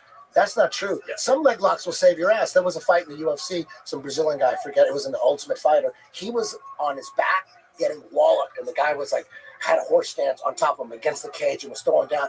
And that Brazilian just jumped on a knee bar attempt, and that saved him because now he can't. Now he's punching his ass. Right. And then from the knee bar, he got knocked down on his back or on his butt, and then he turned around, jumped on his back, and choked him out. Yeah, I don't think you're seeing a lot of heel hooks because a lot of guys just aren't very efficient in it. They're not focusing on it. Ryan Hall was one of the first to come in and really do some damage with leg locks. He got beat pen pretty quick. Mm-hmm. The number one determining factor with leg locking is, insofar as getting hit, is in order for the person to actually hit you, they have to come up on top of you and put weight onto you. So the number one determining factor is, can I keep this guy's head? If you're attacking and you're trying to punch the guy, if you can get your head over his head, you can hit with power. Yeah. So any leg locking position which doesn't allow your opponent to get head over head is what's going to keep you safe. So basically, double outside ashi. What do you guys call it? Double outside ashi? Just outside ashi. Because the guy can come into you and get head over head. Yeah. You either get that heel quick or you're going to take some damage. But anything where you're reaping, which doesn't allow him to come forward into you, because he'll break his own leg if he stacks you. Yeah. And he can't get head over head is what you should be looking for. But if the guy can get head over head, then he can hit you easy. Yeah. You going over leg locks with John Jones? Is he pretty good at them now? Yeah, he kind of just bounces around from thing to thing. Like, he'll like, I want to go with some leg locks. And like, you'll teach him a move. He's like, so Darces. I got a question on Darce. And it just like, it's like just ADHD, just bounce. But that's how he learns. Like, he just bounces from move to move. Yeah. The first time I met him, it was his first fight when he fought Stephen Bonner. And it was in Boston, and we were at a boxing gym, and I was just hanging out with you because you were taking a private with, who was the guy from Amsterdam that you were taking privates? Rob No, it was Shuki. It was either Shuki or Rob Kamen. It was one of them. We were in some random boxing gym in Boston, and I was just sitting on the ring. It must have been Rob if we were in Boston. Waiting for you to be done. And then no one knew who John Jones was. It was his first fight. He's sitting there, and he comes up to me and he asks for advice. He goes, "What do you think? You got any advice for me?" And I didn't know. And he was fighting Stephen Bonner, and I thought, "Oh, they're feeding Stephen Bonner some new guy." He's like, I felt bad for John Jones. So what I told him is there's two kinds of wrestlers that come into MMA. Wrestlers that love jiu-jitsu and wrestlers that want to beat jiu-jitsu. I go, don't be one of those wrestlers that wants to beat jiu-jitsu. Fall in love with it. Fall in love with submissions, because the guys that want to beat it, they never last. They're eventually going to get taken out.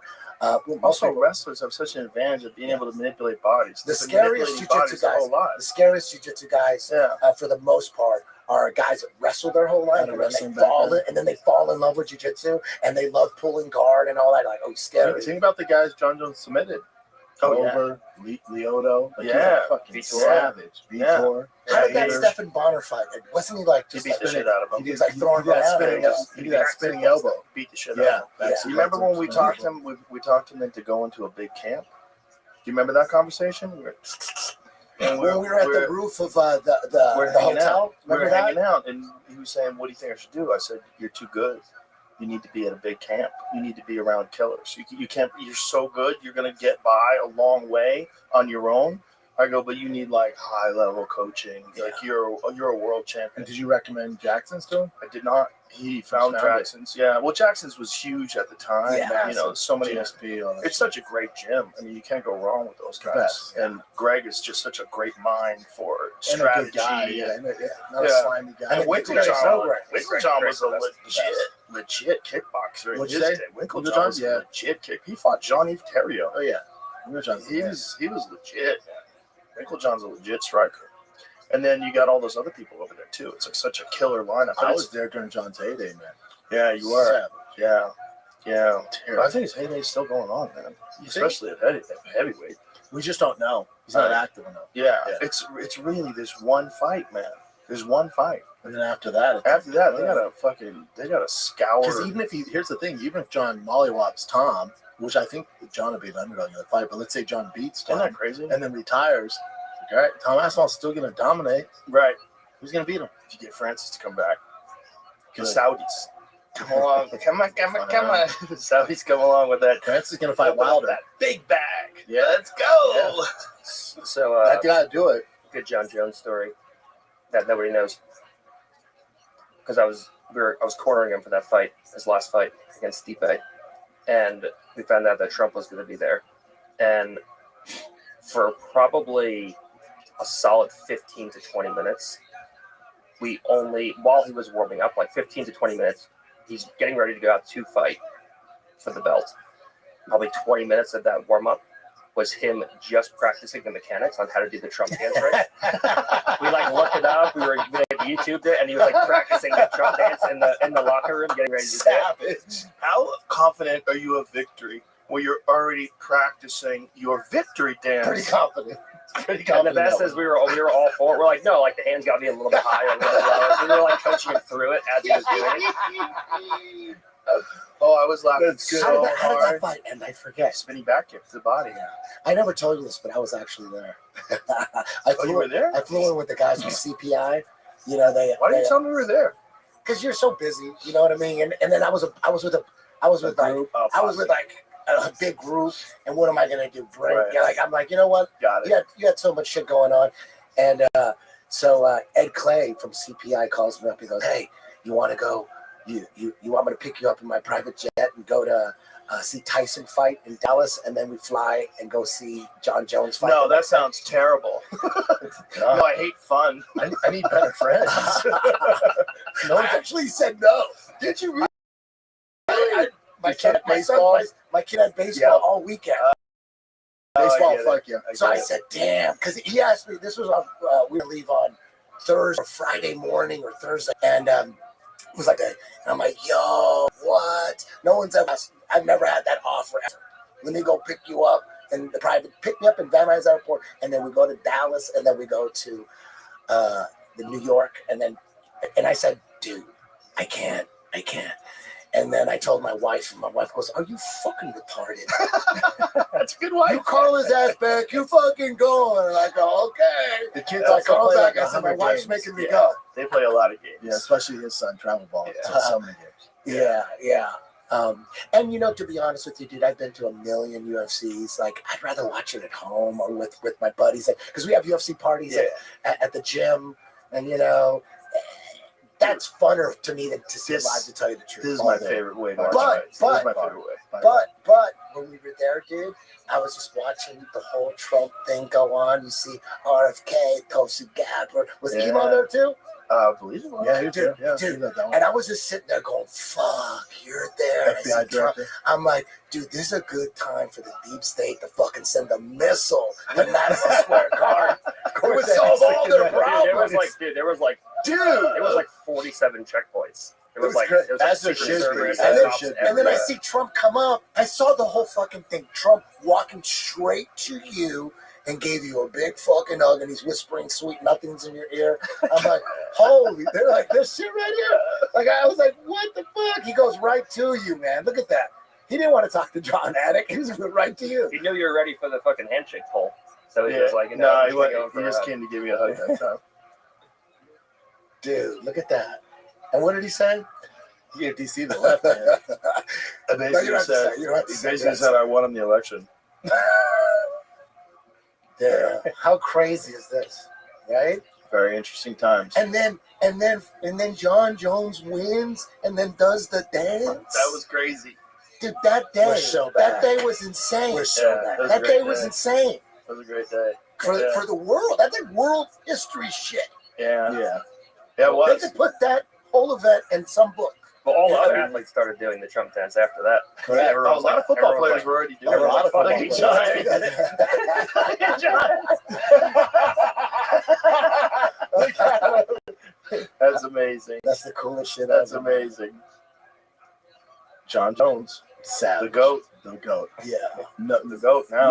No argument. doubt. Like, Yeah. no, that's no doubt. It's silly when people argue that. If he beats Aspinall, Yeah. everybody has to Come shut the on. fuck up forever. They need to shut the fuck up even if he were to lose to Aspinall. Yeah. Look, his resume through light It's heavyweight. incredible. You got to realize he went through that whole fucking span of fighting the best of the best that light heavyweights ever had to offer. Look at And the fucked up Look at the all of them. line. It's like Tom Aspinall's a slight favorite. That's Yeah, kinda as crazy. he should be. Look at Marab over Sean. Yeah. Woo, 350 to win. Tom hasn't been out of the first Are round. they doing? Is this real? Are they doing Marab and Sean again? These are just a website taking action. Yeah, they were taking taking bets they were already. doing Rob Yeah. shots. They are, huh? When does that happen then? I don't know, but That's that gotta be July, Islam, right? Yeah, probably. Yeah, That Islam Topuria. I don't think that's happening. No, Islam going up to 70. Is he? Yeah, Really? yeah. Interesting. Oh shit! Shane. He's got to do a drunk Trump. You know, Trump has never been drunk ever in his life. Him doing a. Can you imagine if Trump was drunk on Twitter? Can you imagine the drunk tweets he would send? Trump doesn't Oh drink shit! at all, Look at right? that.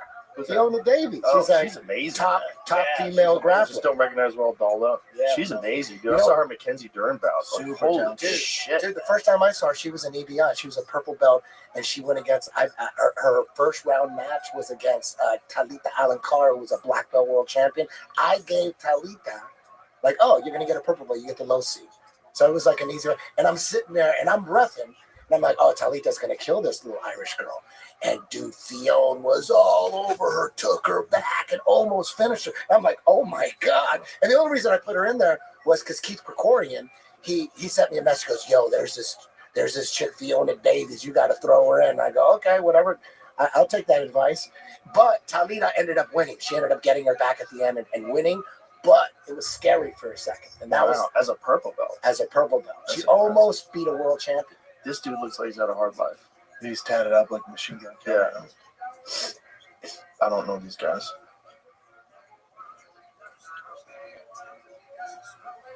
So we'll see what happens with that one. There's a lot of good fights coming up. I'm wondering what they're going to do with Topuria, but I like what you were saying. Topuria versus Oliveira. Oliveira. Your first introduction at 55. He's kind of the, Oliveira king of so 55 tall, and dangerous. so dangerous everywhere. Dangerous striking, huge reach advantage. But if you're Topuria, you're not going to go up to 55 without some sort of guarantee. Because remember, he's giving up the belt, so he's not getting pay-per-view points. But it's his idea. Well, because the weight cut's too tough. Is that what it is? Yeah. Really? 45 is too tough for him. But he's been doing it and winning. He's just sick of it. Yeah, I would imagine. Apparently, that last cut was really tough, and his team was like, all right, no more. Wow. But So what is he you're weighing? not going to give up the pay-per-view points and just dip out and then just go into the queue at 55. What It's was too he tough. weighing when he was fighting 45? What was he walking around They were at? saying like 180 between 170. Yeah, big. Like that's the thing. It was like, oh, he's too small. 55. Like he's fucking big. Yeah, but those guys are real big. Like Islam's huge. When I stand next to And Islam, how about Gleason Tabau? He would cut to 55. God. That guy walked around at 250. That was back in the day. Yeah, that was back in the day. I think he has the. I think Can't do that that now. dude has the record for weight cut. Anthony Johnson. Rob? Oh yeah, Dude, John. Johnson. Johnson. Yeah, Yeah, I don't know how Johnson. Alex ever made 85. Who? Right, Alex Pereira. No. I stood think we next fight to at him one time, 225. And How about DDP? He's Yeah, he's fucking big. huge, bro. Huge. Yeah, he's so huge. big. Yeah, I haven't, so I big haven't for seen him in you. person. Oh. I said to Alex when I was like a Jack 230, and he like dwarfed me. And I'm like, how does this guy cut 80? Like he was bigger in every match. He was bigger. He was Yeah. long, thicker. Like it was just. They say he fought with a broken hand and norovirus against Ankalaev. He fought with a broken toe before. When he beat Yuri Prohaska, he had a fucked up knee. Like, remember when he went and he tumbled at the end of the fight? Yeah. That's because his knee wouldn't support him. He was basically fighting on one leg in the first fight. Then he gets surgery. I guess it's probably meniscus because he came back pretty quick. Walk around weight, 231.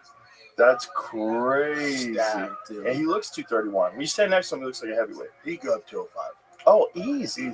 Easy 205. He has And the strength for it bully too. people. Yeah, Yeah. get you some. He's a scary He's gonna be dude. a problem. Because he confused everybody. Everybody's like, oh, this guy's all awkward and shit. He's going to get pieced up. Nope. Like we watch so many fights. I'd see his Yeah. style. I'm like, oh, he's gonna get exposed eventually. Well, I think and then you just see also- him. You're like, what the fuck? When we saw him early in his career, he did not have a nose. His nose was His cardio is bad. Yeah, his mouth was wide open all the Yeah. time, and then he got that nose fixed. And then I remember when I got mine fixed, I was like, why didn't I do this a long time ago?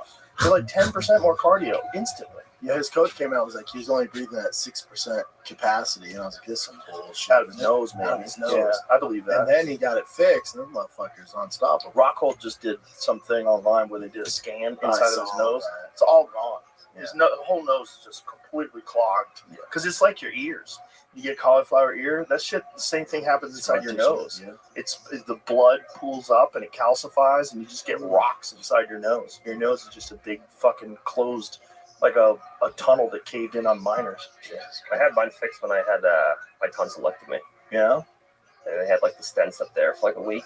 But I feel like you got a good nose for fighting it. Like it's no better. homo, you got like a button nose, like cute button I nose. appreciate Cute that. button, Yeah, Right? I Doesn't he have a appreciate good that. nose?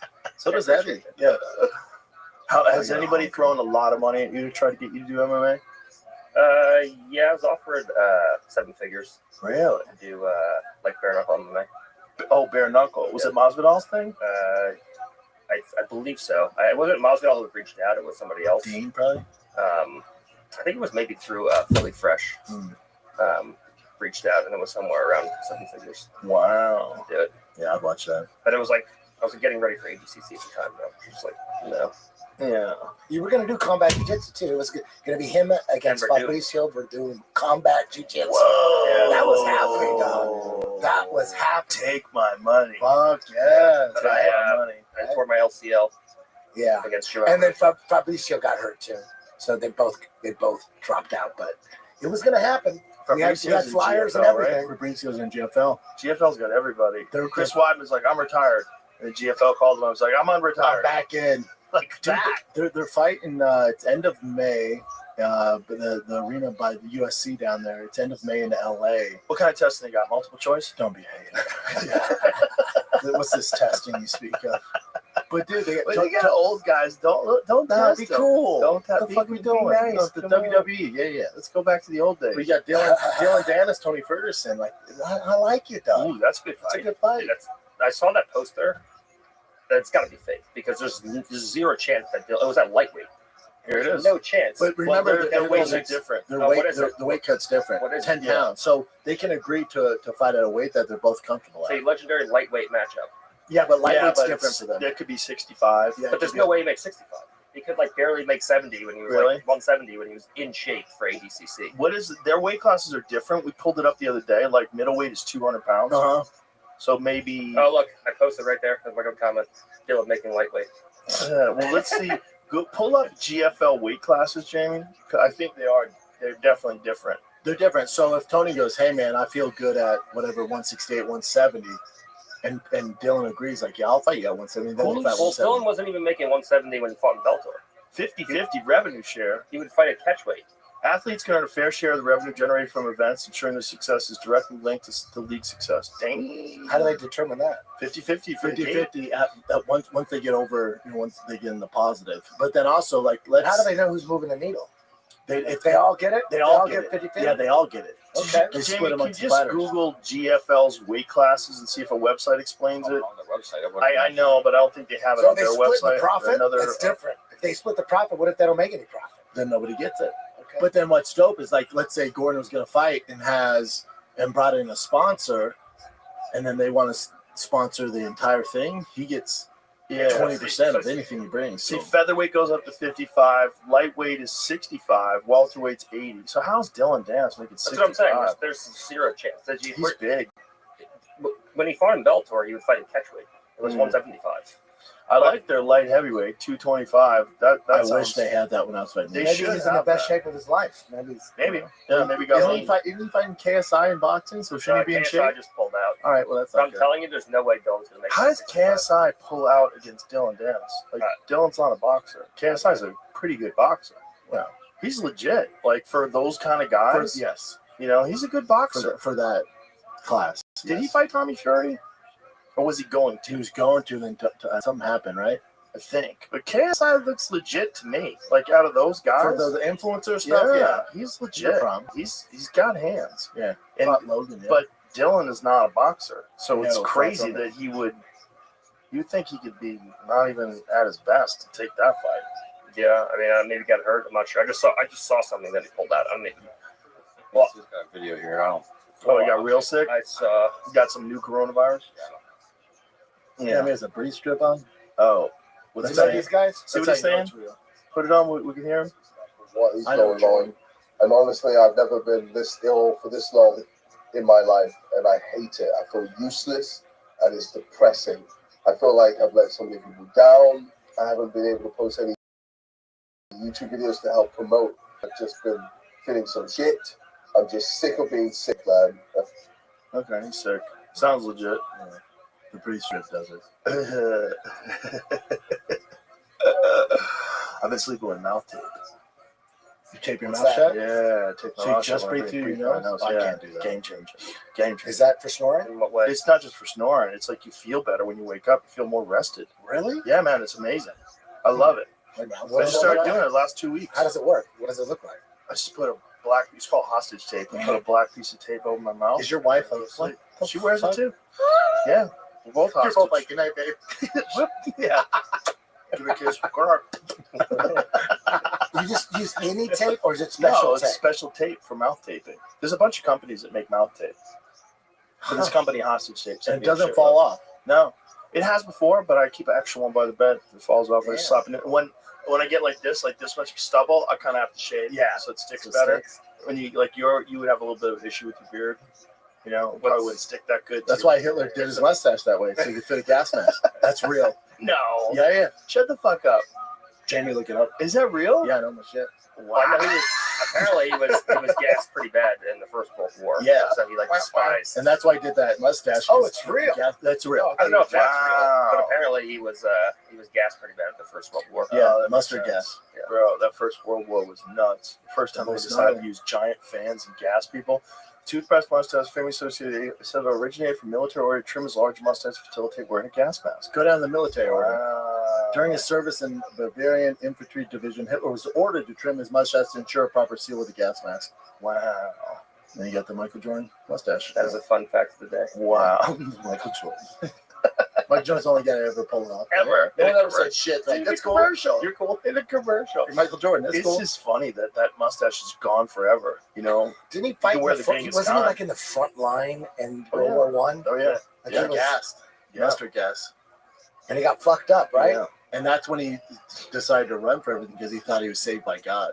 Because everybody You know else what's got the fucked up. craziest thing about the gas thing? The guy who invented Zyklon A, which became Zyklon B, which they killed the Jews with, that guy, Fritz Haber, who was a Jew himself, he originally, when he invented this, he also invented the Haber method for extracting nitrogen from the atmosphere. The Haber method is responsible for 50% of the nitrogen in most people's bodies, because the Haber method of extracting nitrogen made it so they could fertilize all kinds of soil. So he invents that, and he also invents this gas that kills everybody at the same time. So, And there's no odor, right? well, Zyklon B, there's no odor. Yeah. Zyklon A was invented, I think it was a pesticide. And the idea was the smell was so awful so that you would recognize when it was there and you'd get the fuck away from it. He's like, Then "Yeah, get rid of Zyklon that." B, they got rid of the smell. I see. But when they were gassing the troops, he was being wanted for crimes against humanity, for war crimes. At the same time, he was going to win the Nobel Prize for inventing the Haber Wow. method. Wild. And then when Hitler takes over, the Jews all get kicked out of Germany. And he's kind of sort of privileged because he's a part of the administration, but then he gets ostracized and he winds up having to being exiled, and he dies on the run. He died on the run? Died on the run. Died running away from the Nazis. Jesus, man. Yeah. Wow. Crazy story. Dude, have we talked about the JFK files? Not yet. No. No one has. No. I mean, we talked about it a little bit yesterday, but I don't know anything like groundbreaking. Nothing, right? Nothing that I've seen so far. Do you follow that page on Instagram? It's called Real News No Bullshit. Yes. They posted something about it. Oh yeah. And it was like I think it was like 2,000 pages or something, and they posted like the key takeaways. I read a little bit about it, but I kind of just was It's kind of like confirmation that it was like mafia, Israel, and the CIA. Well, Like I the read three of one them thing that the working CIA within a week or two had dismissed the idea of a single shooter. I read one thing, but they're like, no, there's more than one shooter. Like this was the yeah. It took them a week to figure that out. Weren't they involved? Allegedly. Yeah. But here's the thing: what part of the CIA? So, like, if you're involved in killing the president, you're not telling Mike down the hallway. It's a small group. You know, you have an enormous fucking office filled with thousands of employees. It's not like everybody say, "Hey, get a meeting." That Irish guy, fuck him. Yep. You know, we're gonna take him for a ride through Dallas and shoot him in the fucking head. Yeah, let's Did you go. hear that phone call from Lyndon B. Johnson to To the wife? Yeah, the pretty wife crazy. like a month later? Bro, Pretty we're crazy. fighting on sight. They were fucking, huh? Wasn't that I'm after gonna give she you a was? slap. But that was after Like a Kennedy month was dead. After. Yeah, like A month He's later. like, how you not gonna say goodbye next time I see you? I'm gonna give you a slap and around Christmas. She's like, you better. I'll wear the rouge or whatever. He's like, you better. That's Oh, true. bro. I think everybody was fucking everybody back then. God, I think good they times. were wild people. Yeah. Nobody, there was no social media. No one's a snitch. They all just, I mean, everybody knew that Kennedy was fucking everybody. Like, Everything. it was all the press knew. Nobody said anything. MLK. Wasn't he? Didn't he have an affair with Marilyn Monroe? Oh, yeah. And the brother And- kid. And the brother. She was fucking Yeah, both she's fucking brothers, everybody. dude. In And that's a Malibu. fact. That's a fact. Yeah. That's not a conspiracy. Yeah, no, theory. fact. Fact. That's Fact. crazy. And that's probably why she died. Yeah, She probably started writing a memoir. And they're like, it's a wrap. Yeah, they said the brother, the pillow talk is what fucked her over. Because he'd fill her in and all this shit. Oh, boy. And then John F. Kennedy was like, bro, what are you doing? Really? They're both fucking her, yeah. Hilarious. Hilarious. People were wild back then. Wild boys. No accountability. You get away with it. And if you're the president, like, that's the reason why the presidents wanted to fuck. Despite rumors and speculation, Oh, no bullshit. definitive proof of an affair. Oh, no What was proof. this, Google, Jamie? This is, yeah, it's a reputable news source. You didn't see the documentary on Netflix, then. Definitely no proof.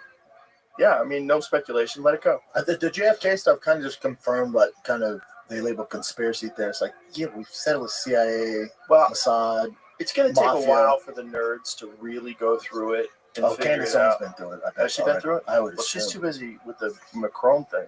I watched 2 hours of that today. Me too. Have you seen her? Macron's a man. Yeah, Bridget Macron's a She man. got you. Yeah, She she got got you. me. Candace you. got me. She got me hook, line, sinker. Dude, I was eating breakfast today. Yeah, I do the same I was shit. eating elk steaks, Same shit. watching Candace Owens on my YouTube. I love her. Did I you was see? like, this is crazy. This is crazy. Have you dived into her Harvey Weinstein shit? Yes, I watched the first episode of that. Bro. Crazy. It's crazy. So you can't believe I'm on Harvey Weinstein's side. Right? Crazy. Like, I thought he was like guilty of like, heinous crimes, and then you listen to it and you're like, wait, what? What is When going they on? go through the actual affidavit, like Yeah. what the girls accuse him for, you're like, what? Yeah, the fuck? also, the He didn't have emails back testicles. and forth with the girl. Yeah, she was talking about his testicles. He doesn't have them. Like, there's all these like things that should have like completely thrown out a lot of her claims. Like, she was talking about he made me like hold his balls or something like He that. doesn't have balls. Doesn't have balls. His balls are like literally like inside of his When thigh. he's like 30 years old, they have to get rid of him. He's got a terrible disease. That's like gangrene of the dick. Oh my god. Have you ever heard of it? Never heard of it. Oh, he's got this crazy disease where your dick is basically like rotting off, and which is kind of crazy for a guy who's like obviously a sex addict. Your dick starts rotting away, and then you still whip it out. You're whipping out a zombie dick. Like, it's a mess. It's a mess. What is that actually called? Prosecutors revealed to the jury that Weinstein underwent surgery in '99 for Fournier's gangrene, which required doctors to remove some of his scrotum. That surgery caused a pretty noticeable scarring because of an infection. His testicles were actually taken from his scrotum and put into his inner thighs. So you go through the reports and they're like, yeah, he made me suck on his balls. Like, he didn't have Well, balls. that's a problem. Whoa. There's a lot of problems. The lady was a grifter. The lady, allegedly, and was going back and forth from rich guy to rich guy, trying to get things happening, and Harvey put her in a few things. That was Harvey's move, apparently. He put you in a few things, but like, Whitney told me that he would make deals with ladies. Like, look, suck my dick, I'll get you an Oscar. Yeah, and being Batman. And they would suck his dick. Yeah. And he would get him an Oscar. And like, this is the thing where everybody thanked him. Thank you, Harvey. That actually happened? Yes. Yeah. He gave an actress an Oscar. Well, he didn't give him an Oscar. He gave him an Oscar award-winning role in a Miramax film, which is going to be a blockbuster film, which pretty much gets you real close. And then there's the influence of it being a Harvey Weinstein movie. He was the king at the time, and everybody followed his lead. Like, when, you know, you have big movies like Pulp Fiction and those kind of films that Miramax produced, they produced bangers. You go back and look at the Miramax library, banger after banger when Harvey Weinstein was, because Quentin Tarantino. yeah, I mean, it's just like the wildest movies from the wildest dude, you know, who was clearly a sex act. And he's like, if you want to be a lead in Pulp Fiction, I'm gonna suck these balls in my thighs. I mean, It's fucking wild. he just was in the wrong place at the wrong time. If this happened in the 80s, they probably would have thrown it out. Yep. But in the Me Too movement, it was a hot witch hunt. There was a lot of people that got in deep shit. Dude, for look almost into the nothing. dude from that 70s show who's in prison for life. His appeal's coming up. Look into that one. Really? Bro. He had that was like three chicks, right? 3 chicks. And if you look at the appeal, they it start off with, oh, he raped me and drugged me, and then it went to he held a gun to my head. Like, it's all, they keep changing their stories. That one's wild. Real. That one's wild. You've been following the Justin Baldoni, Blake Lively thing? Bro, Blake Lively, talk about ruining your reputation, and Ryan Reynolds. Yeah, they fucked up. Ryan's trying to get out of it now. He's trying to get out of the lawsuit. And they're like, you were a key part of this. This is what you get, though. This is what you get. You're trying to fucking ruin a guy's livelihood by using the Me Too movement. Because they were trying to take over the movie. Yeah. They were trying to take over the movie and the whole franchise. He owned the franchise. They're fucked. The whole thing's crazy. They're fucked. And he's suing the New York Times, and he's got a great case He's going there, hard too. in the paint. But He that's should. what it takes. That's what it takes. It's like Johnny Depp. Yeah. He's like, all right, Yeah. you did it for the boys. Exactly. You got to do it. You need real motherfuckers to be like, nah, man, I ain't going out like this. Yeah, especially a guy like that. It was like known as being like this really sweet, nice guy. Yep. And then it's like, all right, Dude, enough. he posted the receipts. Oh, He's like, oh, remember our text exchange? How about she told him to come into the dressing room while she was breastfeeding? And then part of the complaint was that he came into the dressing room while I was breastfeeding. Like, you literally have a text exchange back and forth. They just never thought that anybody was going to come out with the receipts. Because no one's ever done it, because everyone usually just bows Because everyone's down. scared. Yeah. Because Ryan Reynolds A-list, Blake Lively A-list. Like, don't they're the queens. It's 20. That's like he Oh, is it over? Yeah, we missed it.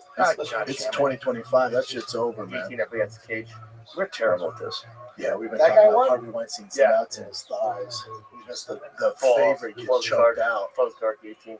I'm going to get a Coke real quick. You want anything? Nope, no thank I'm you. gonna take a piss really quick. All right, I'll wait for you to take this one. I'll go. We're going to miss you, Eddie. It'd be cool if you grab me a Coke, right? I got you. Go grab a Coke, Eddie. I'll wait till he's out there. That'd be cool. Oh, dude, I haven't seen One, that out there yet. 2, 3. Oh, that's belt, bro. That's Gordon Ryan belt, motherfuckers.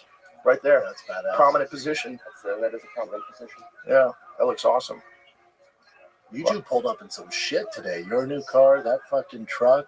That Jesus truck, Christ. I haven't seen that car. What is it? Oh, it's a Shelby Super Snake. What year? 24. The first one I've ever seen. How much horsepower does it make? 830. 830. Yeah. Ooh, Manual? Audi 5 so fun. Is it manual? Yeah, of course. What am I, communist? That's Well, manual. they don't make the GT500s and I know, but they make the Super Snake in The that, Super which is Snake. why I bought it. I would have bought a GT500, but there was one company that was doing a swap. They were doing a 6-speed swap on a GT500. I almost bought that.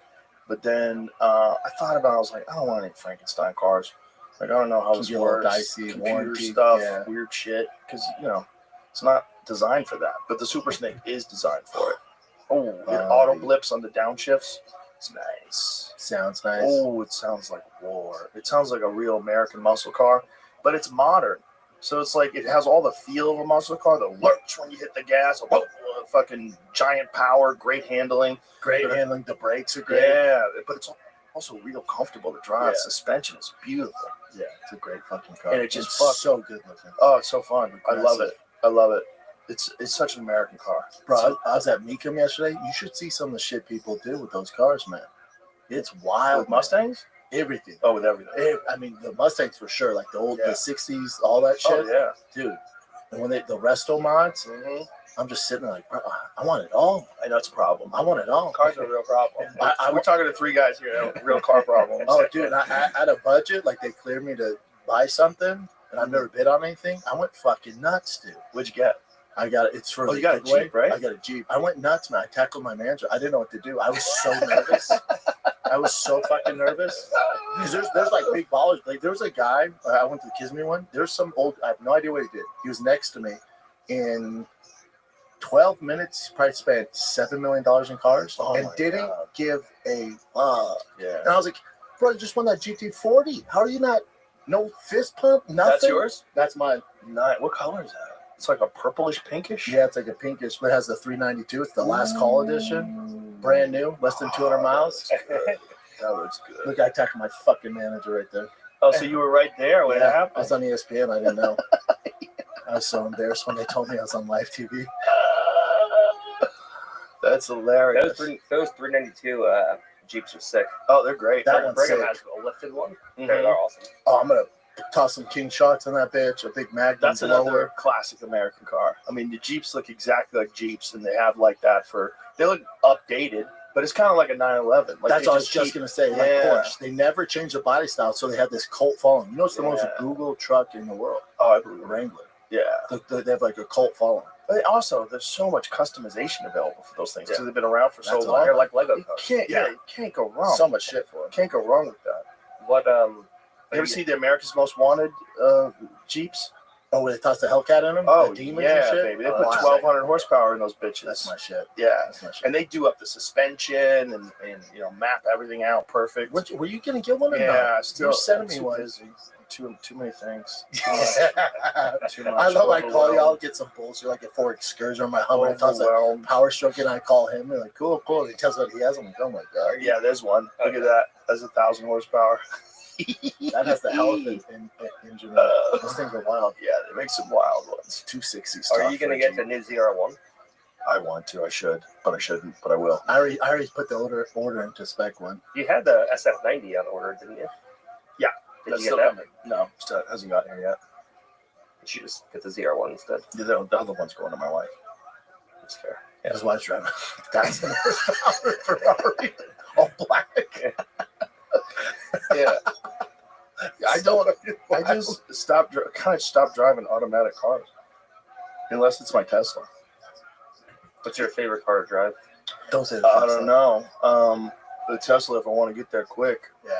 If I want to get there quick, But that you want people, unplugged performance flipping Tesla you is off and fucking. shit. I know that Nazi. You don't want them drawing keying Nazi it. signs on it. You don't have too much of a problem with that in Austin. You know what's I don't weird think is, you know me, I mind that. can't stand electric cars. But now that the libs are like, I'm like, oh shit, I might get a Cybertruck. I wish a motherfucker would. Yeah, just because. I wish I'm. Just Oh, 'cause. no, I want one. Now Yeah, you fucked up. it's so stupid.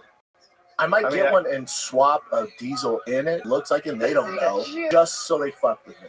Yeah, people have done that. They put V8s. They've dropped V8s in Yeah, Teslas. it's a lot. It's a lot of work though. It's also you're basically why- just tossing. You got to I pay know. for the Cybertruck, Yeah, it's like, and I'm gonna have to Yeah. pay for. It's a disaster. Rich Rebuilds did and one. then it's just slower. Yeah. It's, Yeah, it's silly. Sometimes it's not all about speed though. You know, when No. people tell me that, I'm like, you ever driven like a fucking water cooled fucking flat six Porsche like stick? no, And no, it's like, of bro, course, of course. Right. it's not all Especially about. the air-cooled ones. Yeah, the old ones. It's just not all about that. Especially those old ones are so light. You feel everything. You're dealing with a 2,000-pound car. Even if it only has 250 horsepower, it's so fun. It's different. It's so different. It's like you're an amusement park ride. You know, it's like it's just like you feel Like, it feels like you could die at any point, but then you look down and you're doing like 35 miles an hour. Yeah. Like my Hummer, it's not the fastest, but fuck, it's cool, cool. man. Yeah, Yeah, it's cool. fuck. There's nothing like I it. forgot you got a Hummer. What's in that thing? 6.0 Power Stroke, fully built. Aren't Big there, gas turbo. aren't there electric Hummers now? Yeah. Those are great, man. The new GMCs, those are fucking great. Red Band has one of those. It's fucking awesome. They crab walk. Crab walk, yeah, you Yeah. can parallel park like this. And Does shit. it have Yeah, any they go problems with it? sideways. I heard the charging has some issues. They've had a lot of issues with them, yeah. No, he hasn't had any problems with They'll it. figure those out though. Yeah, he loves it though. It's fast as shit too for a big ass fucking truck, They're so fast, so Crazy crazy, so fast. fast. but huge. It's an enormous I truck. think they're going to start making less electric vehicles now that Trump's in. They're Well, already doing it. They're already Here's the problem with electric vehicles. This is the number one problem. Resale. Terrible. The Porsche Taycans, they sell them for like, what is a Taycan Turbo S? What is it, like? 160. They sell them like a year That's like later 200, for like I think. 70. They lose so much value. Jamie, I lost my Crazy value. Why is that? Because nobody wants to buy a used electric car because the range drops off. So, like, say if you buy Like a your cell phone. Corvette, right? You buy like a 2000. You can buy a 2017 Corvette, like a ZR1. They're still really expensive. Super expensive. The ZR1, a manual from like 2017, it's like The ZR1s are always 300 grand expensive. right now. Right now. Yeah. But Joe, think about a better comparison would be, think about like your Ford GT, a 2006. Right. They're 500 grand minimum now. Right. But Minimum. that's different because that's like a classic. It's 20 years old. Sure. A new car. Say if you get like a new AMG GT, and it's a 2025. You sell it next year, you're not going to lose much money. If you sell like a Ferrari, you'll lose no money. Like if you buy a Ferrari today and you sell it in a year and you have 1,000 miles on it, you'll make money. Porsche make money. You'll make Porsche's money. the best. Yeah. But if you have a fucking electric car, like Audis, those e-trons, those are Horrible. sick. Even Tesla Plaids. Sick Tesla cars. Plaids, I can get cheap. A friend of mine got one of those, and he got like a year-old one for like 70 grand. And brand new, it's like 150 or something like that. It's crazy. Why not just get like a new battery or something? Well, so that's expensive. a big problem. So expensive. But Swapping batteries, like and they 40 Gs. still have battery. Like for the most part, like you're not driving 250 miles. If you have a plug at home, if you plug it in at home, you have a supercharger at your house, which I do for my car. It's great. I just get it home, plug it in. It's always good to go, and it gets like fully charged. I think my car gets like 350 miles if you drive like a grandma, but for normal day to day, you just stick it in there. You never go to the gas station. It's awesome. See, but fuck all that You're not noise. road tripping it. It's like Yeah, as long as you're not road tripping. If you're road tripping it, you got to really map it out, especially if you don't have a Tesla, because then you have to find all these Crazy. other Eventually, rando they'll get there. superstations. But Yeah. like my Hummer, I have a 55-gallon diesel tank in the back. I fill that bitch up maybe once every 3 weeks. Like it gets good gas mileage. I can go on long road trips. There's Don't a have few to worry great about it. options that aren't Teslas. One is Lucid. You've Yeah, seen those Lucid are Air. cool. They make them like super high end. Eric Like, Griffin has one. does he really? Yeah. Yeah, they're That very bitch shut nice. down on us in the parking lot, but yeah, he has one. Really? We couldn't get out. It died. It was like 100 degrees. I was like, "Oh, I'm gonna break your car, dude." And he's Oh, like, no. "Oh, out of all the times this has never happened. It happens while you're in the car." Well, isn't there a I was like, I manual fucking hate release? these. Isn't there a manual release? Like, Or- he didn't have that. Okay. Yeah, we had to wait like 40 minutes. Isn't there Does someone something have to about? come and help it out? No, eventually he called and they're like, "Oh, just reset." It's like resetting your phone. Oh, wow. I fucking hate Isn't there that something about like all the radiation? You're in the car and it's like you're surrounded by. shit. No, that's a 5G. good question. Like EMF, right? Yeah. It's a good question because like Is that if your a phone, real problem? if you're not supposed to have your phone by your head, you're not supposed to Car? have. Yeah, I mean Yeah, your I whole know. car's Your whole big car. ass phone. I don't know. That's why the people That's a real problem. According to it's people gonna like be, Eddie. RFK It's a good Jr. point. and many other people don't think that you should have earpods in. Like not they say you should have the wired ones only, and even those are not the best thing to have. You should just listen to things like on a Bluetooth speaker. is what But they also, say. the people vandalizing Teslas, there could be a worse car to vandalize because there's cameras fucking everywhere on that Oh, thing. yeah. 360. Bro, so many people are going to And jail if you right now. don't have a Tesla, you don't really know that, like, if you're like within 20 feet of the car, it's recording you. Yes. Yeah, Sentry mode. Yeah, 7 cameras. It's so wild. Yeah, fully HD cameras. See your face. There's so many guys who got busted. Have you seen Fat liberals. Have you seen those Tesla mini homes? They're those never in smart shape. homes? There was one guy who was rubbing shit. Like, he would, like, Grab his ass? Like, grab Yeah. his ass cheeks and then, like, just rubbed it all It's over such with the door. beta That guy shit. was looking for an excuse to rub shit on things. Yeah, I guess He probably goes home and jerks off with his own shit. Yeah. Have you seen fucking those psychopath. Tesla mini homes? No. Oh, you haven't seen them? No. Like, dude, Tesla has tiny homes. They're like trailers, but like super high tech. With I saw the solar Amazon panels. ones, Have you seen those? but not the Tesla has one? Tesla's got mini homes. No shit. Have you seen this, Jamie? The mini homes? Not made by Tesla though. Oh, it's No, not? no, it is. No, No, seriously. I'm looking. The one that I've seen, I just saw it a couple days ago. Oh. It's Tesla. Are you sure is it wasn't making- like an AI generated thing? No. No. Tesla has solar panels. Yeah, they have Tesla solar they- panels for there's your roof. But Tona- I'm not the Tesla mini homes. That's not real. That's what it was. That shit gets count. Well, no, Eddie. Go That's not real? Yeah, it gets count. all Yeah, the there's time. fucking AI. They get me, man. I asked Elon like 5 times. You making a phone? Wait I a keep minute. getting these AI It's X fake. phones. Yeah, it's fake. There it is. Yeah, That's no, fake? Click on it. It's from 2 years ago. It's not real. Yeah, it's Click not on it though. Let's see what it says. It's not. Dude, I know AI, it's fake. I know AI's it's getting fake. so good. But I want Callum to see what the Callum fakeness thought is like. Conor McGregor was in the movie Popeye. It's like a YouTube video with a Damn, they got me face. good. serious. Callum. Dead serious. So they show a little house. Well, it's boxable. It's No, also- I know about that. Like, that's real, right? Yeah. That's not AI. Oh yeah, man. You could buy a house for 10 grand now if you just like a single dude who has a plot of land. Just park that house with solar. You could literally live off the grid in a little bullshit house. like that. Is that what? And then you get Starlink.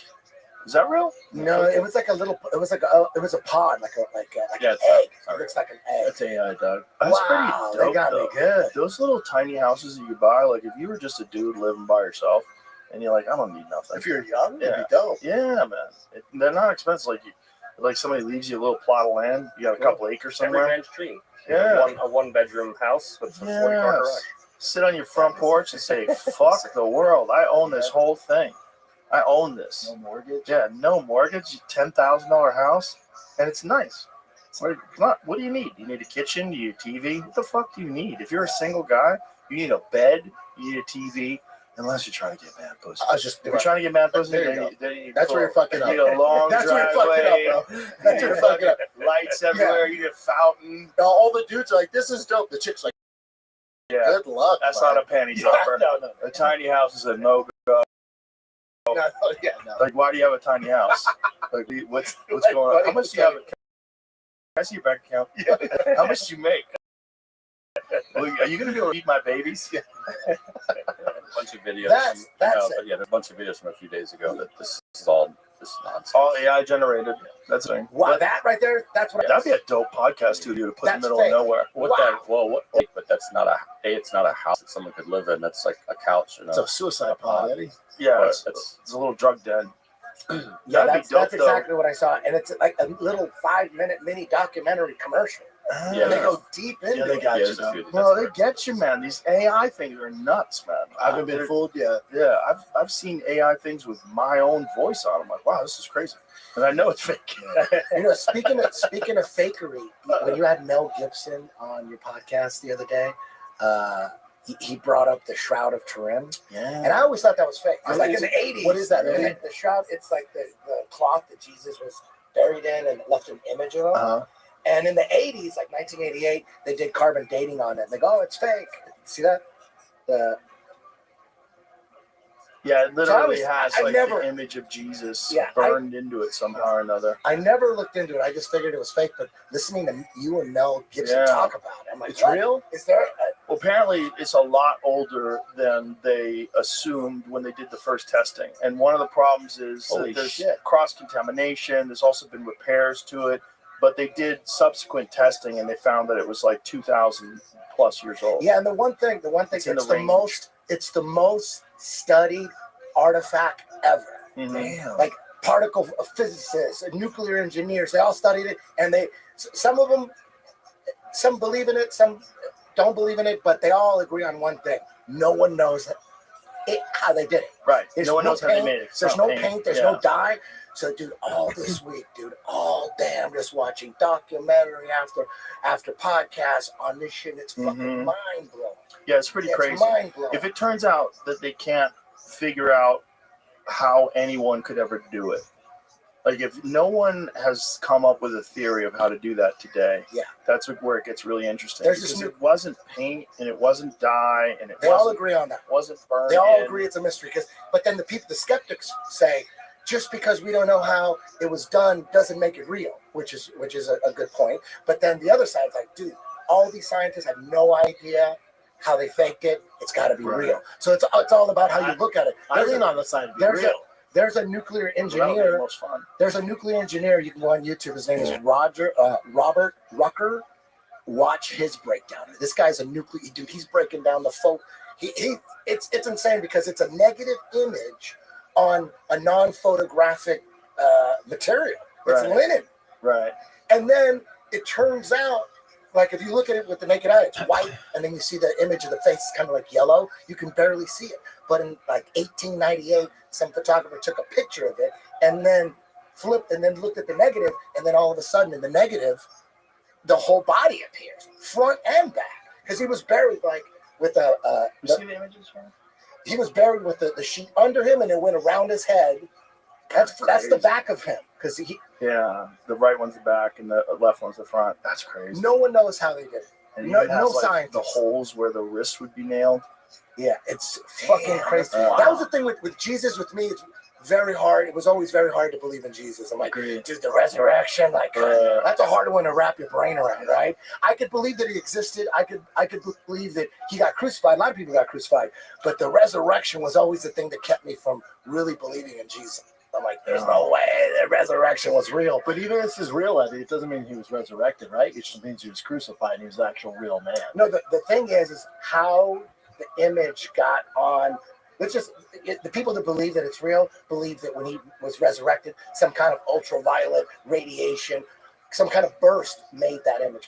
That's because that image has never been on any other shroud. People get buried in shrouds all the time. There's never an image like that. Pretty crazy. And the crazy thing is the blood, there's no image under the blood. So the blood was there first, and then the image is after. It's crazy shit. Dude, I'm like, I went deep down a rabbit hole all week just watching the skeptics, the scientists, particle physics. They have no idea how the fuck that image got on the front and back, the back of them too.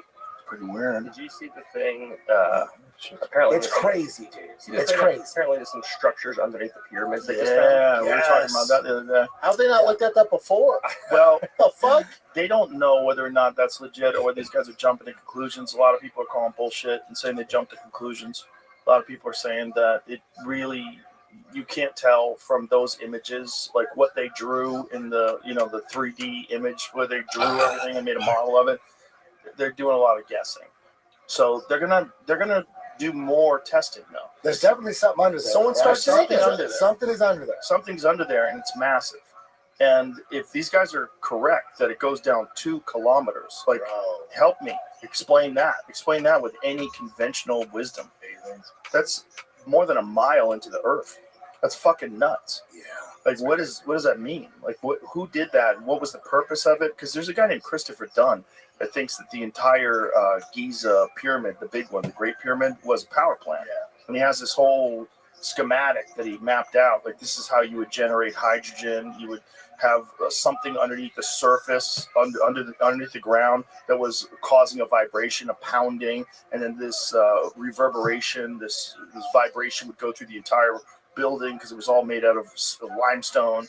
And then they had these channels, these paths that they would fill with chemicals, and they would go into what's called the King's Chamber, and this porous limestone that would allow the chemicals to leach through, and that would create hydrogen. God damn. Yeah. So I'm butchering it. I'm sorry, Mr. Dunn. But if you listen to his take on it, and he's an engineer, he explains why the pathways and everything. This is exactly how you would do it if it was some sort of a power plant.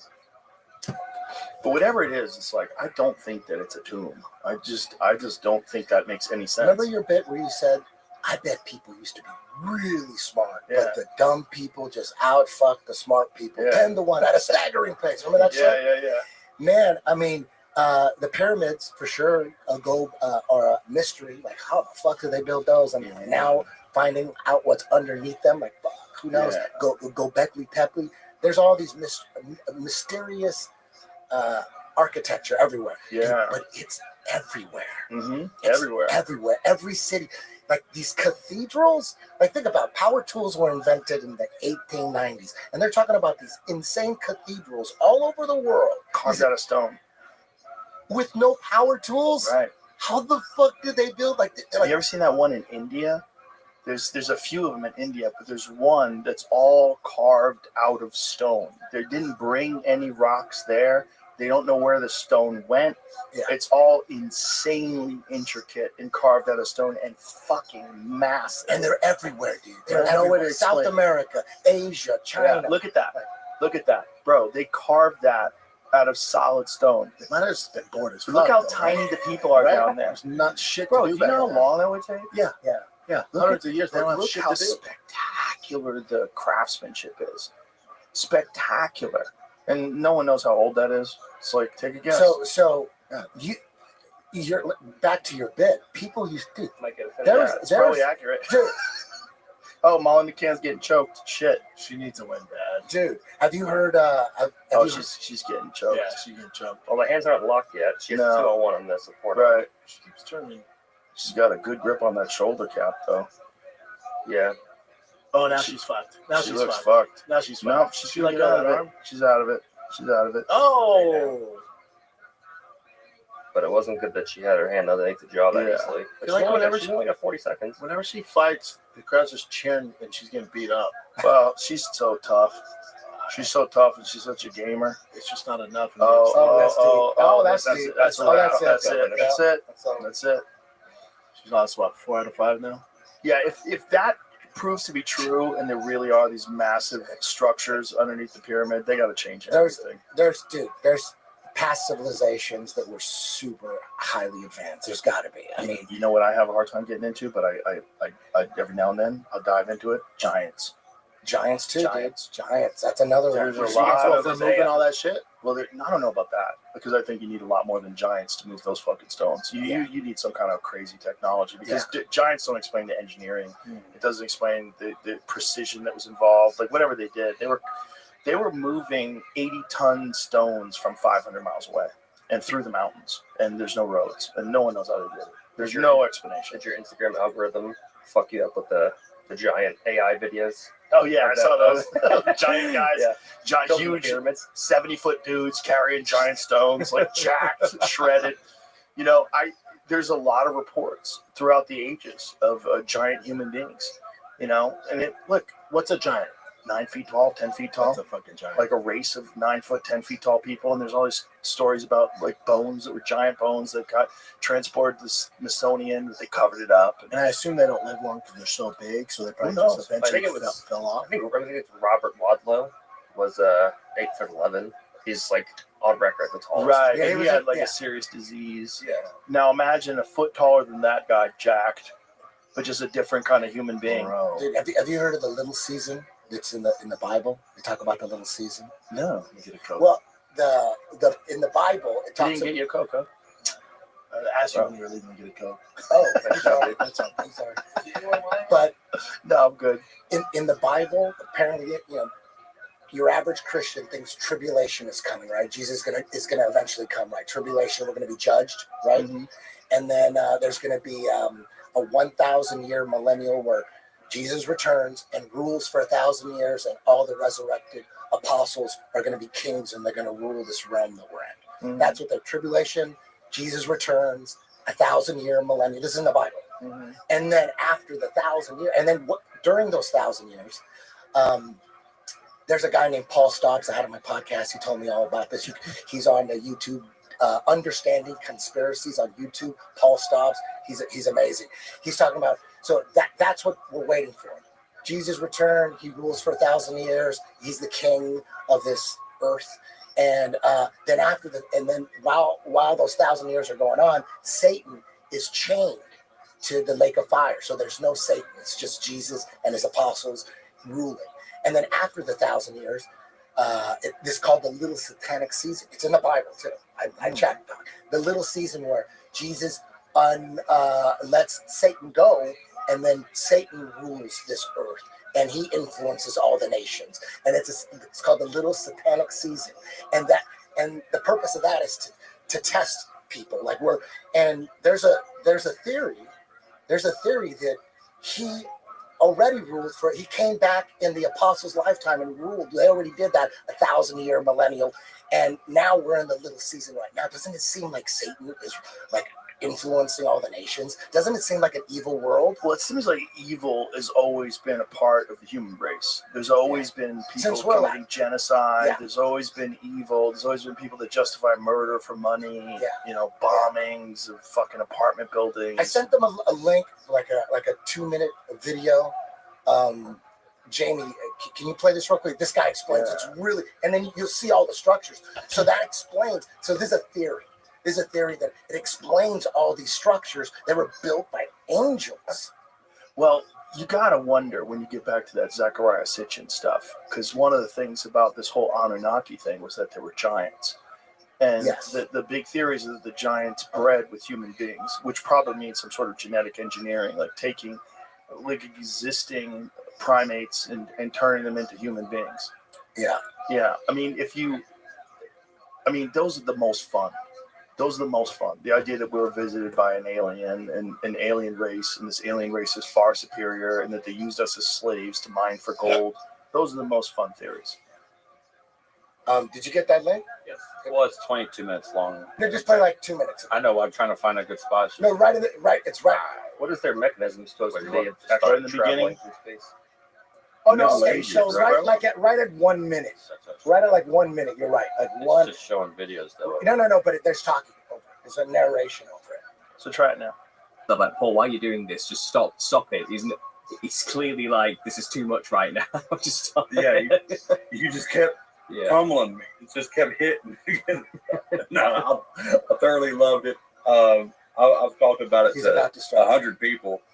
Everybody I know, I'm like, there's a theory out there, and then I have no clue what I'm talking about. So please, Fast forward if a you little bit have more. time, This video is called The Little Season Theory #1, and the YouTube channel is Understanding Conspiracies. The Little Season Theory #1. It's Yep. so good. He just It's said he has so no good. idea what he's talking about. Though. So should No, just go start it right there.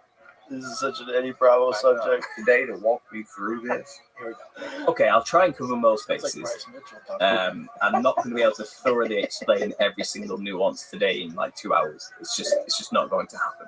What I'll try my best to do in this talk is give a foundational overview of most of the talking points involved around this theory. And it's a working theory. Let's bear that in mind. We're still figuring things out. There's multiple options for certain sections of this theory where it could have gone. So I'll try my best to relay as much as I can. But the basic premise to work off here is that what most modern Christians are waiting for today is the return of Jesus Christ after the tribulation. And we all have our eyes on the signs. We're trying to discern the signs around us, trying to determine who the Antichrist will be, what the mark of the beast will be, all of those things. We're kind of looking for them and waiting for those signs to happen, which will be the signs of the coming of the Son of Man in the cloud, okay, which will be tribulation, judgments, and then obviously a millennial reign is what people are waiting for. And people get to live with Christ for 1,000 years, as it says in Revelation 20. So people are pretty adamant we're living in that time. We're living in the time just before tribulation. It's just around the corner. It's just about to happen. Okay, that's what people are pretty adamant where we're at. That's the mainstream thought of not only conspiracy Christians, but just mainstream churchianity. That is the view of modern Christians. We are in that time. There have always been other views out there which say, it's a spiritual kingdom and we're living in it now, and that goes on forever and ever, and there's no physical kingdom and all these type of things. You have amillennialists who believe that type of thing. What this theory says kind of blows it all out of the water. It's a completely new take on the situation. And there has been a worldview called preterism, which was created a while ago, in I think around the 1600s by people say it was a Jesuit. It may have been a Jesuit, but this theory we have today is not preterism, classically so called. It's kind of it's something else. And a lot of people who don't like this idea will attack preterism and think that's what we're talking about. Most preterists, even they believe it's a spiritual kingdom. We're not saying that here. We're talking about a real, physical, tangible 1,000 years where Christ reigned on earth. This theory posits it's all already happened. We're not living in the times just before tribulation. We're living after the 1,000-year reign of Christ. He's already been on earth. He has reigned for 1,000 years on earth with his resurrected saints and the elect who survived through tribulation. Wouldn't there be a record of that? And doesn't it make sense that Christians would document that? I mean, if there's He all goes this over that. No, he goes documentation. over like why if there was a record and we knew, then this wouldn't be a test. There wouldn't be a reason for the little season, the little satanic season. He let Satan out. He unchained. There's a painting of Lucifer, and he looks just like the fucking Statue of Liberty, and he's got a chain, like a shackle around his ankle with a broken chain. And it's a famous painting of Lucifer. He's like this, right? And then you look at the Statue of Liberty, that's not a woman, that's a dude. And it's got a fucking shackle around its I thought it was a strong ankle chick. with a broken chain. The Statue of Liberty has a shackle around its ankle? With a broken chain, just like the famous Really? Find painting the of- painting No, of you can find Lucifer. that. But just punch in Lucifer, Statue of Liberty. So much fun. Dude, Why the Statue of Liberty is not a chick. So much more. That's not a chick. It's not a chick. That's not a chick. It's a trans dude. I just thought you had a strong jaw. Strong jaw and some Nose. some boobs, man boobs. Look at that. That's a painting of Look at Lucifer. us. Right? Whoa, Right? damn. And you think that's a So chick? did it And full It could be painting? France just Look at trolling us, though. Look at the chain. He's got a. Damn, Lucifer's dick is gone. He's got the Harvey Weinstein. Yeah. Hmm. Go to There's the chain. look at it right there. Boom. Whoa. Look at that. Wow. Look at that. That's the foot of the Statue of Liberty. Broken chain with a shackle. But Jesus, I mean, Satan has 2 arms up in the air. Yeah. It's No, I don't know. I don't know. This is just crazy conspiracy. The chain This is is really identical. It's basically the Elon Musk. My heart goes out to you. Yo. I'm gonna say this, dude. Jesus that is is still framed somewhere on that. I'm all in, dude. I'm all in with all this. With the Shroud of Turin, I'm all in, man. Christ is king. Up and conveniently crop the image to make a false point. Oh, and that image, yeah, and that right there. Well, they look pretty fucking similar. No, 2 arms, 1 arm. Look at Just the chin. a dude with an arm up in the air. Art. I mean, they modeled it off Yeah. of something. They didn't just create it out of thin air usually, too. You think that's a chick? No chicks have that big ass bicep. It does. The Statue of Liberty, the arm is huge. Look at that forearm. That's a jack forearm. Look at the fucking That's hands. Yeah, it's a dude's hand, a dude's arm, dude's face, Dude's nose. Yeah. Statue of Liberty doesn't look like a guy, but it does look like it kind of has boobs. And he's holding up A torch. a torch. Lucifer, that's the god of. Is there boobs in the Statue of Liberty? illumination. Like legit boobs? So you get a full view of the Statue of Liberty. She cheeked up. Did they give her some implants later in the On day? a Thursday afternoon. Did they pump out the copper? Did they get under the copper and heat it up? Yeah, I've push never it out seen a little it bit? close up, man. Yeah, I've never seen the boobs. The thing does look trans. Now we look at it. Now you look at it. France, like it could be keying a Tesla. It could be keying a Tesla right now. Okay, so here's the full image of it. Yeah, it doesn't look like it has boobs. That does not look like. Well, that little right one looks like a little bit of a tit. That looks like a Could tit. be gyno though. Could be gyno. Could be gyno. Ancient steroids. Man, Damn. that chick, man. God damn, Eddie, why you fucked that up for me? I don't know, man. Pretty crazy. I don't know. I've been going down Here, rabbit holes. France wanted the Statue of Liberty back. Yeah, that looks like a chick. They said, give it back to us. You guys are bad. Look at that. And then the lady who's the White House press secretary is like, you're lucky we're not speaking. You guys would be speaking German if it wasn't for the United States. Yeah, that's press secretary's up. a savage. It's like every day you wake up, it's like what now? But we needed France to beat them in World War One. That's a fact too. France lost like some insane percentage of their population in World War One.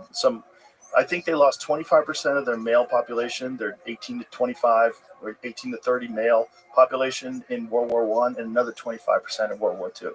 They paid heavy. No one paid a Heavy heftier tolls. price than Russia. Russia. No one talks about. They don't teach that in schools. Russia got fucked. They lost 20 plus million. Yeah. I mean, Russia's been through so much. Just the amount of people that got starved by Stalin. France provided crucial aid to the American colonists during the Revolutionary War, including military support, financial assistance, and naval power, ultimately contributing significantly to the American victory and independence. Yeah, they've helped us through everything. Yeah. So, I think it's stupid that we hate France. I don't get it. I think it's stupid that we hate Canada.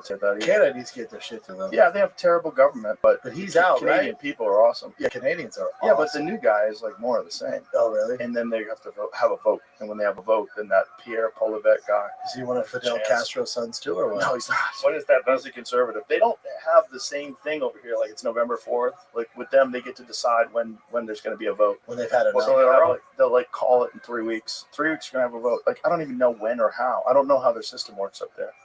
They got a squirrely system up there. And they just keep losing rights left and right. I mean, what they did during the whole trucker convoy thing is nuts. That was crazy. Wow, crazy. Like full on communist bullshit. There's people still in jail. Well, there's people that lost their bank account that only donated to the truckers. That's wild. That was crazy. They froze their money. But I mean, that was kind of the start of like them stopping all the crazy shit. Well, it was kind of a lot of people woke up. The protest. Yeah, Like once the truckers did that and they started shutting bank accounts down, you're fucking with real like dudes. across like all of North America, they were like, okay, maybe we should kind of. Yeah, truckers are real dudes. They're like, hold up. Yeah, Hold the fuck up. A lot of dudes who woke the fuck up because of thank that. God. Yeah, because they're so polite They're up so there. bad. They're so nice and polite in Canada that it's like Till they're not. Till they're not. But it's easy to kind of like, get them thinking, this is the right thing to do, eh? Yeah. And then the next thing you know, Have you seen the DMT red laser light thing? I've heard about that. Yo, I heard it's nuts. Have you done it? No, but I've seen a bunch of videos on it. Apparently, if you do DMT and you shoot a red laser, I said Jen the other day, have you seen it? Shoot a red laser, you see the Matrix, you see code. Yeah. And everybody sees the same shit. Everybody. Not Yes. only that, but It's if you real like shit. get above the laser and you look down, Yes. you see layers of code. Yes.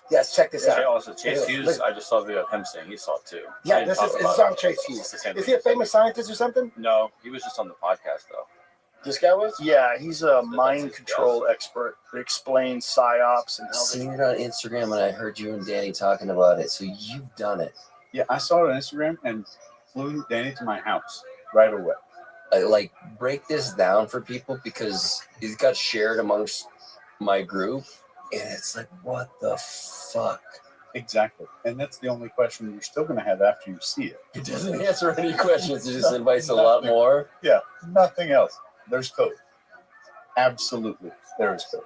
So the code's not like spinning there. It's like it's literally like kind of written out static. It's static. I can move the laser up and down and see all of the letters, but it's like three-dimensional. So I can get close to the wall. I can look down inside of the laser that way, and I can look up in the laser that way. What's your best guess at explaining that? I would be a fool. Okay.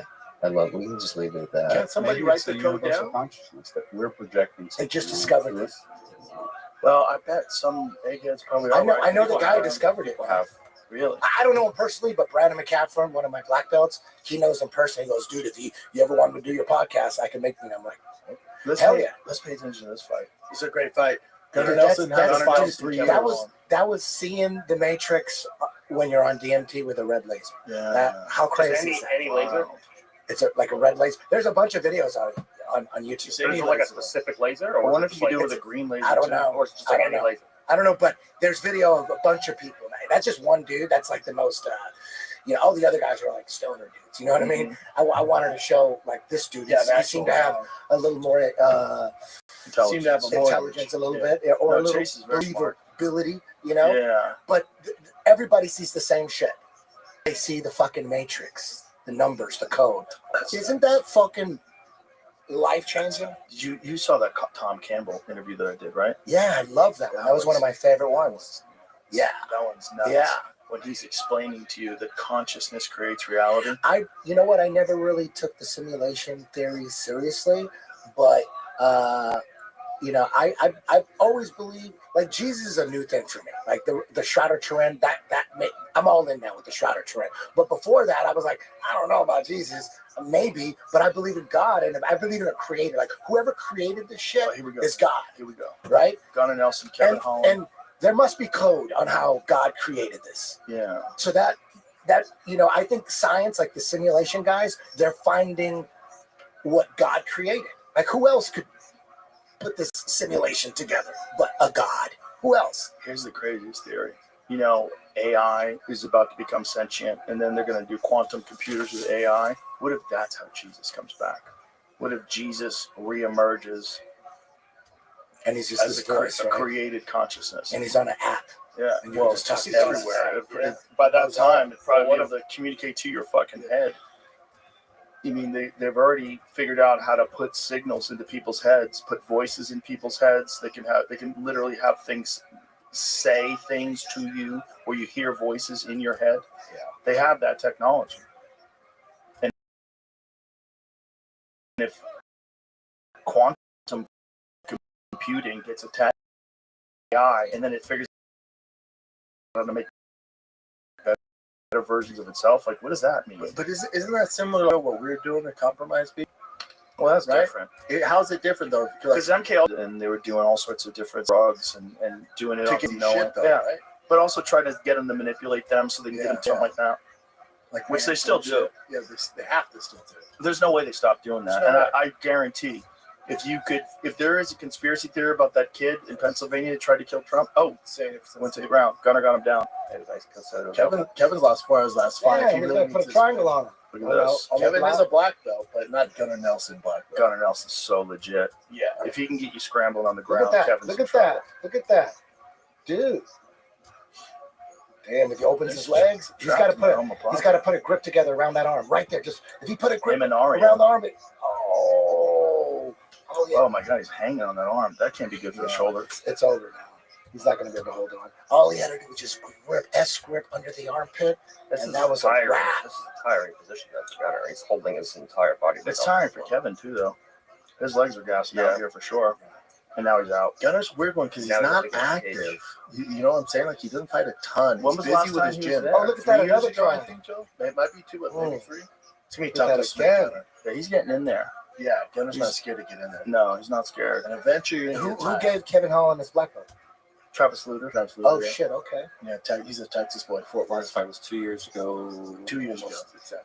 Exactly. How old is he now, Gunner? He's got to be 36. Yeah. He was so good when he was at the top of his game. His Yeah, jiu-jitsu was off Yeah, the charts. considered one of the best jiu-jitsu players. Beat Jeff Munson. Remember that? I forgot that. Munson was fucking huge. Yeah, MMA wise, he just never got over that hill like the top contenders. Well, He's just not active enough. and his striking is just not at the same level as the elite guys. Yeah. Although he does have a good style. That's sort of His karate, style's cool. Robert Yeah. Whitaker type style. I think he just got busy. Like, he has his school. It's like in the side of a fucking mountain. Is it? Yeah. In Iceland. He's an interesting dude, man. Yeah. Super talented. Remember, he was part of Connor's camp for a while there. That's right. Yeah. Oh, shit, can opener. Old school. I've always liked Gunnar Nelson. Yeah, this is Big Thor told me he rolled with Gunnar. I know he's rolled with you, Gordon. He said Oh, he got yeah. absolutely destroyed. Yeah, He said there's he a rolled video. with Gunnar, and he couldn't understand it. It is Because he was like, I understand Gordon, 'cause he's so big. He's like, then I rolled with Gunnar Nelson. It fucked me up, Yeah, too. I watched the video of it the other day. Oh, really? There's a Yeah. video of Gunnar and Well, I mean, Thor just has like he's like has no grappling experience. zero. Yeah. Zero. Who's Yeah. Thor? the Mountain mountain. Man? The mountain? Oh, Game of yeah, Thrones, yeah. the giant dude. He's like 6'9". You know who's competing in jiu-jitsu now is that guy Martins. Oh, Martins? Yeah, Martins. Yeah. Yeah.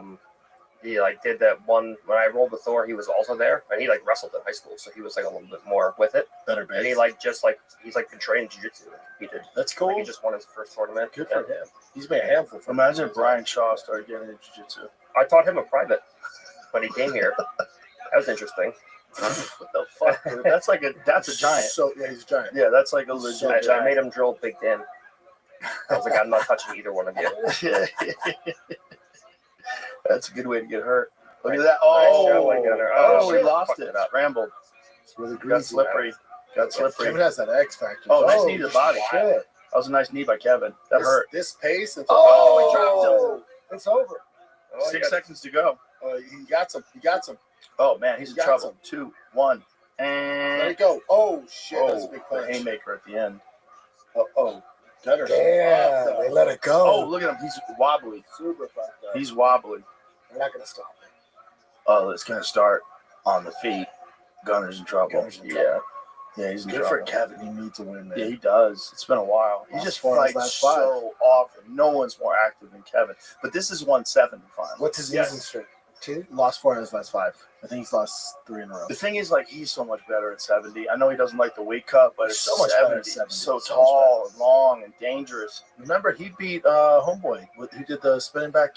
Joaquin Buckley. Yeah, Joaquin Buckley. 2 in a At row. welterweight. He lost 2 in a row. 3 out of 4. Hamzat and who else? 4 out of 5. Oh, Rene de Ritter. He Right? lost 4 out of 5. DeRitter versus Bo is going to be interesting. Fuck yeah, it is. Bo Real better interesting. fucking wrestle, dude. I'm gonna freak the fuck out. Yeah, but I was so impressed with what that guy did to Holland. I was like, that's impressive. Because he just RDR? manhandled him. Yeah, manhandled And him. his grappling is good. He can't I trained with him. RDR, Good yeah. job. Yeah. God looks like he's still in a little bit of trouble. Yeah, RDR was a 2-division champion at one championship. Like, he's no punk. If Bo Nicola gives us bad striking, I'm gonna freak the fuck out. There we go. Holland's fought 7 times since Gunnar Nelson's last fight. Correct. That's crazy. Oh, uppercut. You got him with that uppercut. He also had a good grappling match. Oh, nasty punches to the body by Holland. He also went against Cade in one championship. Great, just straight grappling. If Gunnar can't Who take, did? Yeah, Oh, did he? RDR. How'd that go? He got submitted, I think. if He Gunnar can't lost. take I don't Kevin know if he down got here, submitted, he's in but- trouble. Didn't see that one. Yeah. Gunnar is not able to take Kevin down this round.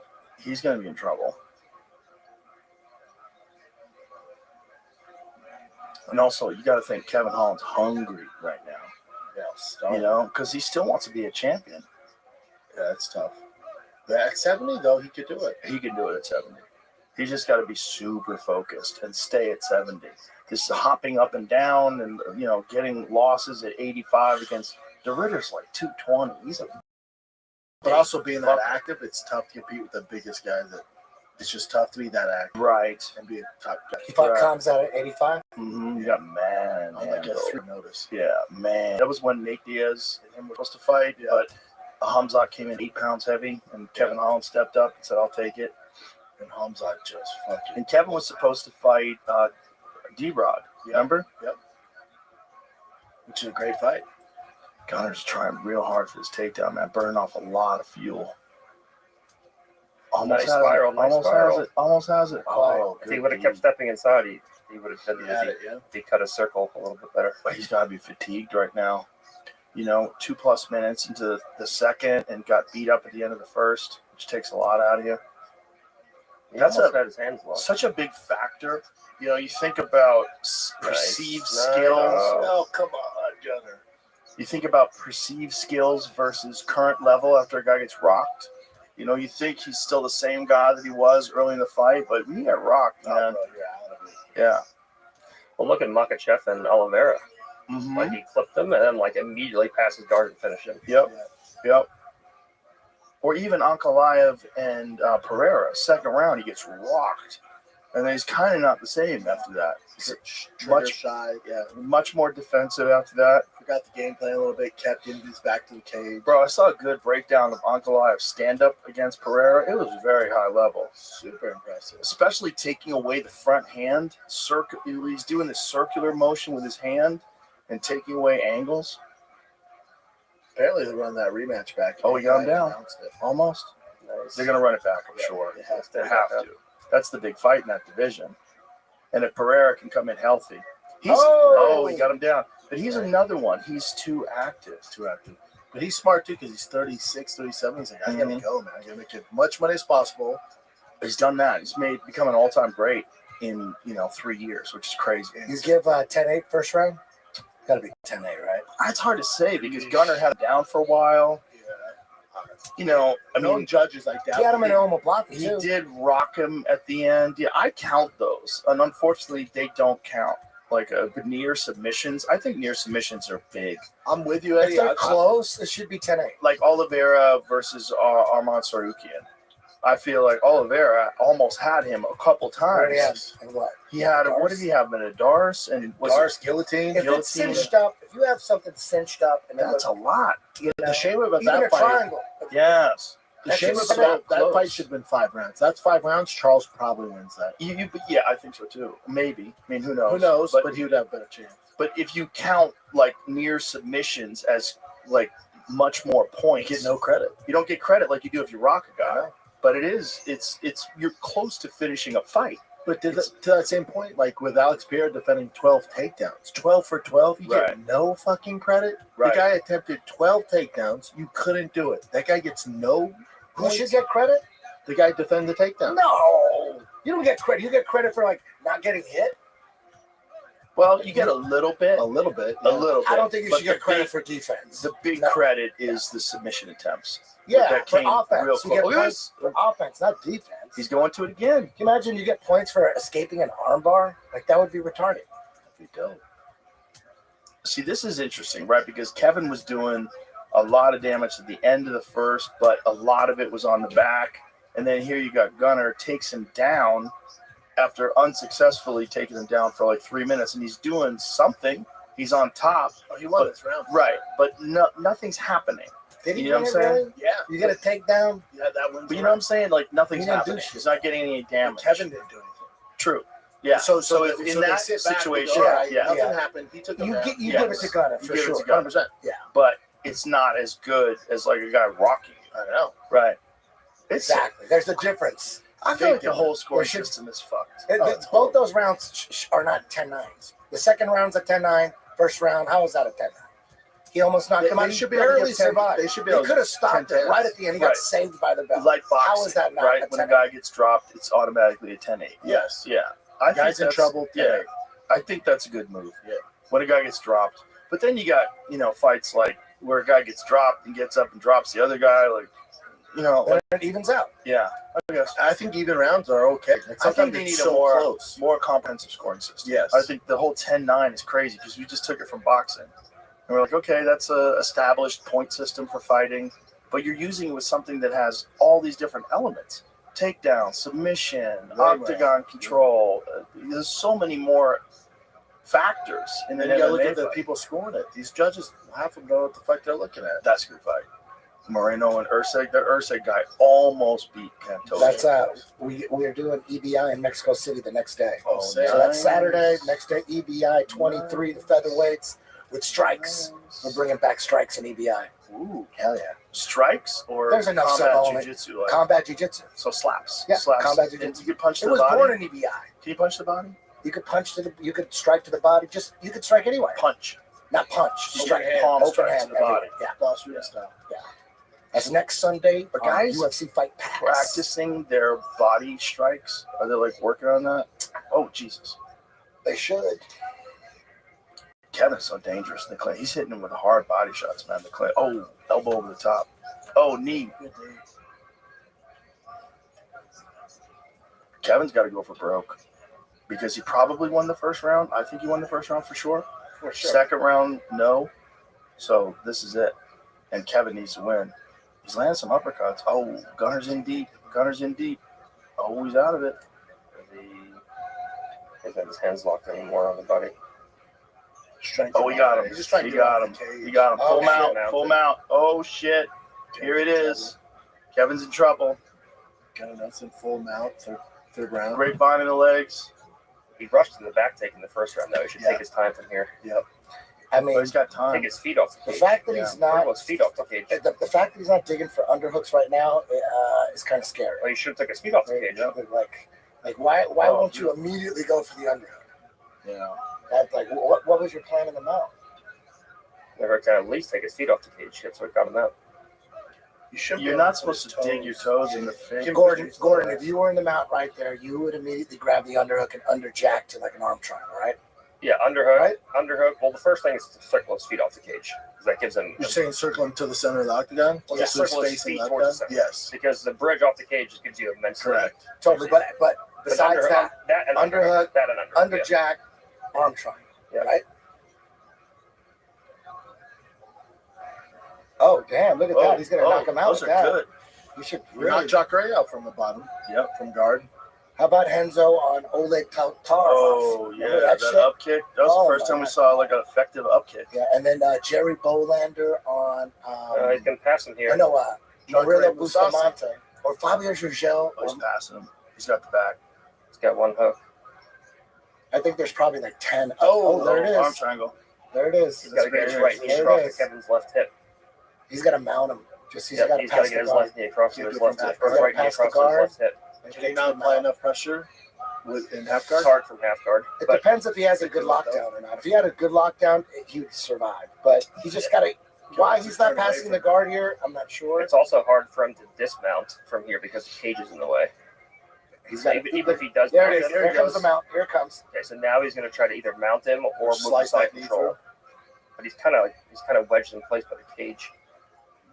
He should be able There it is. Here it comes. Here it comes. He probably knows what's up. He's just waiting till catches his breath.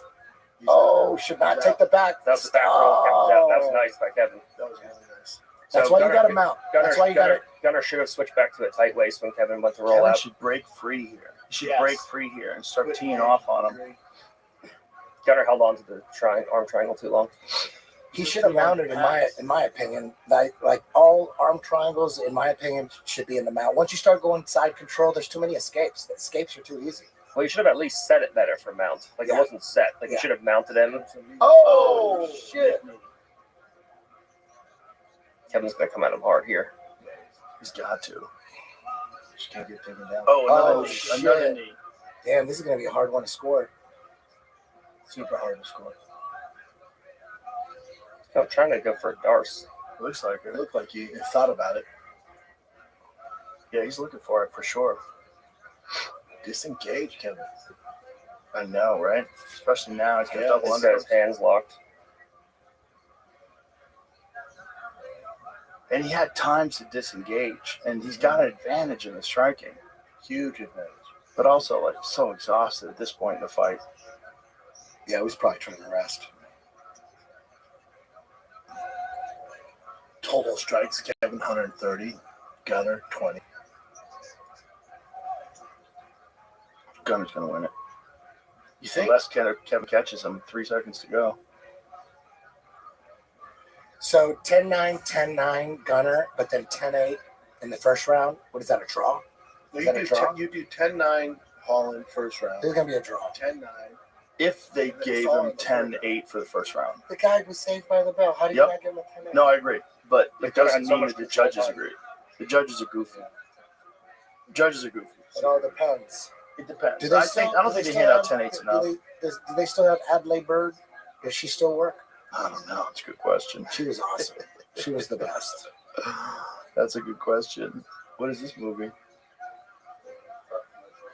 For what movie? This is a truck? It's a Ram. Yeah. Woman in the Yard. No, it's a movie. Only in theaters Friday. Oh, you're looking at something different? Yeah, so you got a delay. I was like, that's a truck commercial? Oh, are you looking at like ESPN Plus's different commercials? The The new Raptor coming out? Oh, weird. Too. Oh, how weird. So it's different commercials depending upon where you look? Yeah, it's weird. It's both my accounts too, so. Yeah, I have a hiring ZipRecruiter ad. Well, so I think Jan's next. Yes. Jan Olberg next.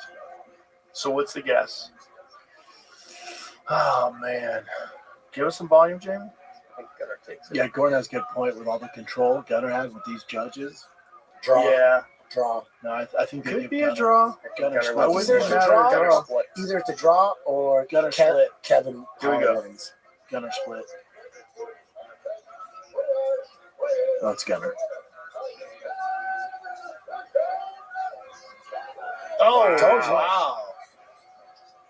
Good for Kevin, man. They That's gave him, legit. They gave him that third round. Yeah.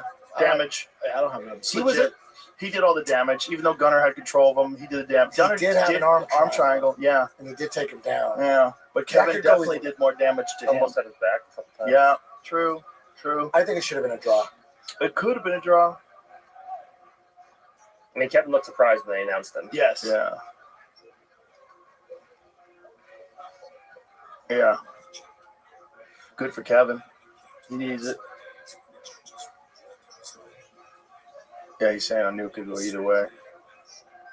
Kevin at 170. That's his spot. Yeah, that's his spot. He's some good guys. He's got legit championship potential. How about a rematch with him and Joaquin Buckley at 170? That would be crazy. You know? Is Joaquin Buckley the guy that did that crazy kick? Yeah, bro, he's a monster at 170. At 170, he's a He monster. beat the shit out of Kobe. He's so motivated too. Colby Covington? Yeah. Kevin Holland? No, Kobe No, got no. his ass whipped by Joaquin. Joaquin Buckley. Forgot about that fight. Joaquin- How did that go down? Knockout? He just beat the shit Just out beat of the him. fuck They stopped the fight. defend the takedown, just beat the shit out of him. He beat the shit out of him. Stop the fight, He dude. beats the They shit out of stopped the everybody. fight? Yeah. Dude, 170, cut. he's a monster. Colby Covington? Yeah, stop the fight. Yeah. Recently Joaquin- or early Joaquin in his beat career? ass. A few Recently. months ago. Damn, I missed That was that. his last fight. Holy shit. Joaquin's a real problem at 170. He's super motivated, amazing genetics, super explosive and fast, but like very disciplined, gets better every fight, crazy cardio at 170. Especially for that being that muscle bound. That muscle His bound, cardio's but good. it's his work ethic, man. He's got a crazy work ethic, you know. And did you see that video he made for Bilal? No. It's like he like explaining like you got what I want, like his whole thing talking about his life, what he needs, He's a take great care of his fighter. grandmother. Like he was like Fight. intense. Yeah. He's like, I'm coming for you, boy. It's intense. Yeah. He's a real threat at 170. Big time. But I would love to see that. She coming back? No, she's done. She got boobies now. Yeah. That's the man. Remember when he fought Ryan Hall? No one knew who he was. Oh yeah. You know? He smashed him. Duck.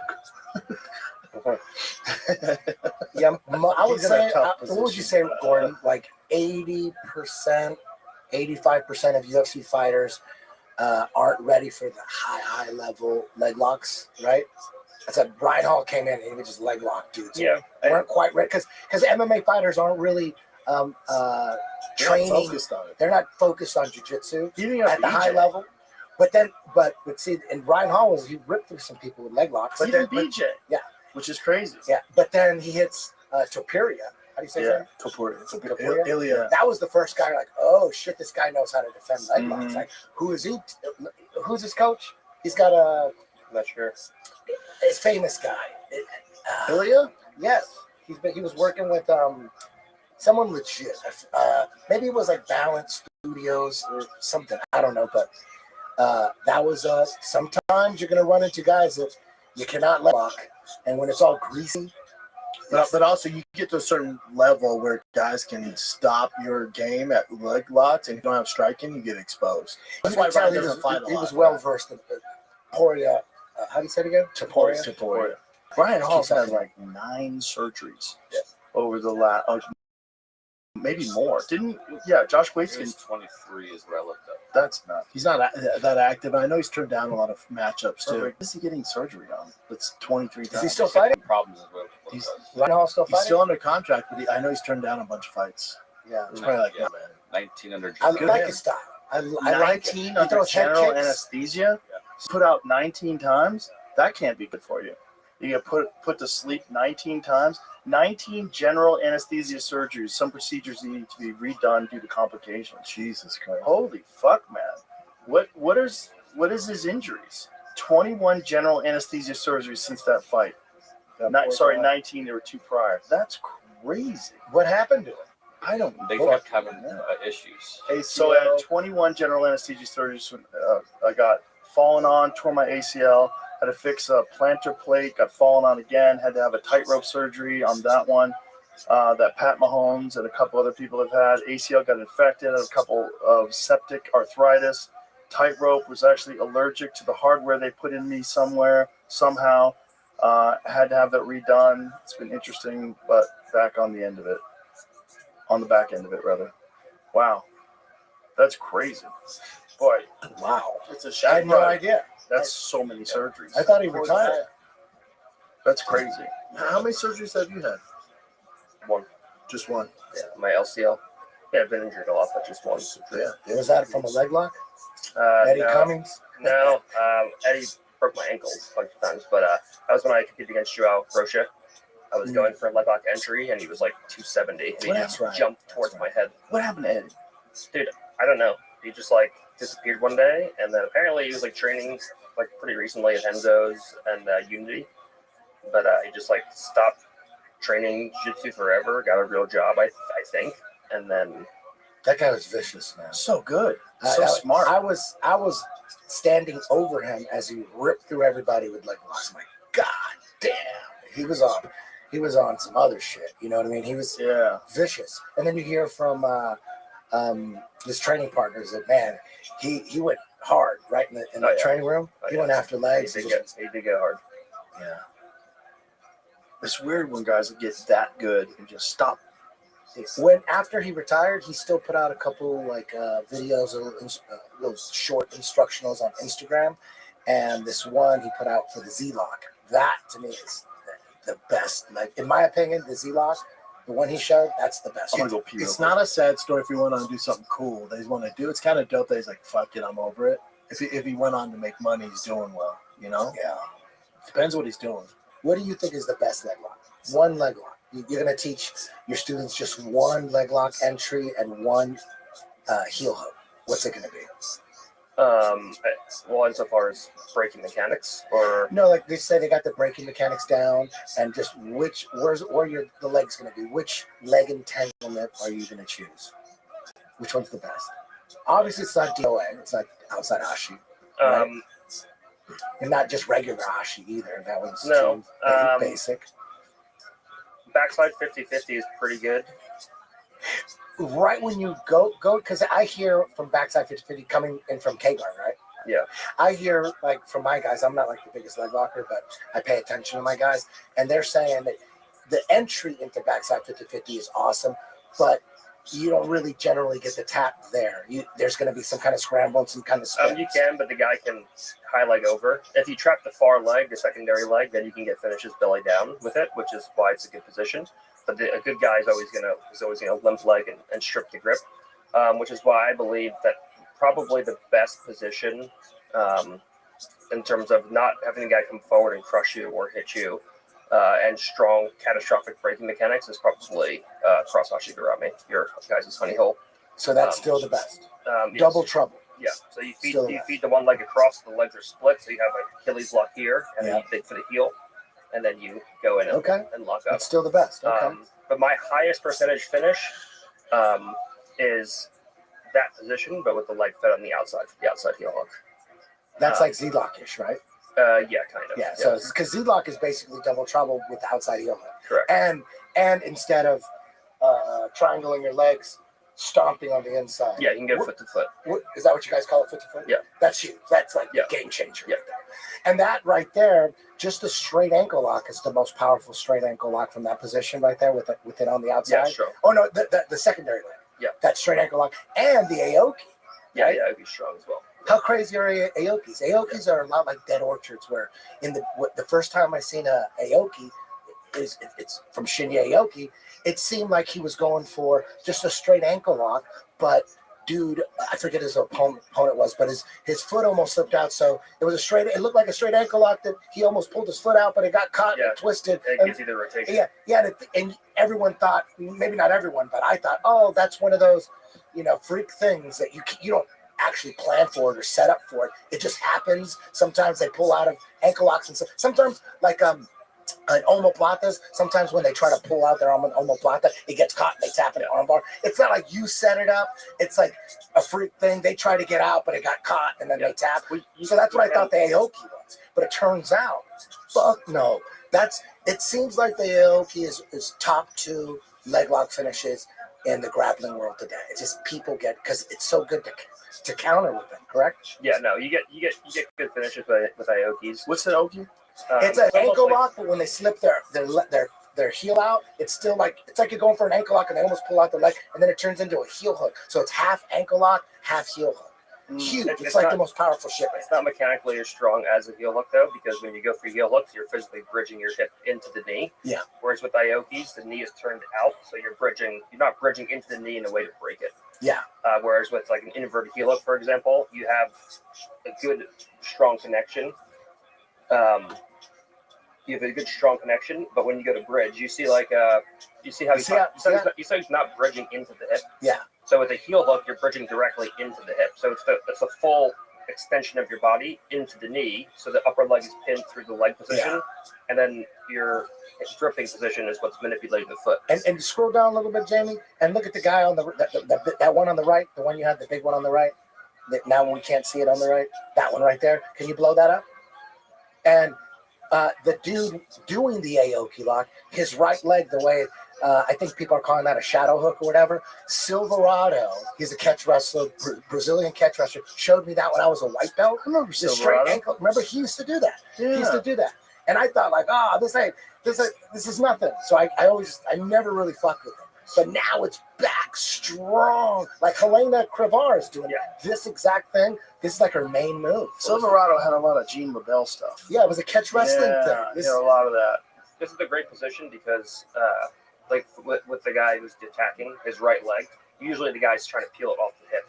Yeah. So when you peel it off the hip, that butterfly hook comes in, and then normally you would throw that left leg over. So now you can't step over you can't disengage the legs as easy. And dude putting his right leg there, if he put it traditionally, you'd put it on the hip, that you could get countered with a heel hooks or an Aoki. Yeah. So that's huge. Like a regular ashi, everyone's like, I got guys that just let dudes put them in ashi so they can take that foot. And it's a game changer. And also because the right foot is on the inside position, it makes it hard for the guy in defense, the defensive guy, to push forward into you.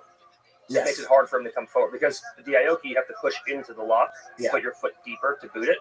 But the butterfly hook stops it. The butterfly actually stops you from pushing the foot in deeper. Yeah. The guy who there was, I don't know. I think the first guy to really master it was the Polish guy. So we're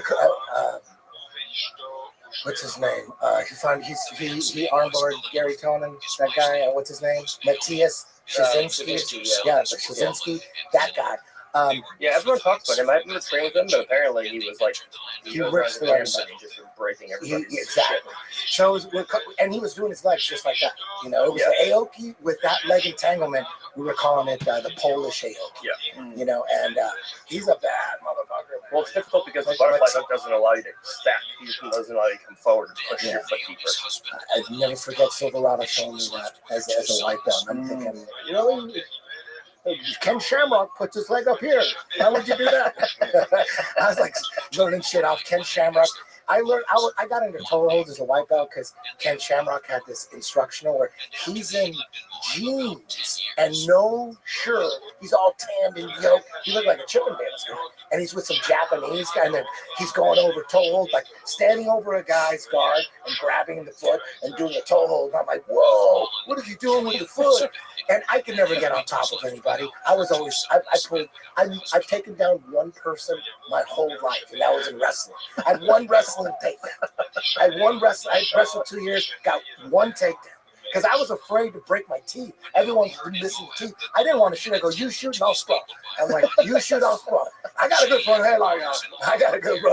But I can't. I have 0 takedowns. Unless it's a dude that doesn't wrestle. Like when I got in a couple of street fights here. And I was always a pussy growing up. I was never a tough guy. But every now and then, you know, I wrestled, and I never looked at wrestling as a martial art. I looked at it as pussy fight. I go, dude, I'm not a fighter. No one thinks I'm a fighter. I don't have a reputation to uphold. But if anybody fucks with me, I'm going to double leg him and just hold him until the principal breaks his arm. You know what I mean? I was like, dude, I was grounding and pounding in 9th grade. I would take dudes out. I fought this one soccer player. His name was Cesar. He was talking a lot of shit. And I go, dude, he'll probably kick my ass, but he can't stop my takedown. Because this dude don't wrestle. So I take him down, and I would just like get side control and like barely punch his stomach and wait for someone to pull me off. Dude, I survived. And then when I saw Hoist fighting UFC 2, I'm like, you can fight on the ground and not be a pussy? And that's why I joined jiu-jitsu. I'm like, oh my God, this is my shit. I thought fighting on the ground was pussy fighting. Like, it's accepted and respected. And that's that's what got me into jiu-jitsu. Dude, change the game. Here we go. Olberg, Jan Bohovic. Dude, I scheduled this. I thought it was going to be at 1. And I got to get out of here like in 10 minutes. Oh, no worries. Let's see what happens in 10 minutes. My flight got pushed, Eddie. It's at 8 now. Yeah, they got pushed? I got mine is at 7. So there you go. Make sure it's on time, though. Bohovic is 42, but it's a Polish 42. That's different genetics, bro. Is that older or old school Viking? So if you're a Polish 42, I think they. Are you older or are you younger? What do you say? Younger. I don't know. Their shoulders are every bit of 42. Yeah, well, we'll see. We'll see. Like, look what happened with Yuri. Yuri got his shoulders fixed. No problem at all. He looked great. He looked amazing. But then Johnny Walker's shoulders fixed. And yeah, but that's a lot of damage too. Johnny Walker's been KO'd so many times.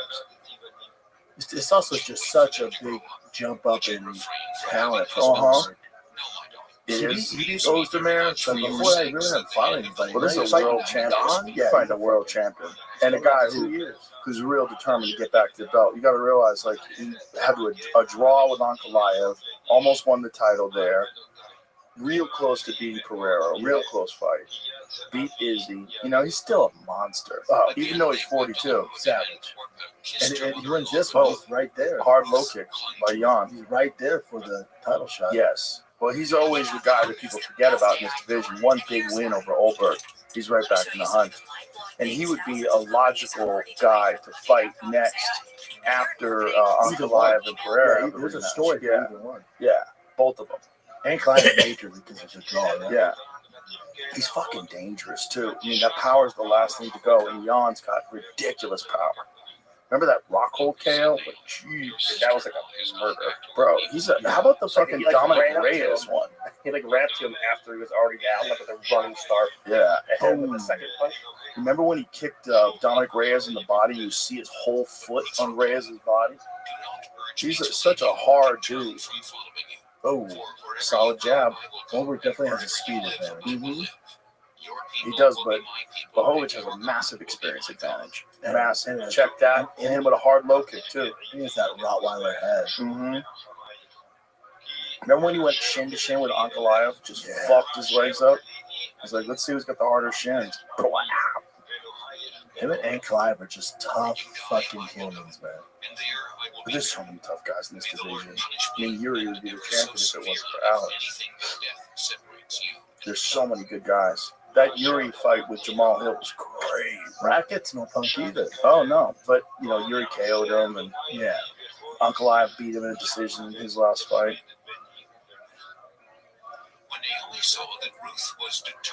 Jan looks good, though. He doesn't look Shit like he's is so 42. boring. He looks like a legit contender. There's just so much experience, you know, and he's so good at pacing himself and staying calm. And that's the thing. 3 rounds, too. That's true, but that Olberg's first fight was 3 rounds as well. You know, the Kennedy fight. Yep. I mean, this is a big step up, man. Big step up. Oh, I kick.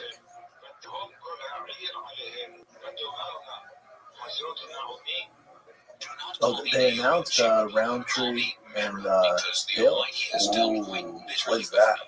I'm not sure. Ooh, that's exciting. That's a great fight. That is a great fight. He just went shit to shit with Goldberg. I bought that Jeep yesterday, and the lady goes, "Oh, my cousin fights in UFC." And usually I'm like, "Oh, really? Well, who's your cousin?" She's all, Hill, Jamal Hill. I'm like, "Oh, fuck yeah, she's a badass girl." April 26th, Kansas City. Oh, shit. Yeah, Kansas Fight City night. card's tasty. Yeah, that's a good fight night, finally. Ooh. John's winning the battle of the low kicks. Just checking Olberg's. Olberg's not landing, is he? No. He's landed a few now, but there's a good one. Shin to shin. Nothing's tastier than that Miami card coming up, though. Ooh, that Miami card's good. That's a fucking treat. Ooh, that's good. Yair and Pitbull. I swear to Ooh. God, if I apply for the ESPN Plus, I'm gonna lose my shit. And Jan Silva versus Bryce. Not Pitbull is from Bellator. Yes, Oh, yeah. With UFC now. Oh, Yes. shit. With I did not know Yair that. Rodriguez. On the main card. They bumped up the main card. Wow, they don't have a picture of him? That's outrageous. Get a picture of the Bellator wouldn't send it. That's Yeah, crazy. so it's like, no, Have them take your own post pictures. Have them post for pictures. Jesus Take a Christ. selfie on your fucking cell phone. The fuck? Take your shirt off. Yeah, No. Have your girl send do it it. in. Yeah. Yeah, we'll black out the background.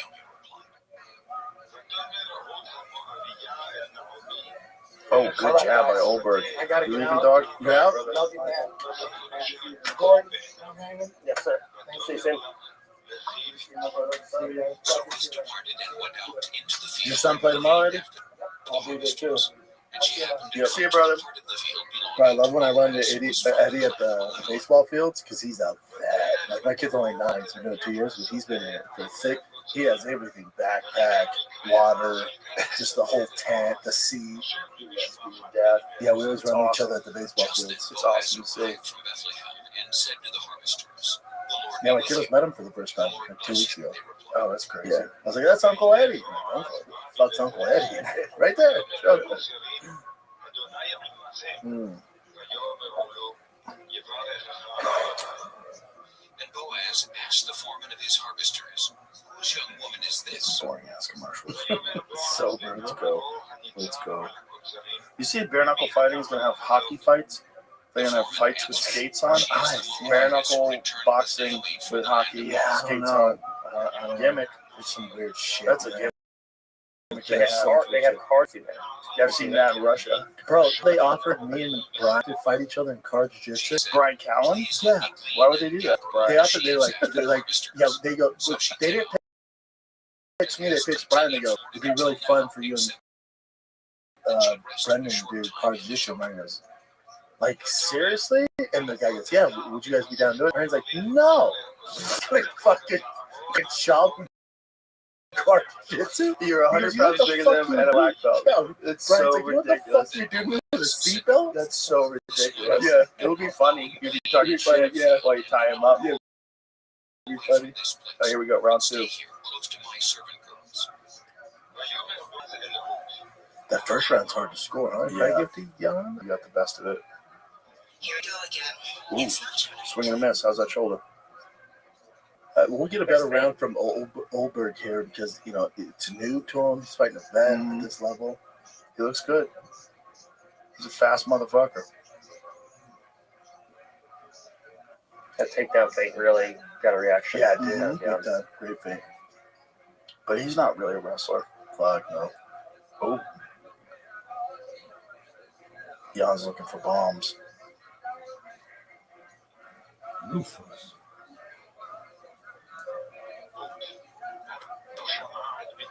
Those flood kicks are a big problem. I'm going to start checking them.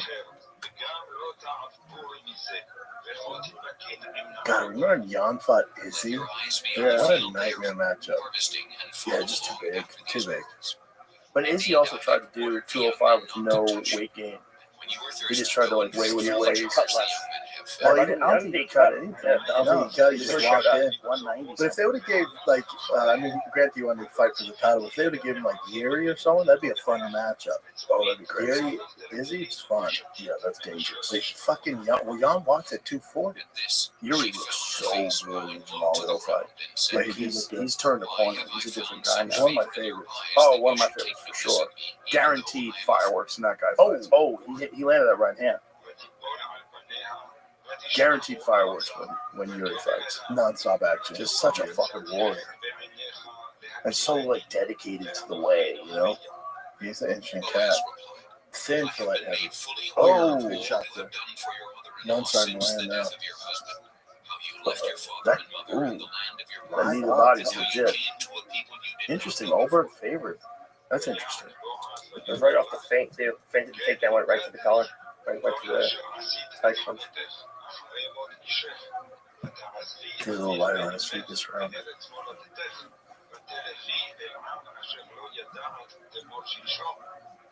the Lord repay your work and He's hitting your legs a lot. In this round for sure. That inside low kick. Just slapping those. Not kicking. Right. Beyond leg kicks, it's fucking doing damage. Started. But he scored. Yeah, See that one right there? That was It's painful. changing his position. Yeah, that was painful. Yeah. That was a hard one.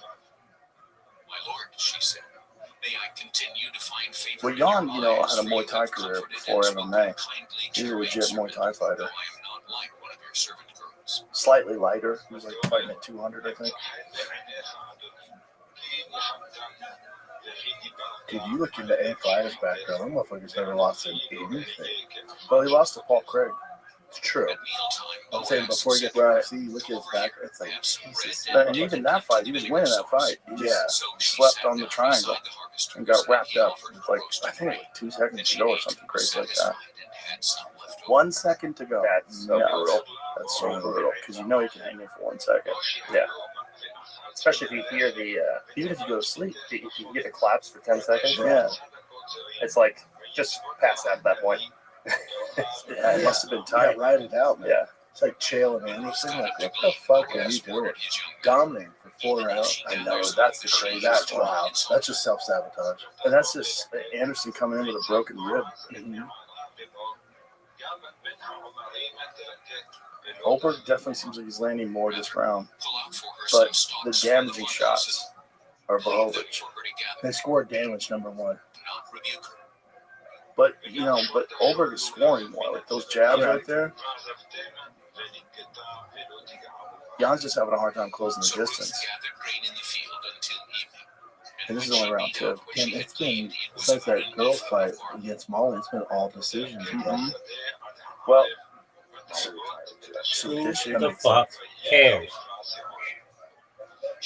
There's a certain skill gap you can't bridge. Not enough hours in a day. Yeah, not enough hours in a day, not enough time in your life. You're older, you're in your late 30s. Yeah. I don't know how old she is. She's in her 30s for sure. That's what I want to know. Let's get to a point. Jalen Turnham's crazy because he said when he beat up Bobby Green, after that, he lost his appetite for fighting. That was that one. I cleaned up your fucking That was in Austin. That was bad. That was a bad one. Say he knew then, right? It's kind of It's like, I don't want to hurt anybody anymore. I don't want to do that. Oh, you hoe. I mean, he liked boxing. You hoe. They were friends. I guess. That motherfucker's like Like a friend like that. Oh. And then all the unnecessary punches, the referee should stop that fight quite a bit. That was where he was already out, right? Yeah. He was just getting tired. This book I sucks. don't remember who refed that fight, but that was a battle. Chicken jabber. They took Kelly down, right? Uh-huh. Just hammered. Just smashed. Why don't you talk about something cool like, oh, dog, there was a surfer, and he was like picking up chicks on the beach. His legs thick like those. Everybody loved him.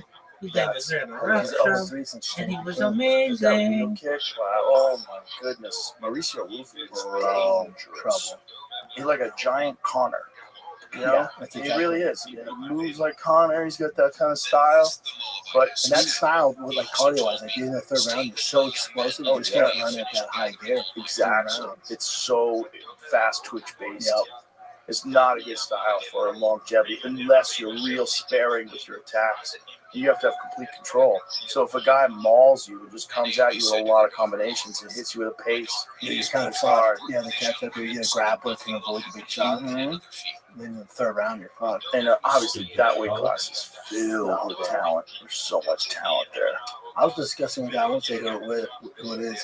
He's coming back to the UFC, and his buddy's like, hey, man, what matchup do you think? He's like, we just need to get him an easy matchup for his first one. I'm like, buddy, it's 2025 in the UFC. There's no cakewalks. Yeah, there's no. Like, there used to be cakewalks. There was guys like, thank God they gave me him. There's really not that.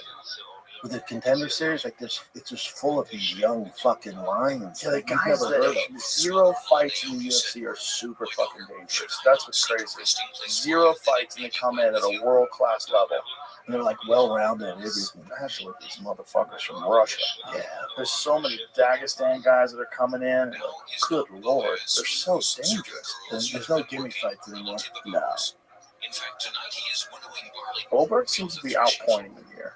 He's a little more active. Yeah, like right there. At least we got the answer. Mhm. And Jan hasn't landed any big shots to the head, like the big one that's going to really change the course of the fight. No, it's a little slower. But he's just dealing with a very tall, fast dude. It's gonna get weird for Jan. He loses this Best one in those 2 years. cryptocurrency pajamas. The division of the state it's in, it's tough, man. Well, we'll see. It's still 3 How minutes to fucking go. crazy is that, man? It's like Alex Volkanovski before he lost those two. He was like, there's arguing for pound number one. He was on the like number 2, and then 3 months later, he's not even on the list. Yep. Leon Edwards. Yep. Before he lost to Bilal was like number 5 pound for pound. He's not even on the list. Crazy. This one, you kind of fucked. MMA's wild, man. Now with another good, strong low kick. But he needs more than that. He needs some headshots. He needs to get the judge's attention. I wonder what the live odds are right now. Over for sure. Gotta be over, right? Just from a volume perspective. Yeah, just active. After Boaz had finished eating and drinking and was in good This thing's spirits, gonna he went spin. to lie down at the end of the heap That's of grain. close. He's a heavily bladed. Secretly uncovered his feet and lay down. Good left hook right Yeah, now. Bruce starting to sit down on his punches now. Is it? Interesting. But yeah, Man, 124, 160. But still, Goldberg's favorite. Turned over and there, laying at his It's feet, just was Giannis having a hard time connecting. And Oberg's Speed's not an issue. He's not slowing down. Oberg's done such a much better job of pacing himself now. Yeah, And he obviously he's in better condition too. yes, and his distance. Like look, he's never stopped hopping around. It's fucking tough to take 2 years off and jump in with a killer's rank number 6, man. Mhm. It's not easy. Especially a young dude, all hungry. Jan's still trying to. It's like fucking Gunnar launch Nelson out. taking 2 years off and jumping back in. It's fucking tough, man. It's a summer in style. Good kick. Sean Brady's favorite. Is he? Yeah, Sean Brady's favorite. Over 4.5 rounds is also favorite. Yes. Interesting. Yes, this card has potential to be, Big you know, baby. if you're looking for knockouts, this might up into a card for you. It's tough for Brady to stop Leon. Yeah, very tough. It's going to be interesting to see how he fares on the feet because Leon's such a technician on the feet. He's such a sniper, but he's also going to be super wary about the takedown. But he's been trying to take people down to kind of like prove a point, like he did with Kamaru. Jezebel Yeah, and I hope he Ho. doesn't try to do that with Sean. Bad idea. Yeah, it's a different level. And Brady it's just like in the 5th round, you look at that Gilbert fight, it's like he had more takedowns in the 5th round. Like his cardio is insane. Yeah, he's very fit. Goldberg seems to be walking away from it. Goldberg ain't getting a title shot after this one. No, but it puts him in the top. For sure. Yeah, top 5. He just hasn't done anything like real spectacular. Goldberg versus the winner of Roundtree and Jamal Hill would be fun. Jan's still pushing though, man. He's going after him. Good low kicks. Like just He clipped him with that left hand. Yeah, Jan can't get his range. Good fight. Solid fight. Just yelling at each other. Warriors. Guys being guys. Yeah. Just a couple of bros. Just a couple of bros. Just fighting, shouting at each other. Yeah, I think Goldberg probably got that decision. Yeah, slight decision.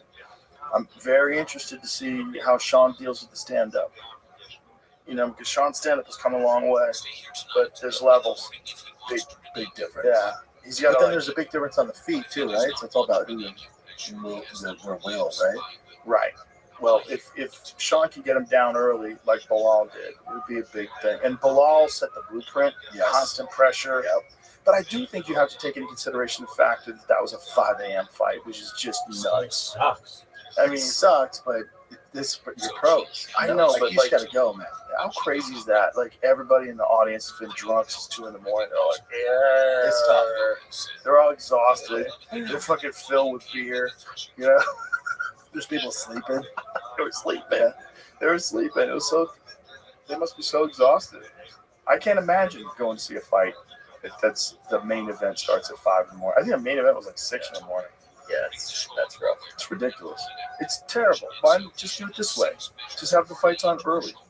You know, that was a pay-per-view, right? Yeah, that's why.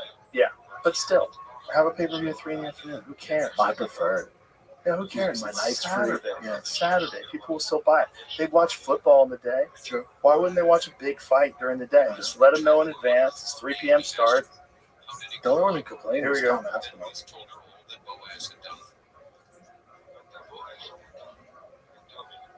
29-28. Carlos. Yep. Yep. It's gonna get dicey for you on that. Good decision. Yeah, hard road for him. It's sports, You know? I mean, 2 years off. Not really a tune-up fight. Tough fight. Fuck no. There's no tune-up fights. That's what I'm saying. The UFC, there's not much they can do for you. That's what's crazy, because boxing, I think, has it right. When a guy hasn't been fighting for a while, give him some fucking Shake off the dust. Give a guy you don't know. number 30 guy right out of Tijuana. Yeah. Pop, pop. The UFC doesn't have that. Yeah, I Gotta know. be ready to go. Yeah, and they don't have managers that like set the fighter up for victory either. Like on the undercards, like now you're gonna face a brawler, now you're gonna face a short guy who bobs and weaves, now you're gonna face a tall guy. Yeah, they by the time a guy gets to a championship level in boxing, they've been tried and tested. It's very systematic. UFC's not They're like so- that. I know. Did you see the Lamont Roach Gervonta Davis fight? Yes. Ooh, I had Lamont Roach, didn't you? yeah. Well, especially with that knockdown. Like, Yeah. that's a real knockdown. Wow. You take a knee, that's Wow. a 10-8 round. And they did, Javante said, I had something in my eye. I'm like, I don't give a fuck. You took a knee. You know the rule. that's the rules. That's the rule. Give him the rule. And they didn't have the replay ready, so they didn't look at the Boxing's replay. so pro, dude. A little bit. If Danny get involved in it, might help it. Perhaps. Yeah. Or, you can't change the tiger stripes. Well, it's gonna. You see their pay structure. It's also a far way out from getting done because guys on the Is contract. that pay structure legit, though? Yeah, Was it legit? yeah. That's I mean, we're pretty sure it's legit, but that actually helps boxing overall.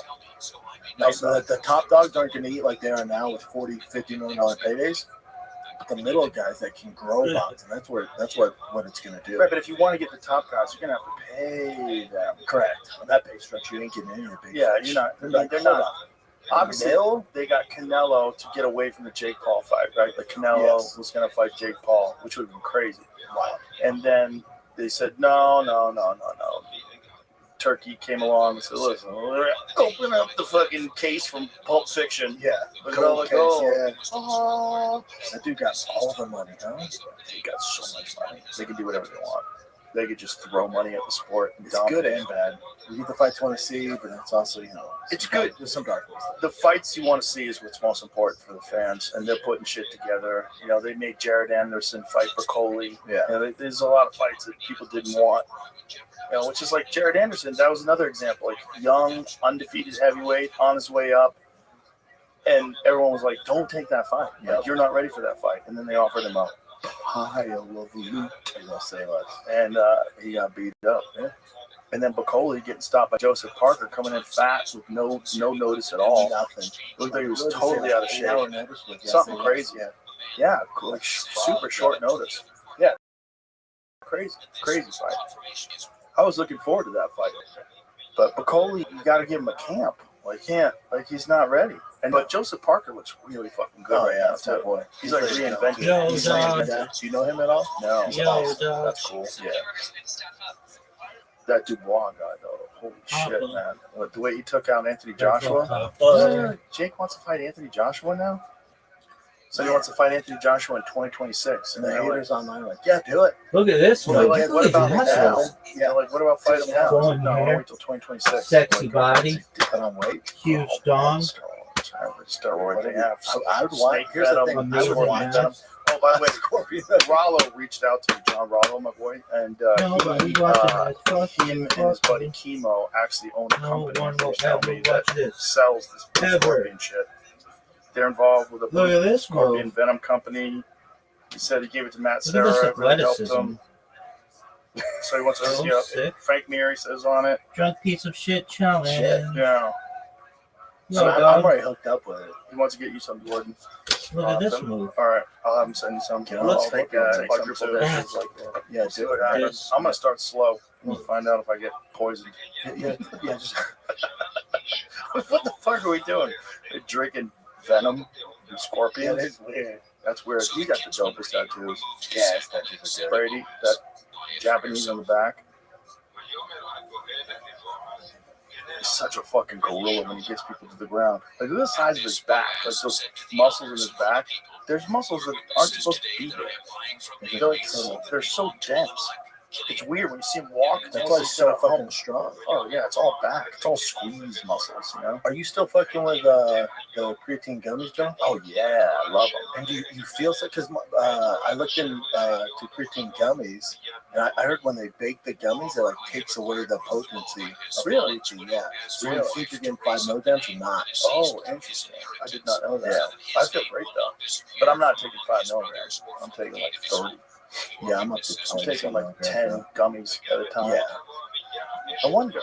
I'll try like regular creatine and see if I feel if you notice the difference. Because one of the things that's really big is if I have a night where I don't get any sleep.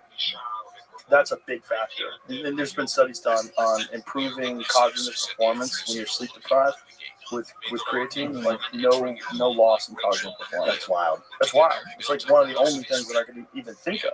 Because even caffeine, like you're awake, but you're still out of it. Yeah. Goofy. Nothing blue and creatine. That's all I do. And then scorpion venom. Scorpion venom. Every peptide in the book. Name the peptide on it. Feel great. Well, dude, you're crazy strong right now. That thing that you did where you were holding, what was the amount of weight you were lifting? What was that? The deadlift? 315. For where you guys were holding it? Who could hold the longest? It was me, Thor, and my boy Hooper, who's also a strongman. And how much time did those guys hold it for? I think it was like 47 seconds, and then Thor was like 58 seconds. And what'd you get? A minute something. That's nuts. That's nuts that you're technically stronger than the mountain. That dimple. Yeah. That's bananas, dude. Wow. That's crazy strong. Yeah. You must feel like a fucking beast right now. Yeah, pretty beast, dude. That sounds like ready to fight that guy on the plane. I'm like, that guy.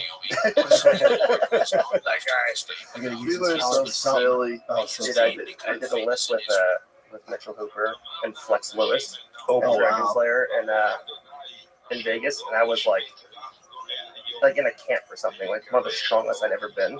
and it was just like a complete embarrassment. Yeah, Mitchell's Mitchell's a special guy, man. Because he's one of the strongest, and he has a personality. Like, he's such a good dude. And he's not like that big. No, he's not like preposterous. I was just sitting down eating food, and they asked me to do it. I didn't want to do it. How much does that guy have a fighter's nose? Yeah, his nose That nose is flattened and twisted and torqued to the side. He's looking at you head on. It's like his nose is taking a hard right. Yeah, I want to challenge those guys at 225. That's my shit. That's what I want to challenge them. Hold 225? Bench press 225. Oh, as many times as possible? Because I asked Thor, and he told me his record. I was like, I beat that a while ago. I was like, let's do it right now. I'm like, right now? Like, we're in the middle of a photo shoot. I'm like, I ain't doing it right now. I was like, let's wait to after. But we'll do 225, 315, 225. And see if we can do the most and just combine it. What's his record of 225? Oh, I think he said like 30 something. What can you do? 40? Really? At 225? Yeah. That's so crazy. That's fucking nuts. That's so My crazy. strongest ever, I was like 225. I weighed like 225 and I did 27. That's impressive. 25. Christ. That's 225, so crazy. Every Monday, Wednesday, I do 225. I usually get at least 20 something. The first time I do 315 for 5, and I do 225 for again 20 something. So bam, bam, bam. Every Monday. But when you max out, you can get to 40. Yeah. If I do just one, I can do 40. That's so nuts. Probably almost a 500-pound bench press. Very close. But it's all I train. It's all I like to do. Yeah. That's my workout. Just bench? Yeah. I'm such a meathead these days. Yeah, it's bench, deadlift, and pull-ups. That's all I do. How many pull-ups do you do? I usually just do like 5 sets of 20, but like good 20 pull-ups. Straight arm. Straight arm. That's for a big guy like me. You weigh like 250? Like 240 something. Jesus Christ, that's a lot of weight. Oh, I'm so fucking strong. That was bullshit. That's nuts, dude. Science is amazing. That's it? Yeah. I wish I was that strong. This is David. It must be. Hey, look at Leon Edwards. And let me stick for 3,000 years. Here we go. Ish. It's the proper time for Leon too right now, you know? Yeah. Here we go. Look at this athleticism. Well, he probably wants revenge after that Bilal fight. You know, that was a bad fight for him. That's a tough night. He just didn't seem into it either, right? Like something was off. Look at It's fucking 5 o'clock in the morning. this I mean, athleticism. how? But This how is can like- you fight at your best when you're up all night? But also, he's the champ. Like, why wouldn't you set up so the champ's in ideal conditions? Like, he like crazy. I get it. If Bilal was champ coming over there, you're like, no fight in Peekaboo London, Street. but it has to be at 5 a.m. Right. That makes sense. When Had you're the sex. champ in your hometown, why the fuck you don't have 5 a.m.? With I don't know. The whole thing is crazy. Just the idea of getting people to Hideki fight at that time. Matsui. There's also a lot of X factors we don't know behind the scenes. Like UFC's like, first of all, TV right deal. At the Only time we bottom can of do the- it with the broadcast. How is that Only time we possible? get the arena. Who knows? It's ESPN Plus. They could just always have it on anytime. But it can't be that easy where UFC just decides. I bet there's some other X factors that go. It into has to be. There has to Pay-per-view be. buys in America are bigger than everywhere else. It has to be that. And they Dead it has to be Sea. people are used to buying it at Yeah. 7 o'clock at night. Yeah. And it has to be. It's the only thing that makes sense. on the 9th of But it's even 7 o'clock at night. That means 57. when you're on the West Coast, like the main 76. card doesn't start until 7 p.m. On the East Coast, it's 10 p.m. 10, tough, 10's late. super late. Yeah, main event is not on until That's like how fucking 1:30 this sometimes. shit was, Yeah. son. Because sometimes it's a 4-hour card. Yeah. All right, you tell the Book of Ruth. Here we go. Well, Leon, I think there was a Rocky fucking Edwards. nobody was How eating old's Leon anything, now? 35. and there was this 34, lady. 35. She's Jamie, turned how out old's to be Leon? David's Using his hair in the back. grandmother. I think she was a convert. Yeah. Everybody knows. 33. that. Oh, wow. We don't talk about it, but Still in he his prime. remember. 32, Anyway. 33. She Here we go. was like, Well, "Yo, dog, why is Bruce my has the niece best such a suits. hoe?" He must have a warehouse filled with them. Oh, too. actually, He she doesn't- was the he niece has of a the sponsor that makes Look at this thing. look at that. Anyway, they were like, her aunt was like, "Yo, bitch, Who's better? why than you that being guy? such Can a you imagine hoe?" if he was out And the there girl's smoking like, dope? "I don't Get the even fuck- know you what a that green is." card? I wanna And see his head looking like a grape. the aunt was like, He's screaming. "Listen, hoe, there's a field That's how he's gonna stroke out one day. Check He's it gonna be out. like 80 years You old. slut. And Ruth was like, I don't even know why you're so mean to me. Cards go flying. And Ruth was like, all right, I'll check it out. So she's checking it out. And all of a sudden, Boaz is there.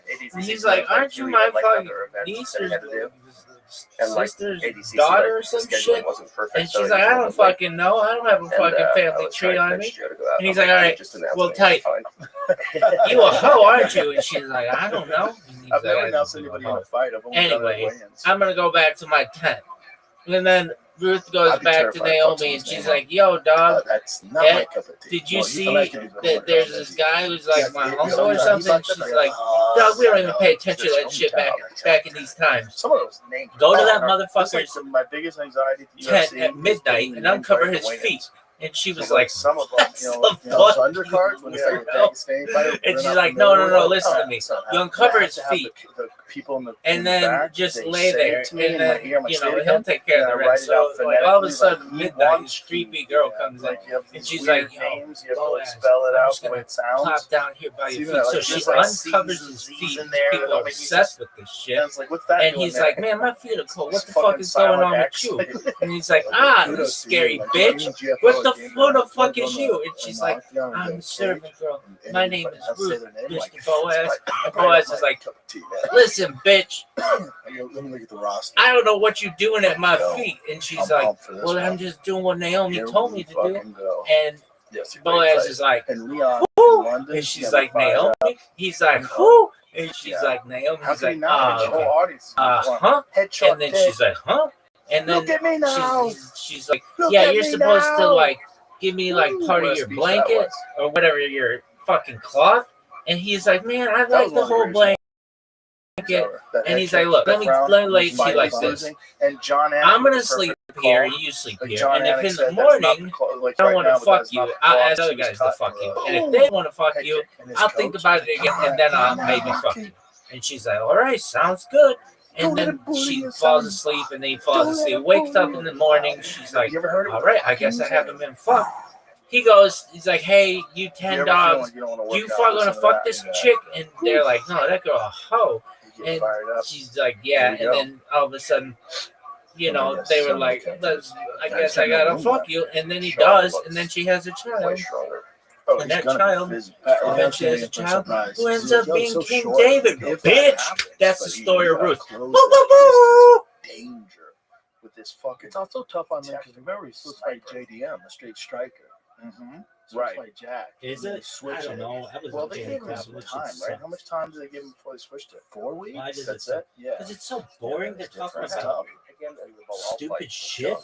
They don't talk about anything cool. What would be cool? They'd be like, oh, dog, there was this basketball tournament down at the fucking Beta Mikdash, and we were balling, and it was sick. And then we were doing play-by-play, and we have all the stats in there. That was exciting as fuck. But instead they're like, oh, I don't want to take off your shoe. You're fighting Leon, and he's got that powerful left kick that's opened up. Oh, yeah, I forgot. And at one point, he's like, yo, bitch, take these 6 bales of fucking barley or some shit and just do something with it. Nobody knows. Nobody's going to this shit. It's the worst. And then she was like, all right, we got to fuck now. He's like, no, striking distance. Like Leon, bitch. But then he became her baby daddy. Yeah, because right there. Fuck.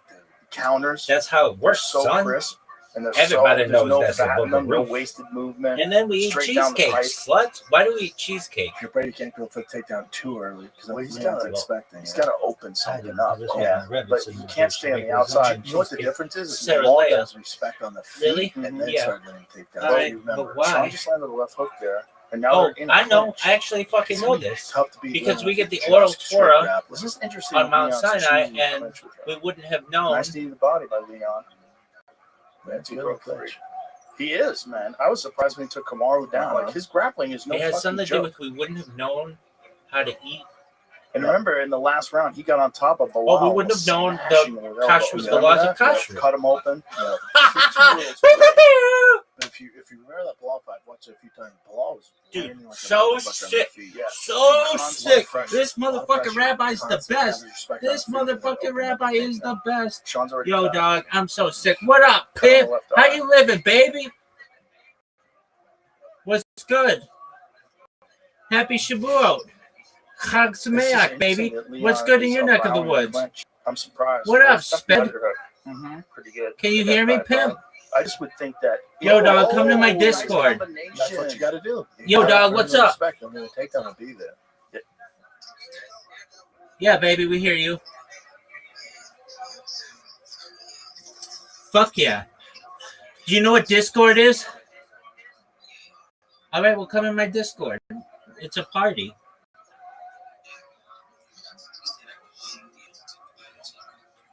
All right, talk about anything you want, baby. I'll shout you out.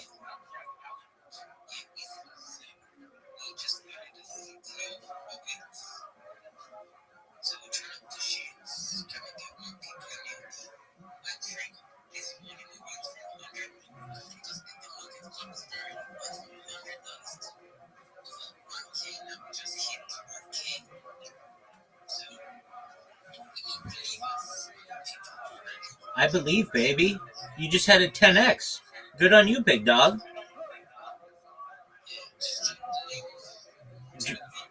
It's in my Discord, or it's in my profile. The link to my Discord's in the profile. Or you can just go to discord.me/rabbi. Post whatever you want in as a link in here, and I'll promote it.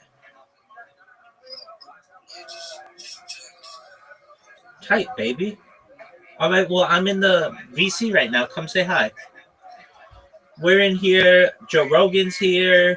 Eddie Bravo's here. Papa's here. Some other guy. Eddie Bravo's telling stories.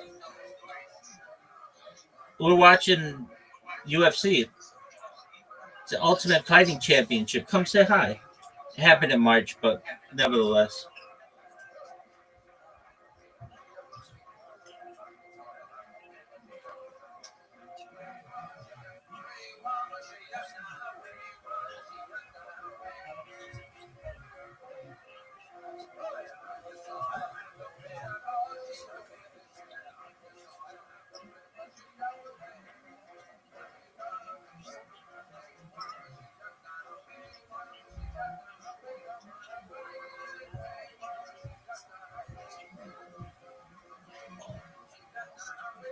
Come in the Discord.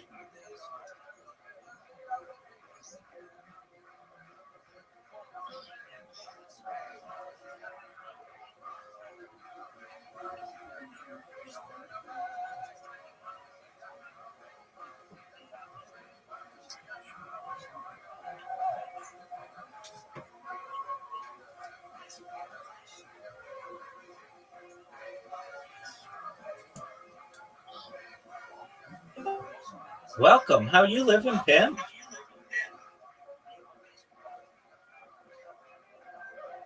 What's good? What's good? Well, absolutely. Congratulations on your coin doing well. Yeah, thanks. You're welcome, big dog. So you added 10x in 24 hours? That's impressive. Yeah. I'm gonna still clubbing. What's the name of your coin? Yeah. Matt Fury's dog. Easy. Mad Fury's dog, right? That's tight. All right, well, shout out to Mad Fury's dog. If you're watching this, check out Mad Fury's dog. What's the ticker? Yeah, the ticker is easy. EASY?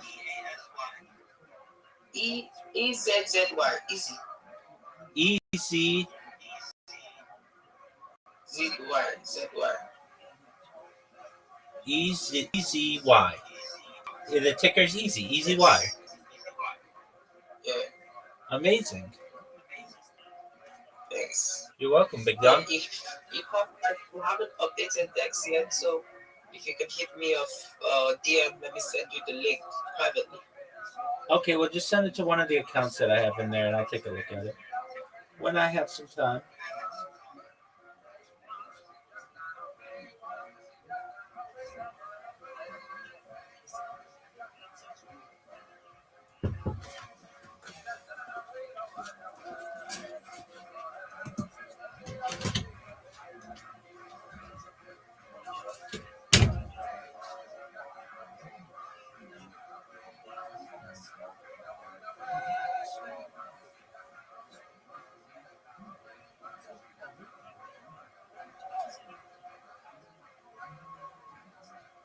just drop the link here in your message.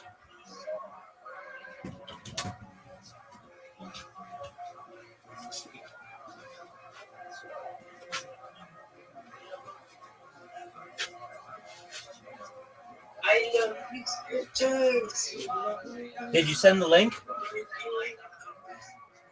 Yeah, check the DM. Excellent. I will. Thank you. Yeah. So just give us a shout out. We need more believers. Something strong, personal, gonna to get our link in.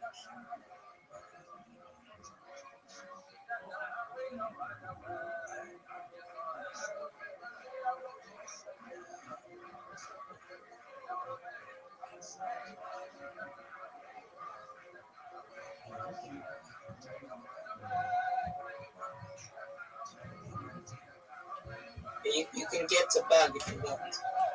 Try to see, be a believer. You're nothing too high. 5'10". Just need.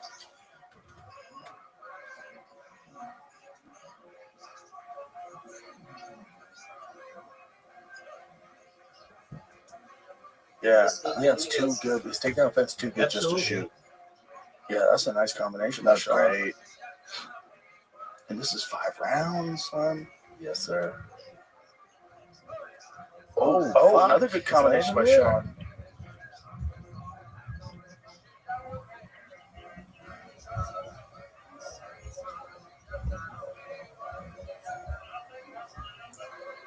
They usually always have Patty on these London cards, but he's on that Miami card. Save it for Miami. Bro, that's a crazy fight. Him and Chandler, so interesting. That should be bananas.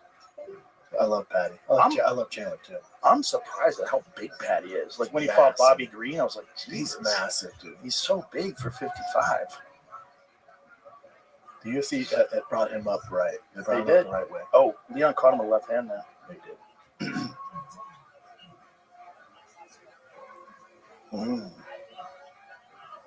Leon's making it hard in the clinch. Mm-hmm. He's putting that hand super deep in the thigh, so Brady's underhook doesn't really have the ability to do anything. Yeah. And those knees to the body are nice. There's a nice straight left. Oh. Like Brady's got to get him in the clinch and get the underhook and immediately move him around with it. Otherwise, he's not going to make any happen with it. And so far, no attempt at all at shooting. Like even in these positions, he's not. Okay, now he is. This is where strength is going to be the difference. Yeah, let's see if he can do something here. Because this strength is fucking bananas. Beastly. Yes. Look at the back on that motherfucker. I mean, Jesus Christ. It's like he's got a tumor.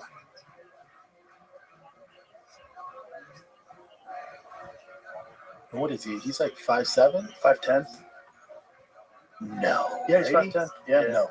Yeah. I think he's 5'10". And Leon is 6'2". Yeah.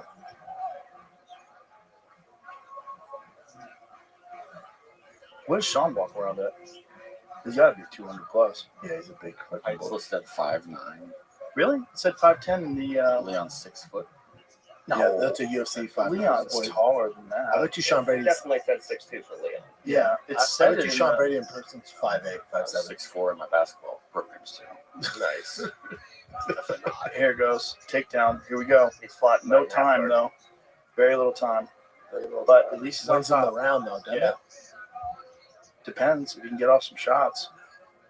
It's definitely it'd be the most action really. And he landed on the feet a little more. Mm-hmm. It's probably one round for Brady. Man, I'd like to see that takedown landed earlier, see him set that up. But at least we got a takedown by Brady early too. Let's see, 3 to go. Dun. What commercials are you getting, Jamie? Oh, this isn't a ZipRecruiter. This is like some the same 3 or 4 power whacker, weed whacker, lawn fucking equipment. You never see any good car commercials anymore. There's nothing dope out there. A good commercial? Yeah, for like cars. But then breathing heavy, man. Dude, they used to have commercials of like Fords carrying like Chevys. Yeah, it's like cool. up a mountain. Yeah, like strapped. to the they're like back of talking shit. Yeah. You don't really see it anymore. They get all friendly. Oh, good combination. 3-piece soda there. Oh, it was a trip. Nice. Nice inside. Here we go.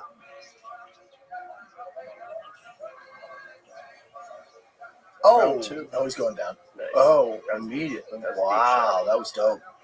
That's nice. Yeah, get on Leon. You can suck him back here. You can suck him back and pull him between his knees. This is Get off the cage. a good sign that you can get this clinch early in the second like this. Oh, that was a great takedown. Ooh.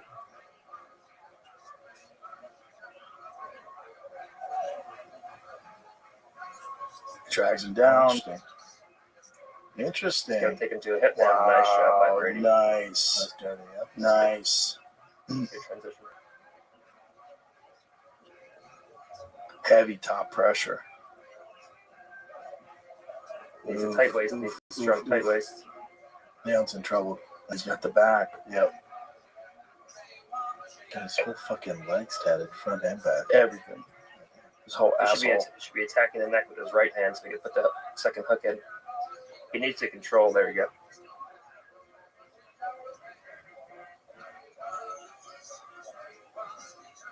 There's a lot of time, too. Yeah, a lot of height time. discrepancy you can see on the. Yeah. That's more than 2 inches for sure. Yeah, well, one of them could have no shoes on too, though.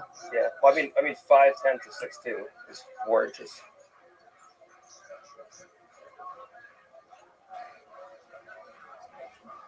Got the back.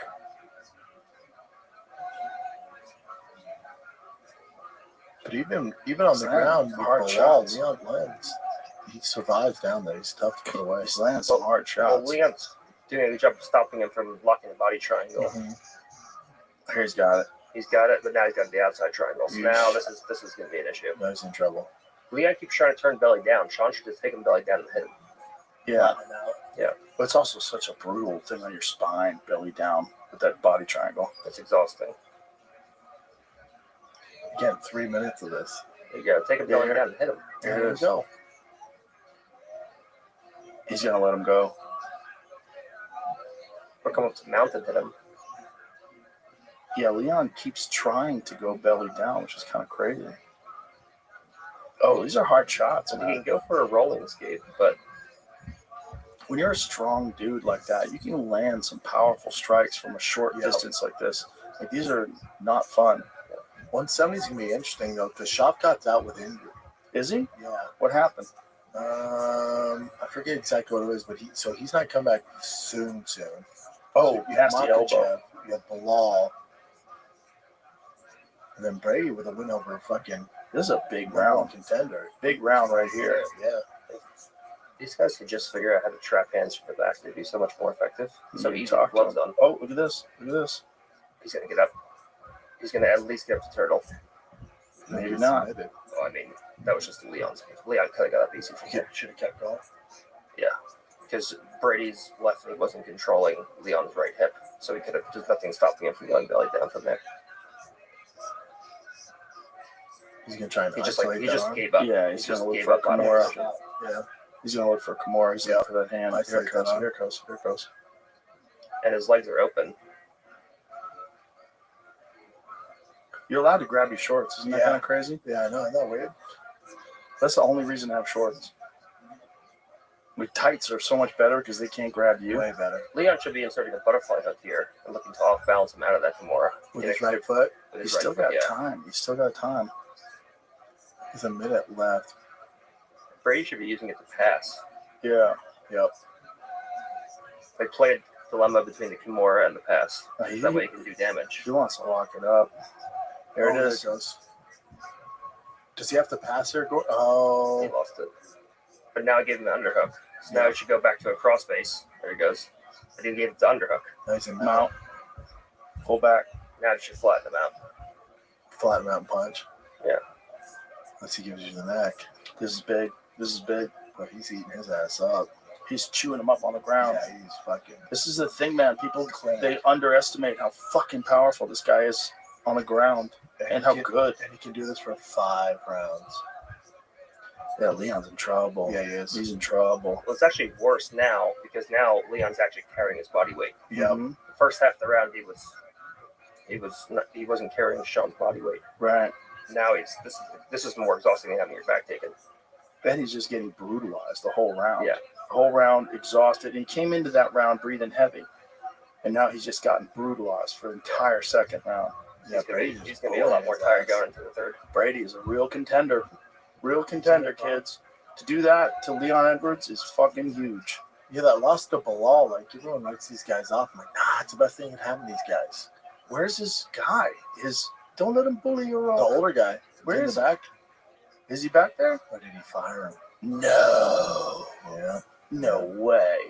Maybe that guy's busy. Taught him yelling at me. Can you imagine? No way. Oh, there he is. There he is. There he is, yeah. He's the man. Is that him? No. I'd say midnight in the back right.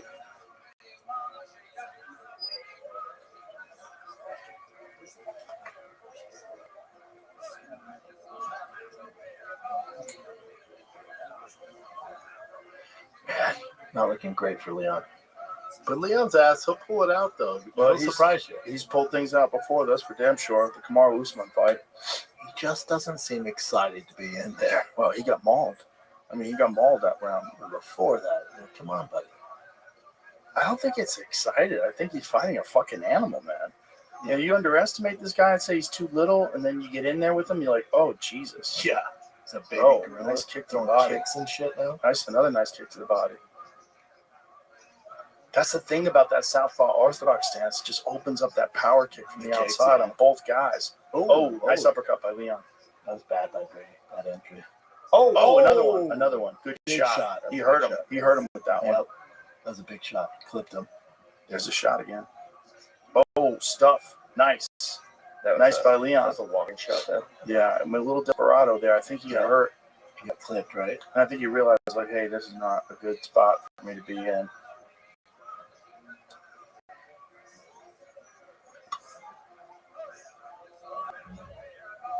Ooh, excitement. Oh, look at Leon shoots. That's crazy.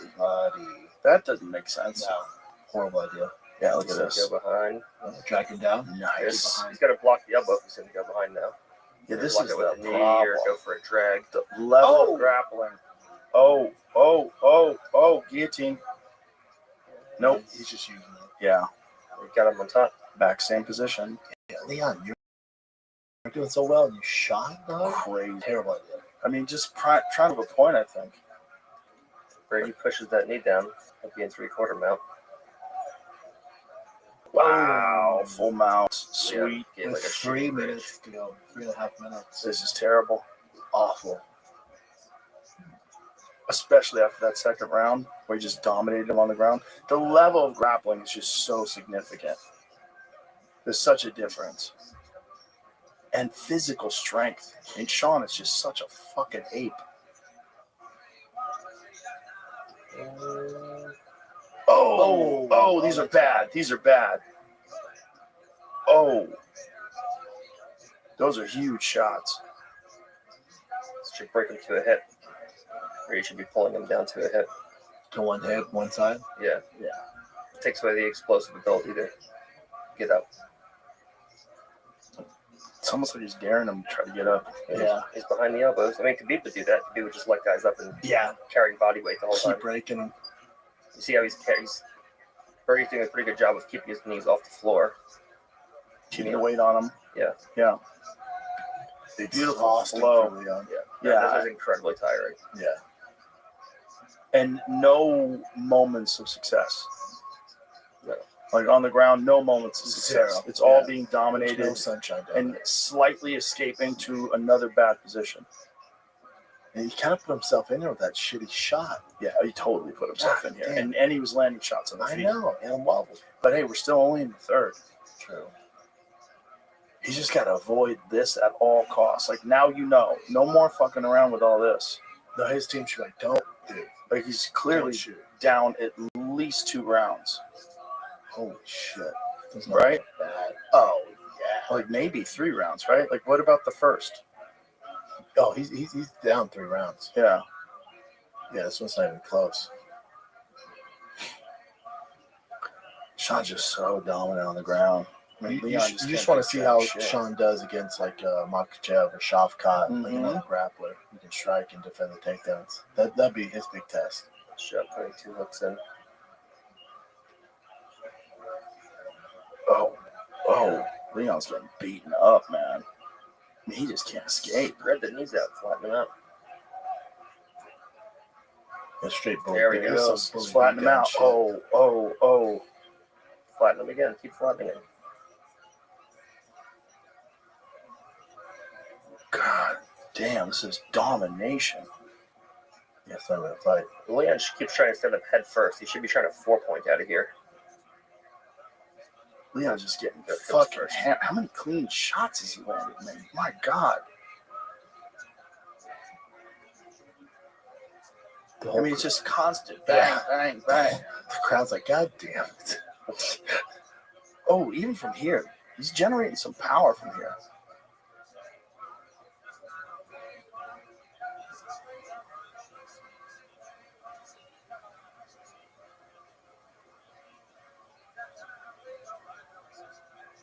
Not a lot of time. Let's go for a choke here. Maybe he goes for an armbar. Yeah, let's go for something. I mean, here's the claps.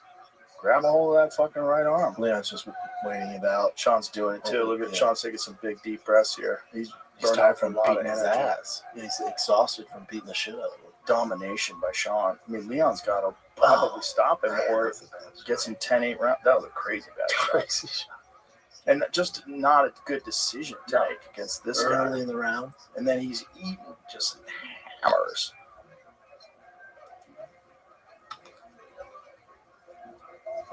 Don't let him bully a rock. I mean, if you're the corner, like, don't get taken down. I don't know what the fuck to tell you, man. Well, he's doing a good job stopping the takedowns in the clinch. Yes. But when he gets shot on, then ran to the cage. Yeah. Dean Thomas in the fucking house. Love Dean Thomas. He's awesome.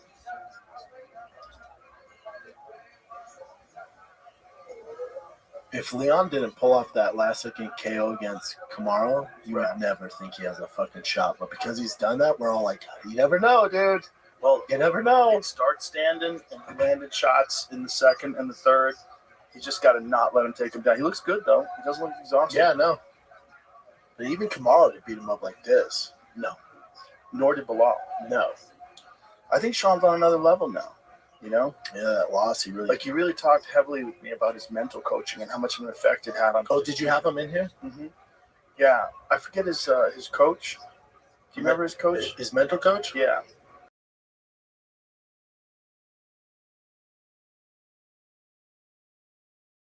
I've watched some of his stuff online. What's the guy's background? Good elbow by Sean. Oh, Sean's teeing him up feet now. That's trouble.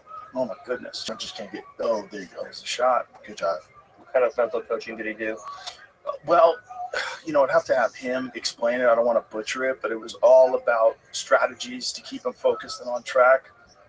Brian Cain as his mental coach. Brian Cain Peak Performance. Affirmation training, developing custom affirmations to enforce positive talk, build confidence, mind control techniques.